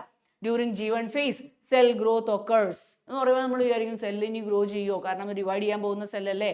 പക്ഷെ അങ്ങനെയല്ല, ഇവിടെ അത് കൊടുത്തിട്ടുണ്ട്, നോക്കുന്നുണ്ടോ. During G1 phase the cell is metabolically active and continuously grows but does not replicate. DNA replication അവിടെ നടക്കുന്നില്ല. അടുത്തതോ, S or synthesis phase marks the period during which DNA synthesis or replication is taking place. During this time, the amount of DNA per cell doubles. അപ്പോൾ synthesis കഴിഞ്ഞാൽ നോക്കൂ എന്താ പറഞ്ഞേക്കണേ, എന്താ ഇവിടെ പറഞ്ഞേക്കണേ, it is not the number but the amount. ഉണ്ടോ, amount of DNA per cell doubles. Means what? If the initial amount of DNA is denoted as 2C, then it increases to 4C. For example, ഞാൻ പറഞ്ഞു തരട്ടെ. ഇപ്പം നമ്മുടെ case എടുക്കുകയാണെങ്കിൽ നമ്മുടെ ഒരു സെല്ലിനകത്ത് we have got 46 chromosome or 46 DNA ഉണ്ട്. ഈ 46 ക്രോമാറ്റിൻ എന്ന് പറയുന്നത് 46 DNA തന്നെയാണ്. മനസ്സിലായോ? ഈ 46 എന്നുള്ളത് നമ്മളുടെ ഉള്ളിൽ എങ്ങനെയായിരിക്കുന്നത്, it is existing as 23 pairs അല്ലേ, it is existing as 23 pairs, right? Now, for easiness to understand, ഞാൻ എഴുതട്ടെ. Just imagine that the weight of the 23 chromosomes or 23 chromosomes or chromatin, okay, chromatin or DNA, right? So the weight of the 23 chromatin, അപ്പോൾ നമ്മുടെ ഒരു സെല്ലിൻ്റെ ഉള്ളിലത്തെ 23 DNA wait എടുത്ത് നോക്കി കഴിഞ്ഞാൽ എത്രയാണോ അതാണ് എന്ത്, C എന്ന് പറയുന്ന value. Otherwise, C represents the haploid content of DNA. Haploid content of DNA in a cell. ഇത് ഭയങ്കര ഇമ്പോർട്ടൻ്റ് ആയിട്ടുള്ള കാര്യമാണ്. What is C? C എന്ന് പറയുന്നത് നമ്മുടെ ഉള്ളിലുള്ള DNA ഹാപ്ലോയിഡ് എത്ര, നമ്മുടെ ഇപ്പോൾ 46 ഡിപ്ലോയിഡ് ആണ്, നമ്മുടെ ഹാപ്ലോയിഡ് നമ്പർ എത്രയാ, 23. ആ 23യുടെ വെയിറ്റ് ആണ് എത്ര, C. അപ്പോൾ നമ്മൾക്ക് ആലോചിച്ച് നോക്കി, നമുക്ക് നമ്മുടെ എല്ലാ സെല്ലിലും 23 + 23 ഉണ്ടല്ലോ. അപ്പോൾ നമുക്ക് എപ്പോഴും നോർമലി സ്വാഭാവികമായിട്ട് നമുക്ക് എത്ര ഉണ്ടാവും, 2C ഉണ്ടായിരിക്കും. ഓക്കെ, അപ്പോൾ നമ്മൾ ഈ ഞാൻ നേരത്തെ പറഞ്ഞില്ലേ, ഇത് നിരത്തി എഴുതുക എന്ന് പറഞ്ഞില്ലേ, 46 എണ്ണം നിരത്തി എഴുതുമ്പോൾ ശരിക്കും പറഞ്ഞു കഴിഞ്ഞാൽ അത് മൊത്തത്തിൽ എത്രയാ, 2C ആണ്. That is normally 2C. എന്നിട്ട് എന്ത് സംഭവിക്കും, എസ് ഫേസ് കഴിഞ്ഞാൽ എന്താ ഉണ്ടാവോ, ഓരോന്നും ഡബിൾ എന്ന് പറഞ്ഞില്ലേ. അപ്പം ഞാൻ നേരത്തെ പറഞ്ഞല്ലോ, നേരത്തെ ഒരു എക്സാമ്പിൾ പറഞ്ഞില്ലേ, ഈ ആദ്യത്തെ 46ന്റെ വെയിറ്റ് 10 ആണെങ്കിൽ റെപ്ലിക്കേഷൻ കഴിഞ്ഞാൽ അതിൻ്റെ മൊത്തം വെയിറ്റ് നോക്കിക്കഴിഞ്ഞാൽ 20 ഇരട്ടിക്കും. മനസ്സിലായോ? അപ്പോൾ ഇവിടെ ഞാൻ ഇവരുടെ ടേംസിൽ പറയുകയാണെങ്കിൽ initially V have what, 2C, but after replication we have 4C. Content. പക്ഷെ നമ്പർ വ്യത്യാസമില്ല. അത് ഞാൻ നേരത്തെ പറഞ്ഞു. ആദ്യം ഞാൻ നിരത്തി വെച്ചത് എത്രയാ? 46 എണ്ണാണ് നിരത്തി വെച്ചത്. ഇപ്പോഴും ഞാൻ എണ്ണുമ്പോൾ എനിക്ക് 46 എണ്ണാൻ പറ്റുള്ളൂ. കാരണം ഉണ്ടായിട്ടുള്ള 2 എണ്ണം ഒരുമിച്ചാണ് നിൽക്കുന്നത്. മനസ്സിലായോ? So I have to count it as a single unit. Okay. So അപ്പൊ എത്രയാ? അപ്പൊ എന്താ? ഒന്നും കൂടെ ഞാൻ പറയട്ടെ. എമൗണ്ട് മാത്രമേ മാറുന്നുള്ളൂ. ഇനി എഴുതിയിട്ടുണ്ട് however there is no increase in the chromosome number. കണ്ടോ? നമ്പറിൽ മാറ്റം വരുന്നില്ല. If the cell has diploid number or 2n of chromosomes at G1, even after S phase, the number of chromosome will be same as 2n. ചുരുക്കി പറഞ്ഞു കഴിഞ്ഞാൽ S face കഴിഞ്ഞാലുള്ള അവസ്ഥ, S face കഴിയുമ്പോൾ 2C will be converted to 4C, but 2n remains 2n. So this is something that you need to recollect and learn. കേട്ടോ? ഇത് specially നമ്മൾ എടുത്ത് ശ്രദ്ധിച്ചു വെച്ച് പഠിക്കാം. Then in animal cells, during S phase, DNA replication begins in the nucleus and the centriole duplicates in the cytoplasm. അപ്പോൾ ഇവർ പ്രത്യേകമായിട്ട് ആനിമൽ സെൽസ് എടുത്ത് പറഞ്ഞിട്ടുണ്ട്. കാരണം നമ്മൾ സെൽ ഡിവിഷൻ എന്ന് പറഞ്ഞ ചാപ്റ്ററിൽ കണ്ടു, സെൻട്രോസോം അഥവാ സെൻട്രിയോൾ എന്ന് പറയുന്നത് ആനിമൽ സെൽസിൽ മാത്രം കാണുന്ന ഓർഗനലാണ്. കേട്ടോ? അപ്പോൾ നോക്കൂ, ആനിമൽ സെൽസിൽ DNA റെപ്ലിക്കേഷൻ ന്യൂക്ലിയസിന്റെ ഉള്ളിൽ നടക്കുമ്പോൾ ന്യൂക്ലിയസിന്റെ പുറത്ത് എന്താ ഡ്യൂപ്ലിക്കേറ്റ് ചെയ്യുക? സെൻട്രിയോള് ന്യൂക്ലിയസിന്റെ പുറത്ത് അഥവാ സൈറ്റോപ്ലാസത്തിൽ എന്ത് ഡ്യൂപ്ലിക്കേഷൻ നടക്കുന്നു? Centriole duplication is taking place. നമുക്കറിയാം സെൻട്രിയോൾ ഡ്യൂപ്ലിക്കേഷൻ എന്തിനു വേണ്ടിയിട്ടാ? For the spindle formation, which is something associated with this process, right? Okay. അപ്പൊ so that is only for what? Animal cells. അപ്പൊ ഇൻ ജനറൽ അല്ല. കേട്ടോ? അപ്പൊ ശ്രദ്ധിക്കുക, സെൻട്രിയോൾസിന്റെ കാര്യം നമ്മൾക്ക് പറയണമെങ്കിൽ അവിടെ അവരെന്ത് കൊടുത്തിരിക്കണം? ആനിമൽ സെല്ലാന്ന് പറഞ്ഞിരിക്കണം. അഥവാ അവിടെ പ്ലാൻ സെല്ലാണെന്നുണ്ടെങ്കിൽ, പ്ലാൻ സെൽ എന്നാണ് ക്വസ്റ്റ്യൻ വന്നിട്ടുണ്ടെങ്കിലോ that is a false statement. കേട്ടോ? Then during the G2 phase, ഇനി അപ്പൊ G1 കഴിഞ്ഞു, S കഴിഞ്ഞ് G2ൽ എന്താ നോക്കാം. During G2 phase, proteins are synthesized in preparation for mitosis while cell growth continues. കണ്ടോ? അപ്പൊ നമ്മുടെ അടുത്ത് ക്വസ്റ്റ്യൻ ചോദിക്കുകയാണ്, during G1 and G2 cell continuously grows. പിടികിട്ടിയോ? ഉണ്ട്. G1ലും നമ്മൾ സെൽ ഗ്രോത്ത് ഉണ്ടെന്ന് പറഞ്ഞു, G2ലും സെൽ ഗ്രോത്ത് നടക്കുന്നുണ്ടെന്ന് പറഞ്ഞു. ഉണ്ടല്ലോ? അപ്പോൾ അത് these are the points that you have to recollect while reading the textbook or note it specially for your statement type questions. Fine. Next, see, some cells in the adult animals do not appear to exhibit division. അപ്പോൾ നമ്മുടെ കേസിൽ ചില സെൽസിൽ division കാണിക്കില്ല. അത് അങ്ങനെയുള്ള cells എന്താണ്? occasionally as needed to replace that have been lost because of injury or cell death. എന്ന് പറഞ്ഞു കഴിഞ്ഞാൽ see, അഡൾട്ട് ആനിമൽസിൽ ചില സെൽസ് തീരെ ഡിവിഷൻ കാണിക്കില്ല. Example heart cells. കേട്ടോ? they do not appear to exhibit division and many other cells divide occasionally. അപ്പോൾ heart cells ഒക്കെ ഒരു പ്രാവശ്യം ഉണ്ടായി കഴിഞ്ഞാൽ പിന്നെ കഴിഞ്ഞു, പിന്നെ അവർക്ക് ഇനി ഫർദർ ഡിവിഷൻ ഒന്നും ഇല്ല. എന്താണോ അവിടെ ഉള്ളത് അതിൽ നമ്മൾ തൃപ്തിപ്പെട്ടോളണം, അത്രേ ഉള്ളൂ. എന്നാൽ വേറെ ചില സെൽസ് എങ്ങനെയാണ് ഉണ്ടാവണേ? അവര് ചിലപ്പോൾ എന്താ, ഫോർ എക്സാമ്പിൾ നമ്മുടെ കൈയിന്റെ സ്കിന്നിന്റെ താഴെയുള്ള സെൽസ് നമുക്കറിയാം നോർമലി സെൽ ഡിവിഷന്റെ ആവശ്യമില്ല, പക്ഷെ ഒരു മുറിവ് പറ്റി എന്ത് വേണം? അവിടെ സെൽ ഡിവിഷൻ നടക്കണമല്ലോ. അപ്പോൾ അതാണ്. അപ്പോൾ അങ്ങനെയുള്ള കേസസിൽ നമ്മുടെ സ്കിന്നിന്റെ താഴെ ഡിവിഷന് വേണ്ടി റെഡി ആയിട്ട് നിൽക്കുന്ന സെല്ലുകളുണ്ട്, പക്ഷെ അവർ ഡിവൈഡ് ചെയ്യണില്ല. കാരണം എന്താ? അവിടെ ആവശ്യമില്ലാത്തതുകൊണ്ട്. പിടിയിട്ടോ? അങ്ങനെയുള്ള സെല്ലുകളുടെ പേര്, അങ്ങനെയുള്ള സെല്ലുകൾക്ക് ഒരു പ്രത്യേക സ്റ്റേജ് എന്ന് ഇവർ പറയുന്നുണ്ട്. These cells that do not divide further exit the G1 phase and enter an inactive stage called quiescent stage of the cell cycle. അപ്പോൾ quiescent stage എന്ന് പറയുന്നത് എന്താണ്? ഇപ്പൊ ഞാൻ പറഞ്ഞു, ഇപ്പൊ നമ്മുടെ സ്കിന്നിന്റെ താഴെയുള്ള സെല്ല് ഒരു എല്ലാതും അല്ല, ചില പെർട്ടിക്കുലർ സെൽസ്. ഓക്കെ. അപ്പൊ അവർക്ക് എന്ത് കഴിവുള്ളതെന്ന് അറിയോ? അവര് normally they will come to, ഇപ്പൊ മൈറ്റോസിസ് കഴിഞ്ഞിട്ട് അവർ G1ലേക്ക് എത്തും.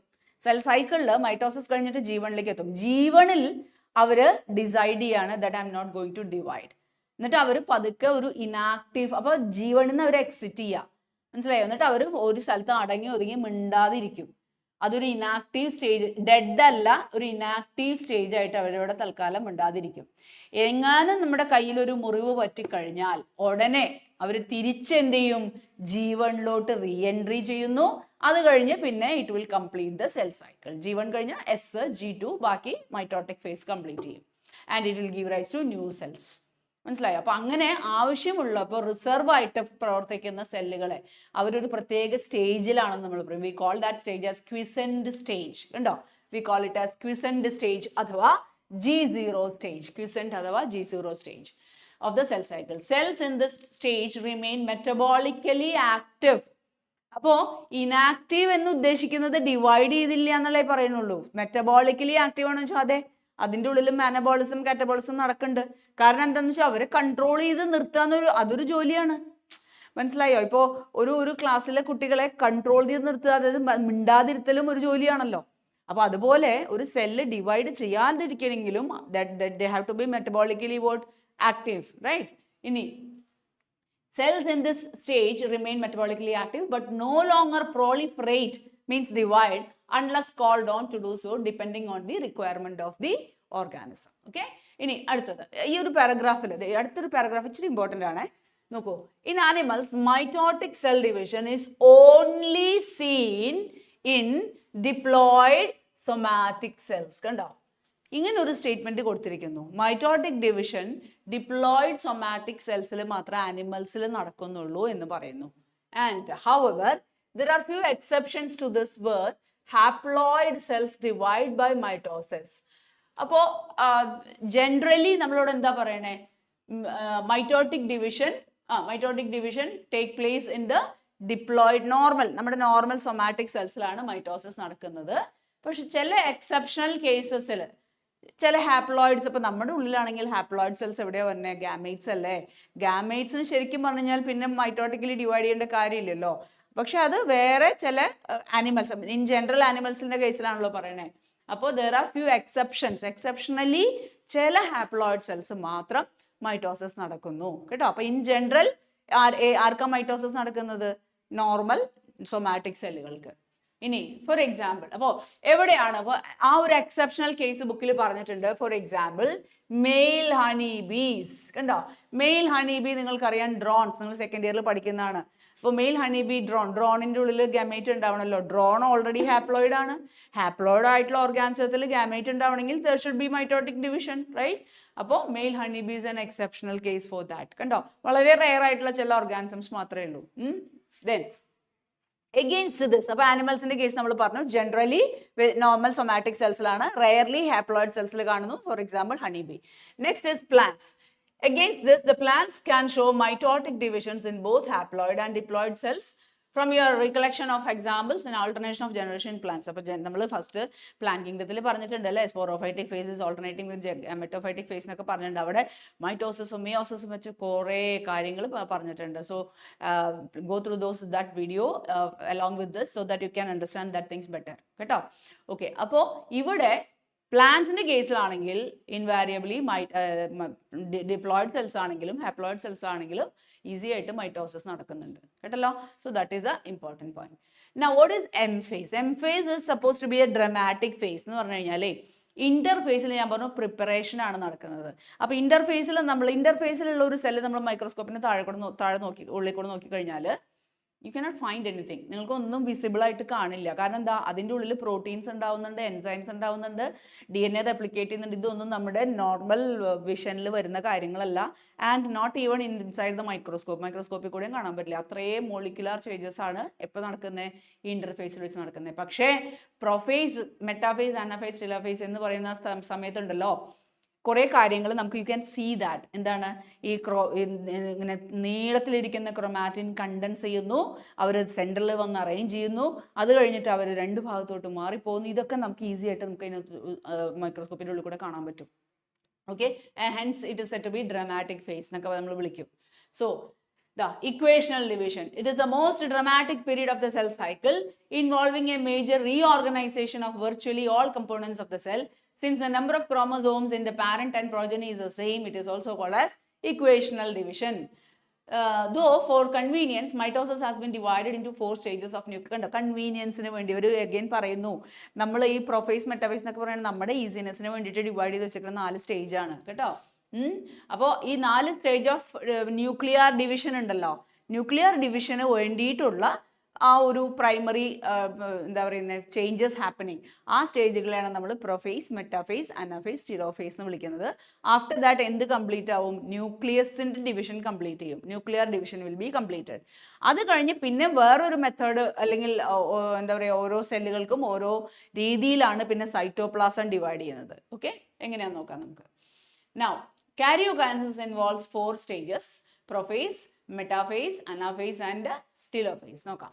ഇനി what is prophase?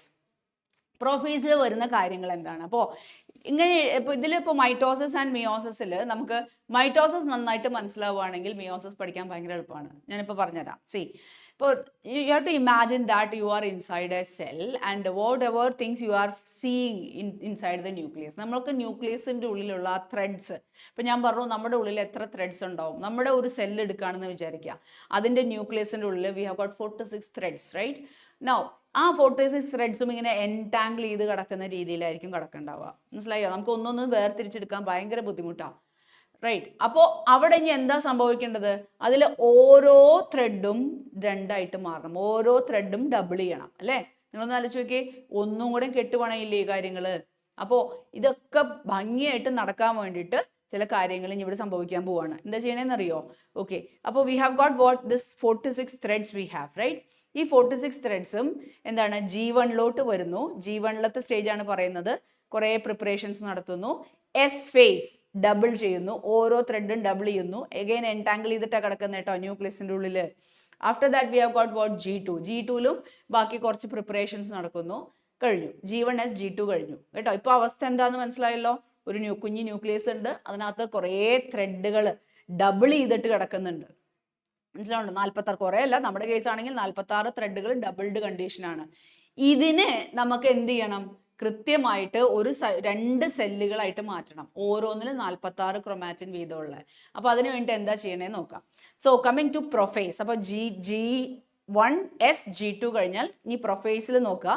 ഓരോ ത്രെഡും ഉണ്ടല്ലോ, ഓരോ ത്രെഡും തന്നെത്താൻ കോയിൽ ചെയ്ത് അതെന്താവും? നമ്മൾ ടെലിഫോൺ വയർ കണ്ടിട്ടുണ്ടാവും അല്ലേ? ആ ടെലിഫോൺ വയർ നിങ്ങളിങ്ങനെ തിരിച്ച് കഴിഞ്ഞ് കഴിഞ്ഞാൽ അത് ഇങ്ങനെ കോയിൽ ചെയ്ത് ഒരു കണ്ടൻസ്ഡ് രൂപത്തിലായിട്ട് മാറില്ലേ? അതുപോലെ കോയിൽ ചെയ്തിട്ട് എന്തുണ്ടാവും? ഇത്ര നീളമുള്ള ത്രെഡ് ഇത്ര നീളമുള്ള ഒരു കണ്ടൻസ്ഡ് ഫോമായിട്ട് മാറും. ഞാൻ വേറെ എക്സാമ്പിൾ പറയുകയാണെങ്കിൽ, നിങ്ങൾ മെഷീൻ ത്രെഡ് കണ്ടിട്ടുണ്ടാവും. സ്വിങ് മെഷീനിൽ ത്രെഡ് നിങ്ങൾ അഴിച്ചിട്ട് കഴിഞ്ഞാൽ ഭയങ്കര നീളമല്ലേ? അത് തന്നെ നല്ല ഭംഗിയിൽ സ്പൂളാക്കി നമുക്ക് കിട്ടില്ലേ? So that thread can be compared to chromatin and the spool of the thread can be compared to chromosome. മനസ്സിലാക്കുക, രണ്ടും ഒരേ സംഭവം തന്നെയാണ്. മനസ്സിലായോ? Chromatin is same as chromosome, but what is the difference? It is the condensed form. അപ്പോൾ again നമ്മൾക്ക് ഈ chromosome ആക്കണമെങ്കിൽ അതിൻ്റെ ഉള്ള ഒരു സപ്പോർട്ടിങ് കാര്യം വേണമല്ലോ സൂയിങ് മെഷീനിൽ. അതേപോലെ തന്നെ DNA-യിലാണെങ്കിലും അല്ലെങ്കിൽ ഈ ക്രൊമാറ്റിൻ നമ്മൾ വൈൻഡ് ചെയ്യണമെങ്കിലും എന്ത് ചെയ്യണം? We have to have some supportive proteins which we call as what? Histones and non histone proteins. അത് സെക്കൻഡ് ഇയർ ടെക്സ്റ്റ് ബുക്കിൽ കൊടുത്തിട്ടുണ്ട് കേട്ടോ. Anyway, so what change has happened? പ്രൊഫേസിൽ എന്താ നടന്നത്? Coiling and condensation of chromatin to chromosome start ചെയ്യുന്നു. അങ്ങനെ അത് കണ്ടിന്യൂ ചെയ്തുകൊണ്ടിരിക്കുന്നു. അപ്പോൾ 46 എണ്ണം ഇങ്ങനെ കോയിൽ ചെയ്ത് കണ്ടൻസ് ചെയ്തുകൊണ്ടിരിക്കുകയാണ് കേട്ടോ.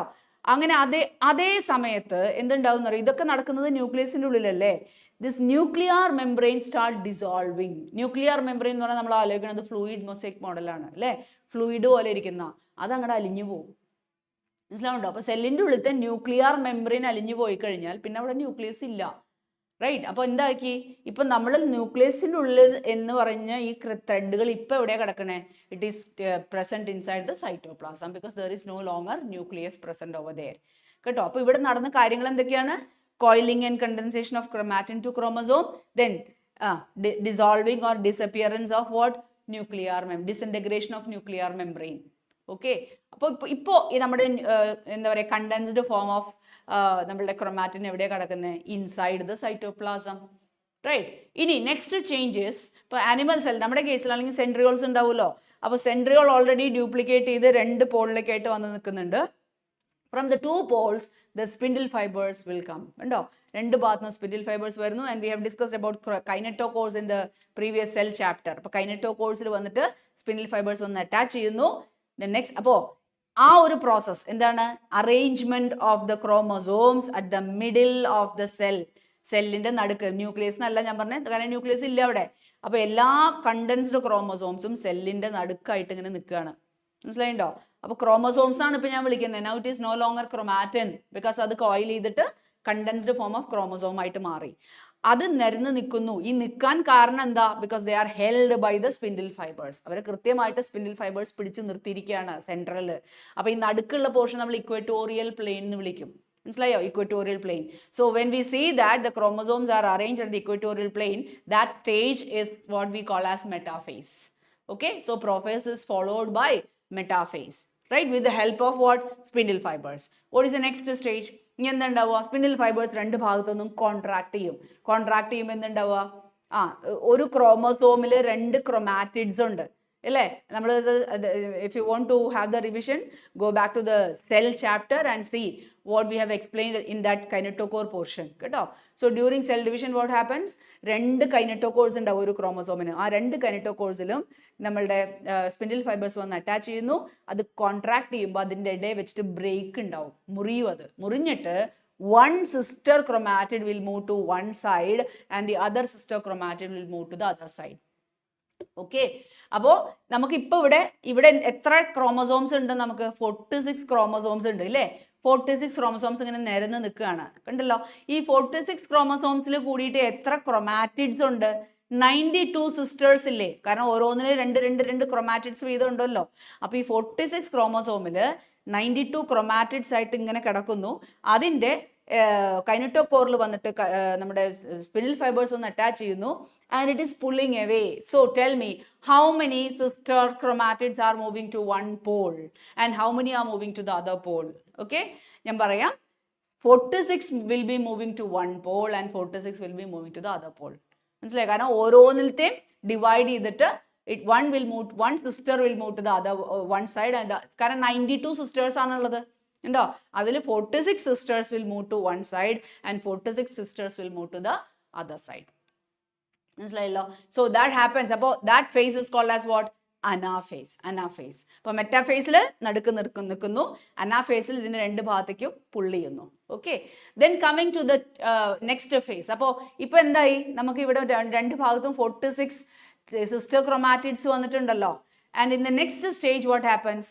എന്താണോ പ്രൊഫേസിൽ നടന്നത് അതിന്റെ ജസ്റ്റ് ഓപ്പോസിറ്റ് ആണ് ടീലോഫേസിൽ നടക്കാൻ പോകുന്നത്. അപ്പൊ എന്താ? അവിടെ കോയിലിംഗ് ആൻഡ് കണ്ടൻസേഷൻ എന്ന് പറയുമ്പോൾ ഇവിടെ അൺകോയിലിംഗ് ആൻഡ് ഡീകണ്ടൻസേഷൻ. മീൻസ് നമ്മൾ നേരത്തെ പറഞ്ഞില്ലേ, സ്വിങ് മെഷീൻ്റെ സംഭവം നമ്മൾ സ്പൂൾ ചെയ്ത് വെച്ചിട്ടില്ലേ, അത് അഴഞ്ഞ് പഴയ ത്രെഡ് പോലെയായിട്ട് മാറുക. മനസ്സിലായോ? അപ്പൊ ഇവിടെ എത്ര ത്രെഡ്സ് വരും? 46 ത്രെഡ്സ് വരും. താഴെ എത്ര ത്രെഡ്സ് വരും? 46 ത്രെഡ്സ് വരും. മനസ്സിലായോ? അത് അങ്ങനെ അൺകോയിലിംഗ് ആൻഡ് ഡീകണ്ടൻസേഷൻ ചെയ്യുന്ന അതേ സമയത്ത് എന്തുണ്ടാവും? അതിന്റെ ചുറ്റും ഒരു ന്യൂക്ലിയർ മെംബ്രെയിൻ ഫോം ചെയ്യും. ഉണ്ടോ? അപ്പോൾ നമുക്കിപ്പോൾ എന്തായി? 2 ന്യൂക്ലിയായി ഒരു സെല്ലിൻ്റെ ഉള്ളിലത്തെ ഒരു കിട്ടിയ പോലെ ഒരു അവസ്ഥയായി. And that represents what? The final stage, telophase stage. Telophase സ്റ്റേജിൽ എന്തായി? നമുക്ക് 2 ന്യൂക്ലിയസുകൾ ഉണ്ടായി, 2 ന്യൂക്ലിയൈകൾ ഉണ്ടായി ഒരു സെല്ലിൽ. Soon after that what will happen? അപ്പോൾ കാരിയോകൈനസിസ് കഴിഞ്ഞു അവിടെ. കണ്ടോ? Karyokinesis is over. Now the next stage. So all these things are given in this literature part that you can just read and confirm the points. Okay, then see. So these are those stages. കണ്ടോ? Thread പോലെ കിടക്കുന്നു, contents ചെയ്തിട്ട് അവരെല്ലാം ഇതാ metaphase നടുക്ക് കൊണ്ട് നിർത്തി, മെറ്റാഫേസിൽ കൊണ്ട് നിർത്തി. അത് കഴിഞ്ഞിട്ട് എന്താ സംഭവിച്ചത്? See, the spindle fibers, centrioles വന്നിട്ട് spindle fibers വന്നിട്ട് they are attracting what, or they are contracting towards the both sides, causing the breaking of the sister chromatids. കണ്ടോ? അങ്ങനെ നമുക്ക് നമ്മുടെ കേസിലാണെങ്കിൽ 46 and 46 will move to 2 sides. തിരിച്ച് എന്താണ്ടാവണേ? Nuclear membrane തിരിച്ചു വരുന്നു. ഉണ്ടോ? ഇനി നോക്കൂ, ഇവിടെ നോക്കണ്ടോ? ടീലോഫേസ് വരുമ്പോഴേക്കും ഇവനെ ഇങ്ങനെ ഉള്ളിലോട്ട് കൺസ്ട്രക്ട് ചെയ്യുന്നുണ്ടോ? So in animal cells cytokinesis take place by cytokinesis. കണ്ടോ? In animal cells cytokinesis take place by a furrow. കണ്ടോ? ഫെറോ ഇങ്ങനെ ഒരു ചെറിയൊരു ഡിപ്രഷൻ വരും. കണ്ടോ? ഫെറോയിങ് വരും. അങ്ങനെ ആ ഫെറോ ഇങ്ങനെ ഉള്ളിലോട്ട് വന്ന് it will cause the division of the 2 cells. അപ്പോൾ ഫെറോയിങ് ആണ് ഇതിൽ വരുന്നത് in the case of animal cells, right? But in plant cells എന്താണ്? In plant cells wall formation start in the center of the cell and grows outward to meet the existing lateral walls. അപ്പോൾ plan സെല്ലിൽ cell wall ഉണ്ടല്ലോ, അപ്പോൾ ഇവിടെ എന്താ ഉണ്ടാവണമെന്ന് അറിയാം. ഇപ്പോൾ suppose this is A plan cell, ഇതൊരു പ്ലാൻ സെൽ ആണെങ്കിൽ ഇവിടെ നമുക്ക് ഇങ്ങനെ കാണില്ല, മനസ്സിലായോ? ഇവിടെ നമുക്ക് ഇങ്ങനെ കാണില്ല, പകരം ഇത് ഇങ്ങനെ ഉണ്ടാവും. Plus what will take place here plate, കണ്ടോ ഇവിടെ ഒരു സെൽ പ്ലേറ്റ് ഫോം ചെയ്യും. അപ്പോൾ ഇവിടെ നമുക്ക് ഇതിങ്ങനെ കണ്ടിന്യൂസ് ആയിട്ട് നമുക്ക് ഫെറോ ഒന്നും ഉണ്ടാവില്ല, കണ്ടിന്യൂസ് ആയിട്ട് കാണാൻ പറ്റും. And not only that there will be ഇതിപ്പോൾ ഞാൻ ജസ്റ്റ് ഇവിടെ ഇങ്ങനെ മാർക്ക് ചെയ്യാണ്. Suppose this cell is having the cell wall, കണ്ടോ ഇതിന്റെ സെൽ വാൾ ആണെന്ന് വിചാരിക്കുക. ആണെങ്കിൽ ഇവിടെ ഒരു സെൽ പ്ലേറ്റ് ഫോം ചെയ്യും. ആ സെൽ പ്ലേറ്റ് വീതി കൂടി കൂടി കൂടി കൂടി എവിടെ ജോയിൻ ചെയ്യും? ഇതിന്റെ ആക്ച്വൽ സെൽ വാളിലേക്ക് ജോയിൻ ചെയ്യും, കണ്ടോ? So that is taking place in plant cells. They grows outward to meet the existing lateral cells. Lateral cell walls. The formation of new cell wall begins with the formation of the simple precursor called cell plate that represents the middle lamella. അപ്പോൾ അതൊരു question ആണ്. നമ്മൾ ഇവിടെ പറയുന്ന ഈ cell plate എന്ന് പറയുന്നത് actually ഏതാണ്? That is nothing but the middle lamella. Middle lamella is made up of what? Middle lamella is made up of calcium pectate. Middle lamella is made up of calcium pectate. Okay. Then between the walls of the adjacent cells. At the time of cytoplasmic division, organelles like mitochondria and plastids get distributed between the two daughter cells. കണ്ടോ? എപ്പോഴാണ് മൈറ്റോകോൺഡ്രിയയും chloroplast ഒക്കെ they divide by fission എന്നുള്ളൊരു concept നമ്മുടെ ബുക്കിൽ പറഞ്ഞിട്ടുണ്ട് അല്ലേ? അങ്ങനെ അവരും ഡിവൈഡ്, ഇപ്പോൾ ഒരു മദർ സെല്ലിൽ 20 മൈറ്റോകോൺഡ്രിയ ഉള്ളതെങ്കിൽ അവർ ഡിവൈഡ് ചെയ്ത് 40 ആവും. എന്നിട്ട് 20 എണ്ണം ഒരു സൈഡിലോട്ടും 20 എണ്ണം മറ്റേ സൈഡിലോട്ടും പോകും. അതാണ് ഇവിടെ ഉദ്ദേശിക്കുന്നത്, കണ്ടോ? Mitochondria and plastids get distributed between the two daughter cells. In some organisms, karyokinesis is not followed by cytokinesis. മനസ്സിലായോ? കാരിയോകൈനസിസ് വരും. കാരിയോകൈനസിസ് കഴിഞ്ഞിട്ട് ഇവിടെ സൈറ്റോകൈനസിസ് വരുന്നില്ല. മീൻസ് വേണ്ട. അപ്പോൾ ജസ്റ്റ് നമ്മൾ ഇവിടെ ഇതൊന്നും ഇല്ല എന്ന് വിചാരിക്കുക. കാരിയോകൈനസിസ് കഴിഞ്ഞു, കണ്ടോ? 2 ന്യൂക്ലിയൈ ഫോം ചെയ്തു. സൈറ്റോകൈനസിസ് ഇല്ല. സൈറ്റോകൈനസിസ് ഇല്ലാന്ന് വരുമ്പോൾ എന്തായി? മൾട്ടി ന്യൂക്ലിയേറ്റഡ് കണ്ടീഷൻ ആയില്ലേ? അതാണ് ഇവിടെ പറഞ്ഞിരിക്കുന്നത്, കണ്ടോ? As a result of which multi nucleate condition arises leading to the formation of syncytium, liquid endosperm of cognate. Very important, കേട്ടോ? അപ്പോൾ liquid endosperm of cognate is an example for multi-nucleated condition. The technical term is called as syncytium. ശ്രദ്ധിക്കുക. So this is all about what mitosis. Now coming to, അപ്പോൾ ഞാൻ പറഞ്ഞു mitosis is meant for growth and repair. And ബാക്കി significance എന്താണ്? ഒരു cell ഒരു പരിധി വിട്ട് വലുപ്പം വയ്ക്കാൻ പാടില്ല. മാത്രമല്ല മാക്സിമം എഫിഷ്യൻസിയിൽ ഒരു ന്യൂക്ലിയോ സൈറ്റോപ്ലാസ്മിക് റേഷ്യോ എന്നുള്ളൊരു സംഭവം ഉണ്ട്. അതൊക്കെ നിലനിർത്താൻ വേണ്ടിയിട്ടാണ് സെല്ല് ഡിവിഷൻ നടക്കുന്നതെന്നൊക്കെ നമ്മുടെ ബുക്കിനകത്ത് പറഞ്ഞിട്ടുണ്ട്. ഓക്കെ. ടു എസ്റ്റാബ്ലിഷ് എ ന്യൂക്ലിയോ, കണ്ടോ? റീസ്റ്റോർ ദ ന്യൂക്ലിയോ സൈറ്റോപ്ലാസ്മിക് റേഷ്യോ, കണ്ടോ? ടു റീസ്റ്റോർ ന്യൂക്ലിയോ സൈറ്റോപ്ലാസ്മിക് റേഷ്യോ ഏത് സെൽ ഡിവിഷനാണ് ഹെൽപ്പ് ചെയ്യുന്നത്? മൈറ്റോസിസ് ആണ് ഹെൽപ്പ് ചെയ്യുന്നത്. Okay. Now next is meiosis. Compared to mitosis, നിങ്ങൾക്കറിയാം മിയോസിസ് ഇച്ചിരി കോംപ്ലിക്കേറ്റഡ് ആണ് അല്ലേ? നമുക്ക് പഠിക്കുമ്പോൾ ഇച്ചിരി ബുദ്ധിമുട്ടായിട്ട് തോന്നും മിയോസിസ്. പക്ഷേ ഭയങ്കര സിമ്പിളാണ്. കാര്യം മനസ്സിലാക്കി കഴിഞ്ഞാൽ ഭയങ്കര എളുപ്പമാണ്. കാരണം മിയോസിസിനകത്ത് നമ്മൾക്ക് എന്താ ഏറ്റവും ഇമ്പോർട്ടൻ്റ് ആയിട്ടുള്ള കാര്യം എന്താ? Chromosome number should be reduced to half അല്ലേ? 46 ക്രോമസോം ഉള്ള ഒരു സെല്ലിൽ നിന്ന് നമുക്ക് 23 ക്രോമസോം ഉള്ള ഒരു ഡോട്ടർ സെല്ലാണ് നമുക്ക് ഉണ്ടാക്കേണ്ടത്. അതിനേക്കാൾ ഇമ്പോർട്ടൻ്റ് ആയിട്ടുള്ള ഒരു കാര്യമാണ് ഈ മദർ സെല്ലും ഡോട്ടർ സെല്ലും തമ്മിൽ യാതൊരു സിമിലാരിറ്റി ഉണ്ടാവില്ല. ഭയങ്കര വ്യത്യാസങ്ങളായിരിക്കും ഉണ്ടാവുക. എങ്ങനെയാണ് ഈ വ്യത്യാസങ്ങൾ? Variations, we call it as variations. And നമ്മൾ പഠിച്ചിട്ടുണ്ട് variations are necessary for evolution എന്ന് പഠിച്ചിട്ടുണ്ട് അല്ലേ? What you mean by this variation? Right. ഇപ്പോൾ ഒരു കപ്പിളിന് മക്കൾ ഉണ്ടാവുന്നു. ആ മക്കൾ ഡിഫറെൻ്റ് ആവാൻ കാരണം എന്താ? Is it because of the sperm and the egg that is getting fused? അച്ഛനും അമ്മയും ഡിഫറെൻ്റ് ആയതുകൊണ്ടാണോ ഒരു കുഞ്ഞ് ഡിഫറെൻ്റ് ആയിട്ട് വരുന്നത്? അപ്പം നമ്മൾക്ക് കുറേ പേർക്ക് നമുക്ക് അങ്ങനെ ഒരു മിസ്കൺസെപ്റ്റ് ഉണ്ട്. സത്യം പറഞ്ഞാൽ variation happens during the time of gamete formation, right? For example, ഇപ്പം നിങ്ങളുടെ ഉള്ളിൽ ഗാമേറ്റ് ഫോം ചെയ്യുകയാണെങ്കിൽ, if you are a male or if you are a female, male ആണെങ്കിൽ സ്പേം പ്രൊഡക്ഷൻ നടക്കുന്നു, ഫീമെയിൽ ആണെങ്കിൽ എഗ് ഫോർമേഷൻ നടക്കുന്നു. In zoology you have learn that as spermatogenesis and the other one is oogenesis, right? During that process, meiosis is taking place, right? And what is actually happening during that time? So, children, you have within your cell, you have 23 chromatin or DNA which has been given by your mother and 23 DNA which is given by your father. മനസ്സിലായോ? അച്ഛൻ തന്നിട്ടുള്ള 23, അമ്മ തന്നിട്ടുള്ള 23 DNA ആണ് നമ്മളുടെ ഓരോ സെല്ലിൻ്റെ ഉള്ളിലും കിടക്കുന്ന 46 എന്ന് പറയുന്നത്.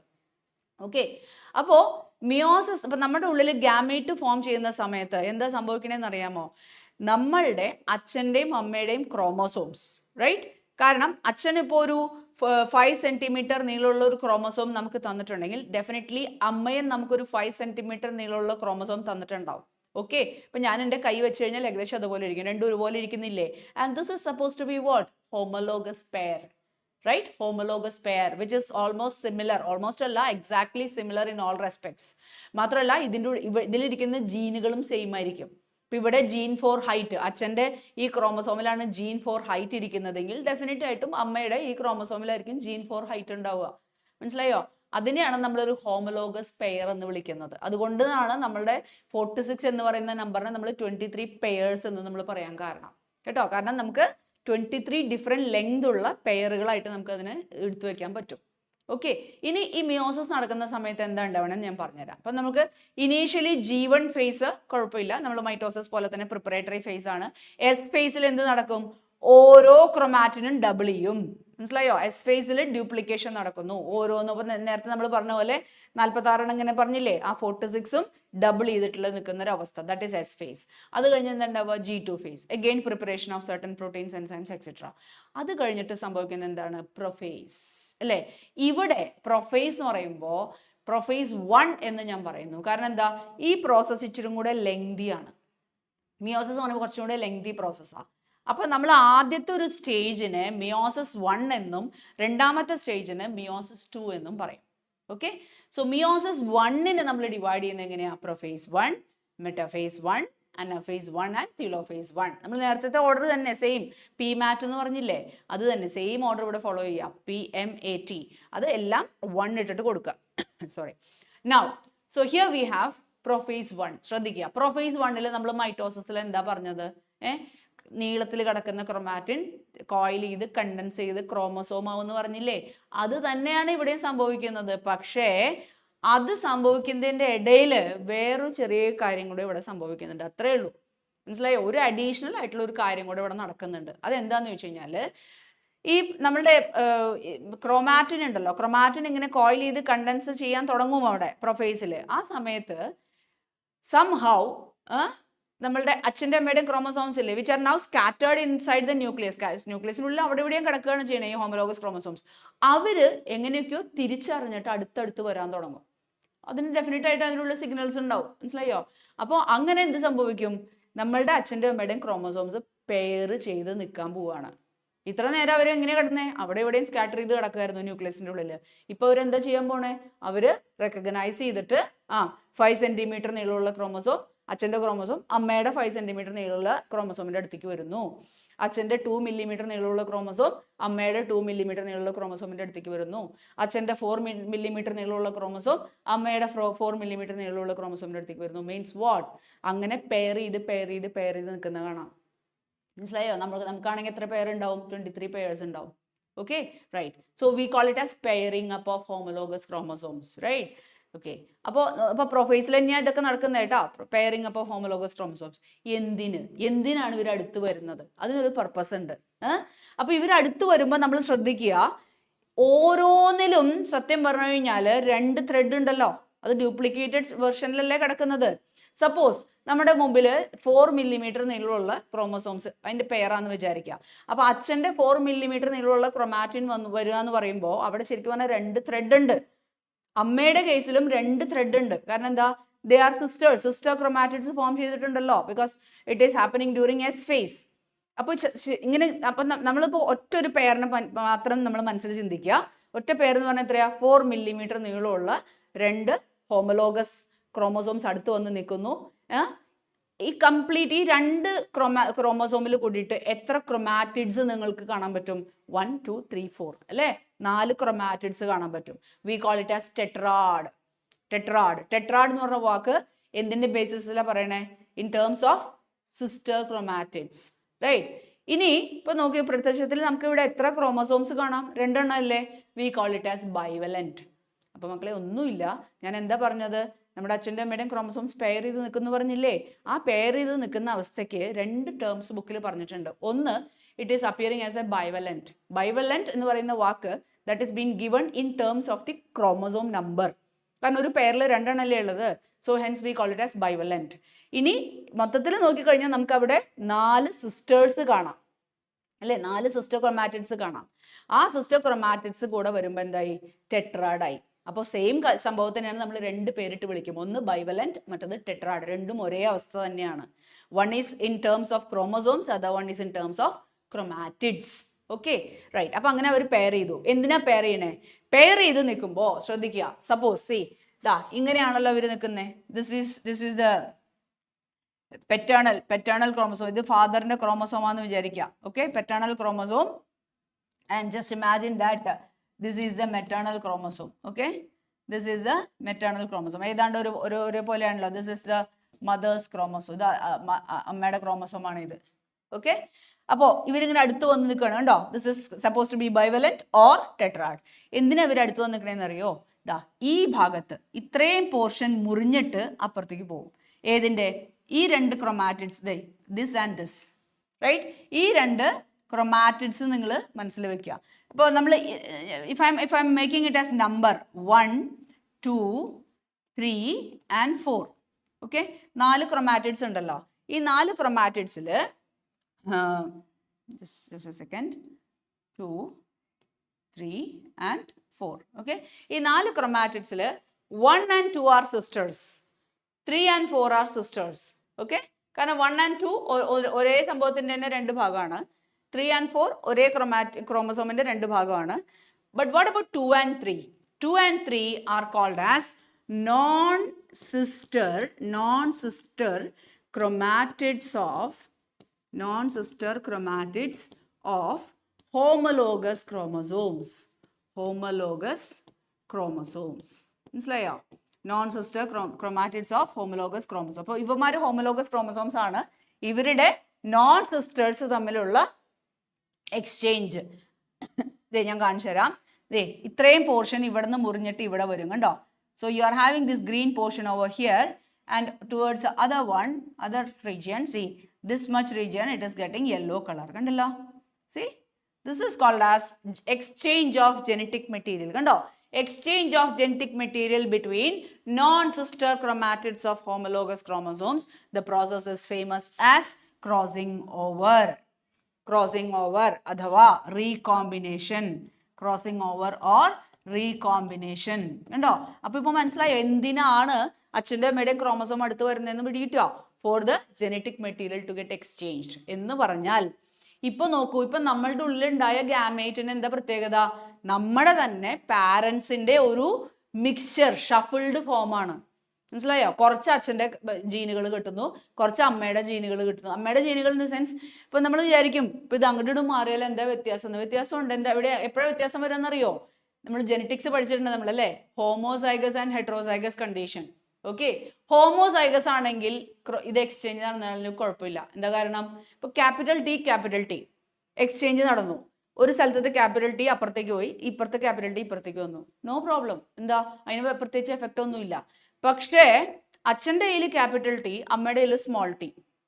ഓക്കെ, അച്ഛൻ്റെ കയ്യിൽ ക്യാപിറ്റൽ ടി ആയിരുന്നു, അമ്മയുടെ കയ്യിൽ സ്മോൾ ടി ആയിരുന്നു. എക്സ്ചേഞ്ച് കഴിയുമ്പോൾ അച്ഛൻ എന്താ കിട്ടിയത്? സ്മോൾ ടി കിട്ടി. മനസ്സിലായോ? അച്ഛൻ്റെ ക്രോമസോമിൽ സ്മോൾ ടി വന്നു, അമ്മയുടെ ക്രോമസോമിൽ ക്യാപിറ്റൽ ടി വന്നു. ഇറ്റ്സ് എ ന്യൂ ക്രോമസോം അല്ലേ? ഇത് നമ്മുടെ അച്ഛൻ്റെ അമ്മയുടെ ക്രോമസോം അല്ല. അവരുടെ ക്രോമസോമിന് എന്ത് വന്നു? നമ്മുടെ ഉള്ളിൽ ഇരുന്നിട്ട് ചേഞ്ച് വരിക. That is what we mean by variation. And variation is occurring because of what? Crossing over taking place, right? So ഇപ്പൊ എന്താ ഉണ്ടായത്? ഇവരടുത്ത് വരുന്നു, എക്സ്ചേഞ്ച് നടന്നല്ലോ, എക്സ്ചേഞ്ച് നടന്നു കഴിഞ്ഞാൽ എന്താ? ഈ അടുത്ത് വരുന്ന പർപ്പസ് കഴിഞ്ഞു. And they will tend to move apart. അവരിങ്ങനെ തിരിച്ച് മൂവ് ചെയ്യാൻ തുടങ്ങും. അങ്ങനെ മൂവ് ചെയ്യാൻ തുടങ്ങുമ്പോൾ എന്തുണ്ടാവുമെന്ന് അറിയോ? എവിടെയാണോ ഇവര് തമ്മിൽ എക്സ്ചേഞ്ച് നടന്നത്, ഇപ്പൊ നോക്കൂ, ഇവിടെ ഈ ഒരു പോയിന്റിലല്ലേ എക്സ്ചേഞ്ച് നടന്നത് അല്ലേ? ഇത് വളരെ അടുത്ത് വന്നിരിക്കുന്നു എന്ന് വിചാരിക്കണം കേട്ടോ. അതിപ്പോൾ ഞാൻ മനസ്സിലാവാൻ വേണ്ടി അകത്തി വരച്ചതാണേ. ഇതിങ്ങനെ വളരെ അടുത്ത് വന്നിരിക്കും. ഓക്കെ, അങ്ങനെ ജസ്റ്റ് ഇമാജിൻ ദാറ്റ് എൻ്റെ റിസ്റ്റിൻ്റെ പോർഷനിലാണ് ഈ ക്രോസിംഗ് ഓവർ നടന്നതെന്ന് വിചാരിക്കാം. അപ്പോൾ എന്താ ഉണ്ടാവുമെന്ന് അറിയോ? എവിടെയാണോ ക്രോസിംഗ് ഓവർ നടന്നത് അവിടെ ഇത്തിരി ടൈം എടുക്കും ഇവർ എന്താ പറയുക സെപ്പറേറ്റ് ചെയ്ത് പോകാനായിട്ട്.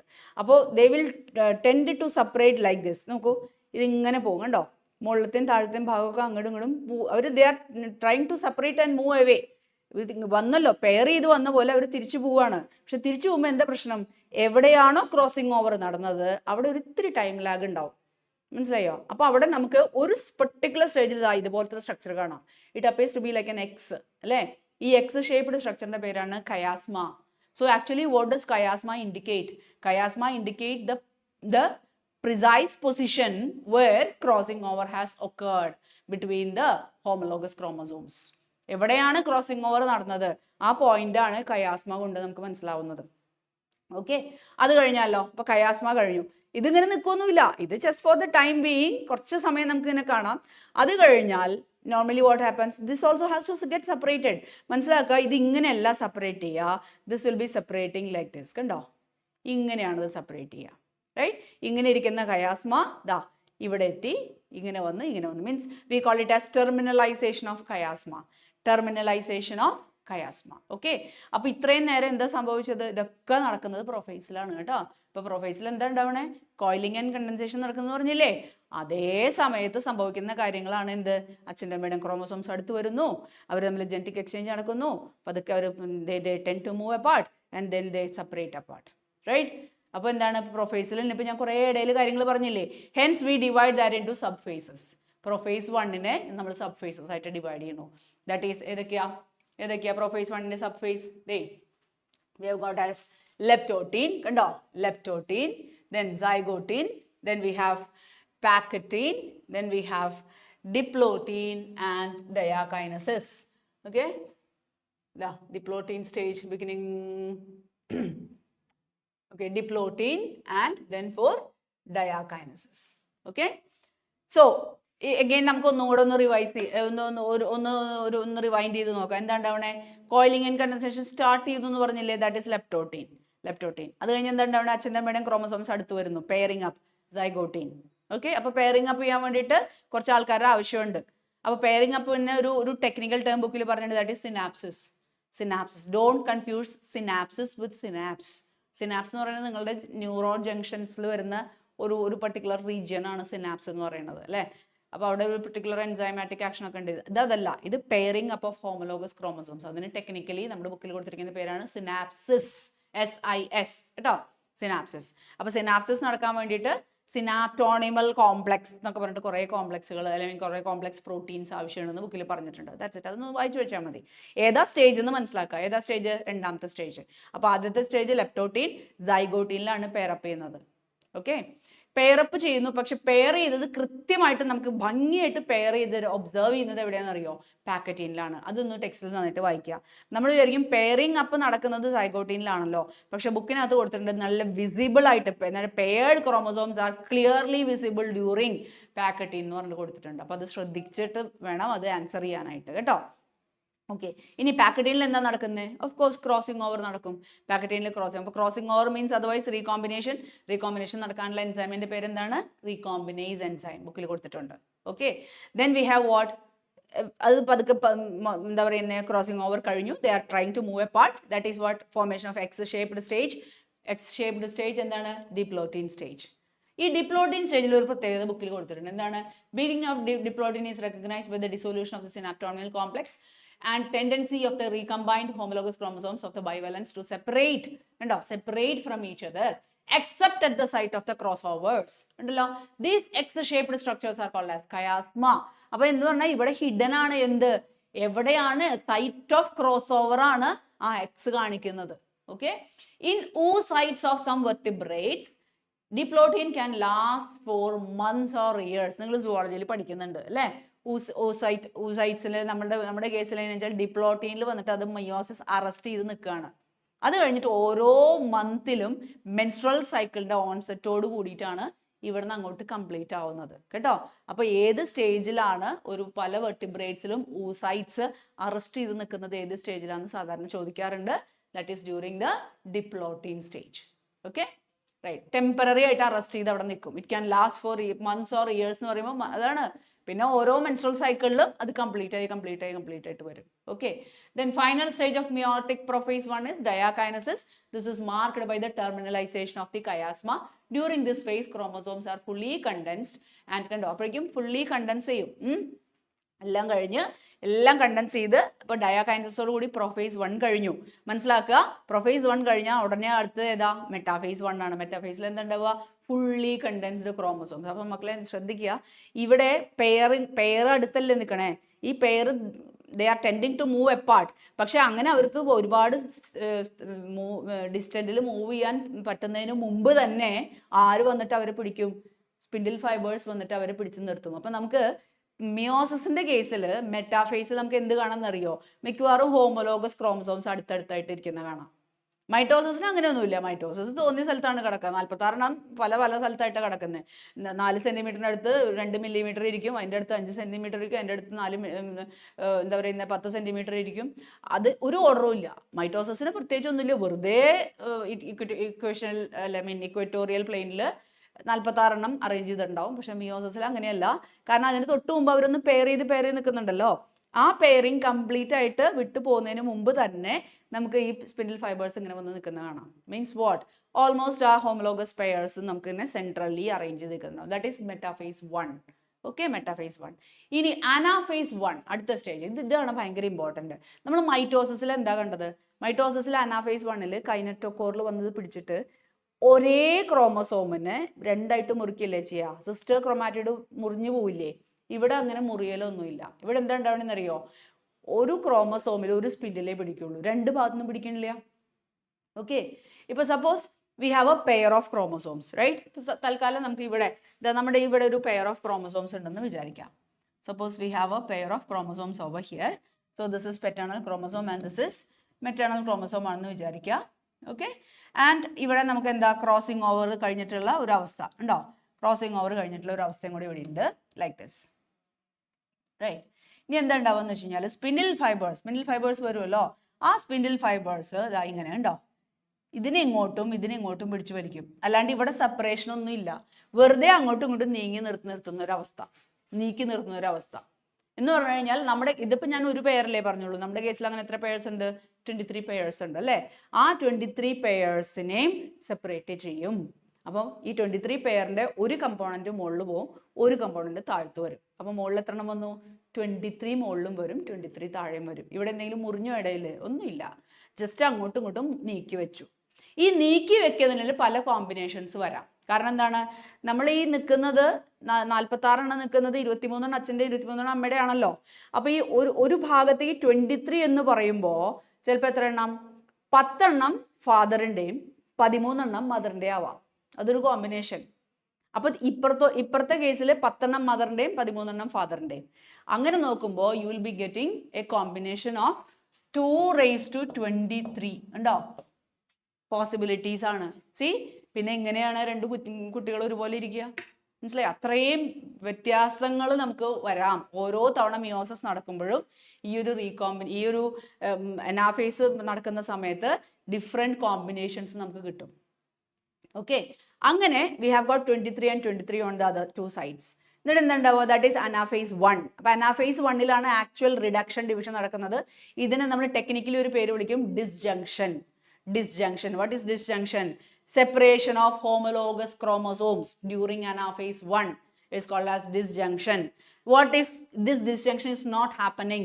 ഈ ഡിസ്ജങ്ഷൻ കൃത്യമായിട്ട് നടക്കണില്ല എന്ന് വിചാരിക്കാം. ഫോർ എക്സാമ്പിൾ 23 അങ്ങോട്ട് കൊണ്ട് പോകേണ്ടത് ഒരു സൈഡിലോട്ട് 24 മറ്റേ സൈഡിലോട്ട് 22 ആയിട്ട് മാറുക.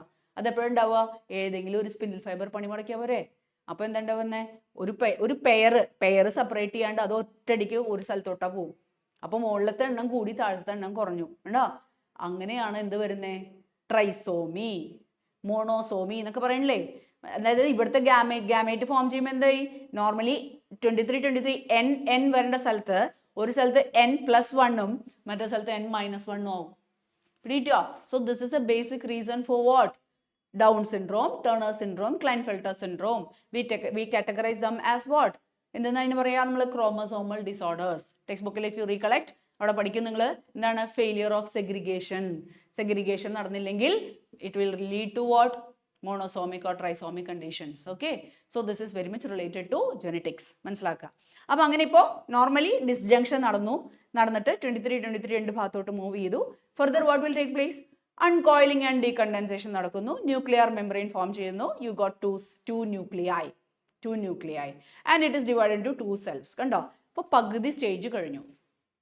ഒരു സെല്ലിൽ 23 ക്രോമസോം, മറ്റേ സെല്ലിലും 23 ക്രോമസോം ആയിട്ട്. അപ്പോൾ നമ്മൾ വിചാരിക്കും ഇപ്പോൾ ശരിക്കും പറഞ്ഞാൽ മിയോസിസ് തീർക്കാമല്ലോ. കാരണം എന്താ 46 23 ആയിട്ട് മാറിയില്ലേ? പക്ഷെ എന്താ ഒരു പ്രശ്നമുണ്ട്. എന്താണ്? ഓരോന്നിലും ഡബിൾഡ് കണ്ടീഷനിലല്ലേ കിടക്കുന്നേ. ഓരോ ക്രൊമാറ്റിനിലും 2 DNAs വീതം ഉണ്ടല്ലോ. That is been divided in the next stage. അപ്പോൾ നമ്മൾ ഇനി അടുത്തൊരു സ്റ്റേജ് പറയാൻ പോകുന്നു. ഇപ്പോൾ നമ്മൾ എവിടെ നിൽക്കുകയാണ്?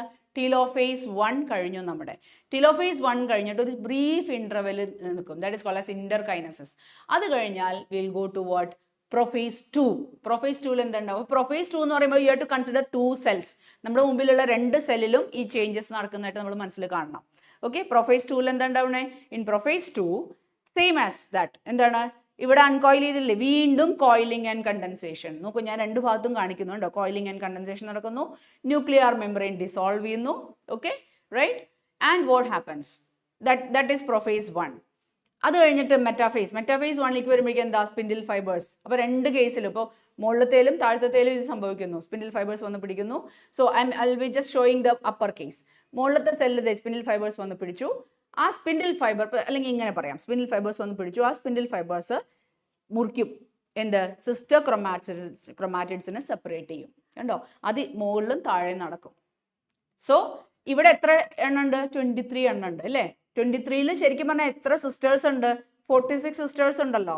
കാരണം ഒന്നിൽ 2 സിസ്റ്റർ വീതം 46 എണ്ണം ഉണ്ട് അല്ലേ? അതിൽ 23 sister will move to one side and 23 sister will move to the other side. അതേപോലെ താഴെയും 23 sister will move to one side and 23 sister will move to the other side. Okay, അപ്പോൾ അത് കഴിഞ്ഞു. And that is anaphase 2. Then after that എന്ത് സംഭവിക്കും? അൺകോയിലിംഗ് and ഡീകണ്ടൻസേഷൻ. Nuclear membrane തിരിച്ചു വരുന്നു. Telophase 2. താഴെയും ടീലോഫേസ് 2. ഓക്കെ, ദെൻ അപ്പോൾ കാരിയോകൈനസിസ് കഴിഞ്ഞു. പിന്നെന്താ? അതിൻ്റെ ഇടയിൽ സെല്ലിങ്ങനെ ഡിവൈഡ് ചെയ്താൽ you will get 4 cells. Right? 4 cells of different genetic combinations, right? So this is about meiosis. So I hope you have understood how variations are taking place during meiosis. Okay, right. So now coming to the important points, almost I have covered all the things. Now with this imagination in your mind, if you read the textbook, it will be better for you to understand. Okay, മനസ്സിലാക്കേണ്ടത് ഇപ്പോൾ നമ്മൾ നോക്കേണ്ടത് meiosis 2 is similar in process with that of mitosis. Process വെച്ച് പറയുമ്പോൾ മൈറ്റോസിസിനോട് similar ആണ്. പക്ഷേ നമുക്ക് അവസാനം കിട്ടുന്ന സെൽസ് ഒരുപോലെ അല്ല. കാരണം എന്താ? നമ്മൾ ഈവൻ ദോ നമ്മൾ എന്താ പറയുന്നത്? സിസ്റ്റേഴ്സ് ആർ സെപ്പറേറ്റഡ് എന്ന് പറയുമ്പോൾ ആക്ച്വലി ഇപ്പോൾ ഒരു സിസ്റ്റേഴ്സ് ആണോ? അല്ലല്ലോ. അവരുടെ കോമ്പിനേഷൻസ് മാറിയില്ലേ? കാരണം ക്രോസിംഗ് ഓവർ നടന്നിട്ടുള്ള ഒരു സംഭവം അവിടെ ഇല്ലേ? അപ്പോൾ even though sister chromatids are moving, they are not actually sisters now. They have got different varied combination of genes due to crossing over taking place. അപ്പോൾ നമുക്ക് കിട്ടുന്ന 4 സെൽസും 4 തരമായിരിക്കും. And the genetic combination of the child depends on which cell is getting converted to gamete. അപ്പോൾ നമുക്കറിയാം oogenesis ആണെങ്കിൽ ഈ 4 എണ്ണത്തിൽ ഒരെണ്ണേ ഓവമായിട്ട് ഫോം ചെയ്യുള്ളൂ. Spermatogenesis ആണെങ്കിൽ all the 4 can be developing into what? Gametes. Okay, so this is the basis of what meiosis. I hope the things are clear to you. So make sure that you are well versed with the particular changes taking place during cell division. നമ്മൾ സാധാരണ ഇതിനെ ജെനറ്റിക്സിനോട് relate ചെയ്ത് ചോദിക്കാറുണ്ട്. Non disjunction എന്ന് ചോദിക്കും. Keep in mind, non disjunction means what? Separation ശരിക്കും നടക്കാതിരിക്കുക, അല്ലെങ്കിൽ non segregation നടന്നില്ലെങ്കിൽ ഉണ്ടാവുന്ന ഡിസോർഡർ ആണ് ഏത്? Chromosomal disorders. ഓക്കെ, നമ്മുടെ ബുക്കിനകത്ത് ജെനറ്റിക്സിൽ 3 ക്രോമസോമൽ ഡിസോർഡേഴ്സ് ആണ് പറഞ്ഞിരിക്കുന്നത്. Down syndrome, Turner syndrome, Klinefelter syndrome. Down syndrome happens when, എപ്പോഴാണ് നടക്കുന്നത്? When non disjunction take place in the autosome അല്ലേ? Chromosome number 21, it is autosome. And Klinefelter's and Turner syndrome എങ്ങനെയാണ് ഉണ്ടാവുന്നത്? when non-disjunction is taking place in the sex chromosomes, right? Additional X വരുമ്പോൾ ക്ലൈൻഫെൽട്ടറും ഒരു എക്സിന്റെ കുറവ് വരുമ്പോൾ എന്താണ്? ടേർണർ സിൻഡ്രോം ആയിട്ട് നമ്മൾ പറയാറുണ്ട്. Okay, so I hope the class went well, and if you have any doubt, you can put that in the comment box so that we can clarify it in the forthcoming classes. Okay, so thank you children. Have a nice day. Thank you.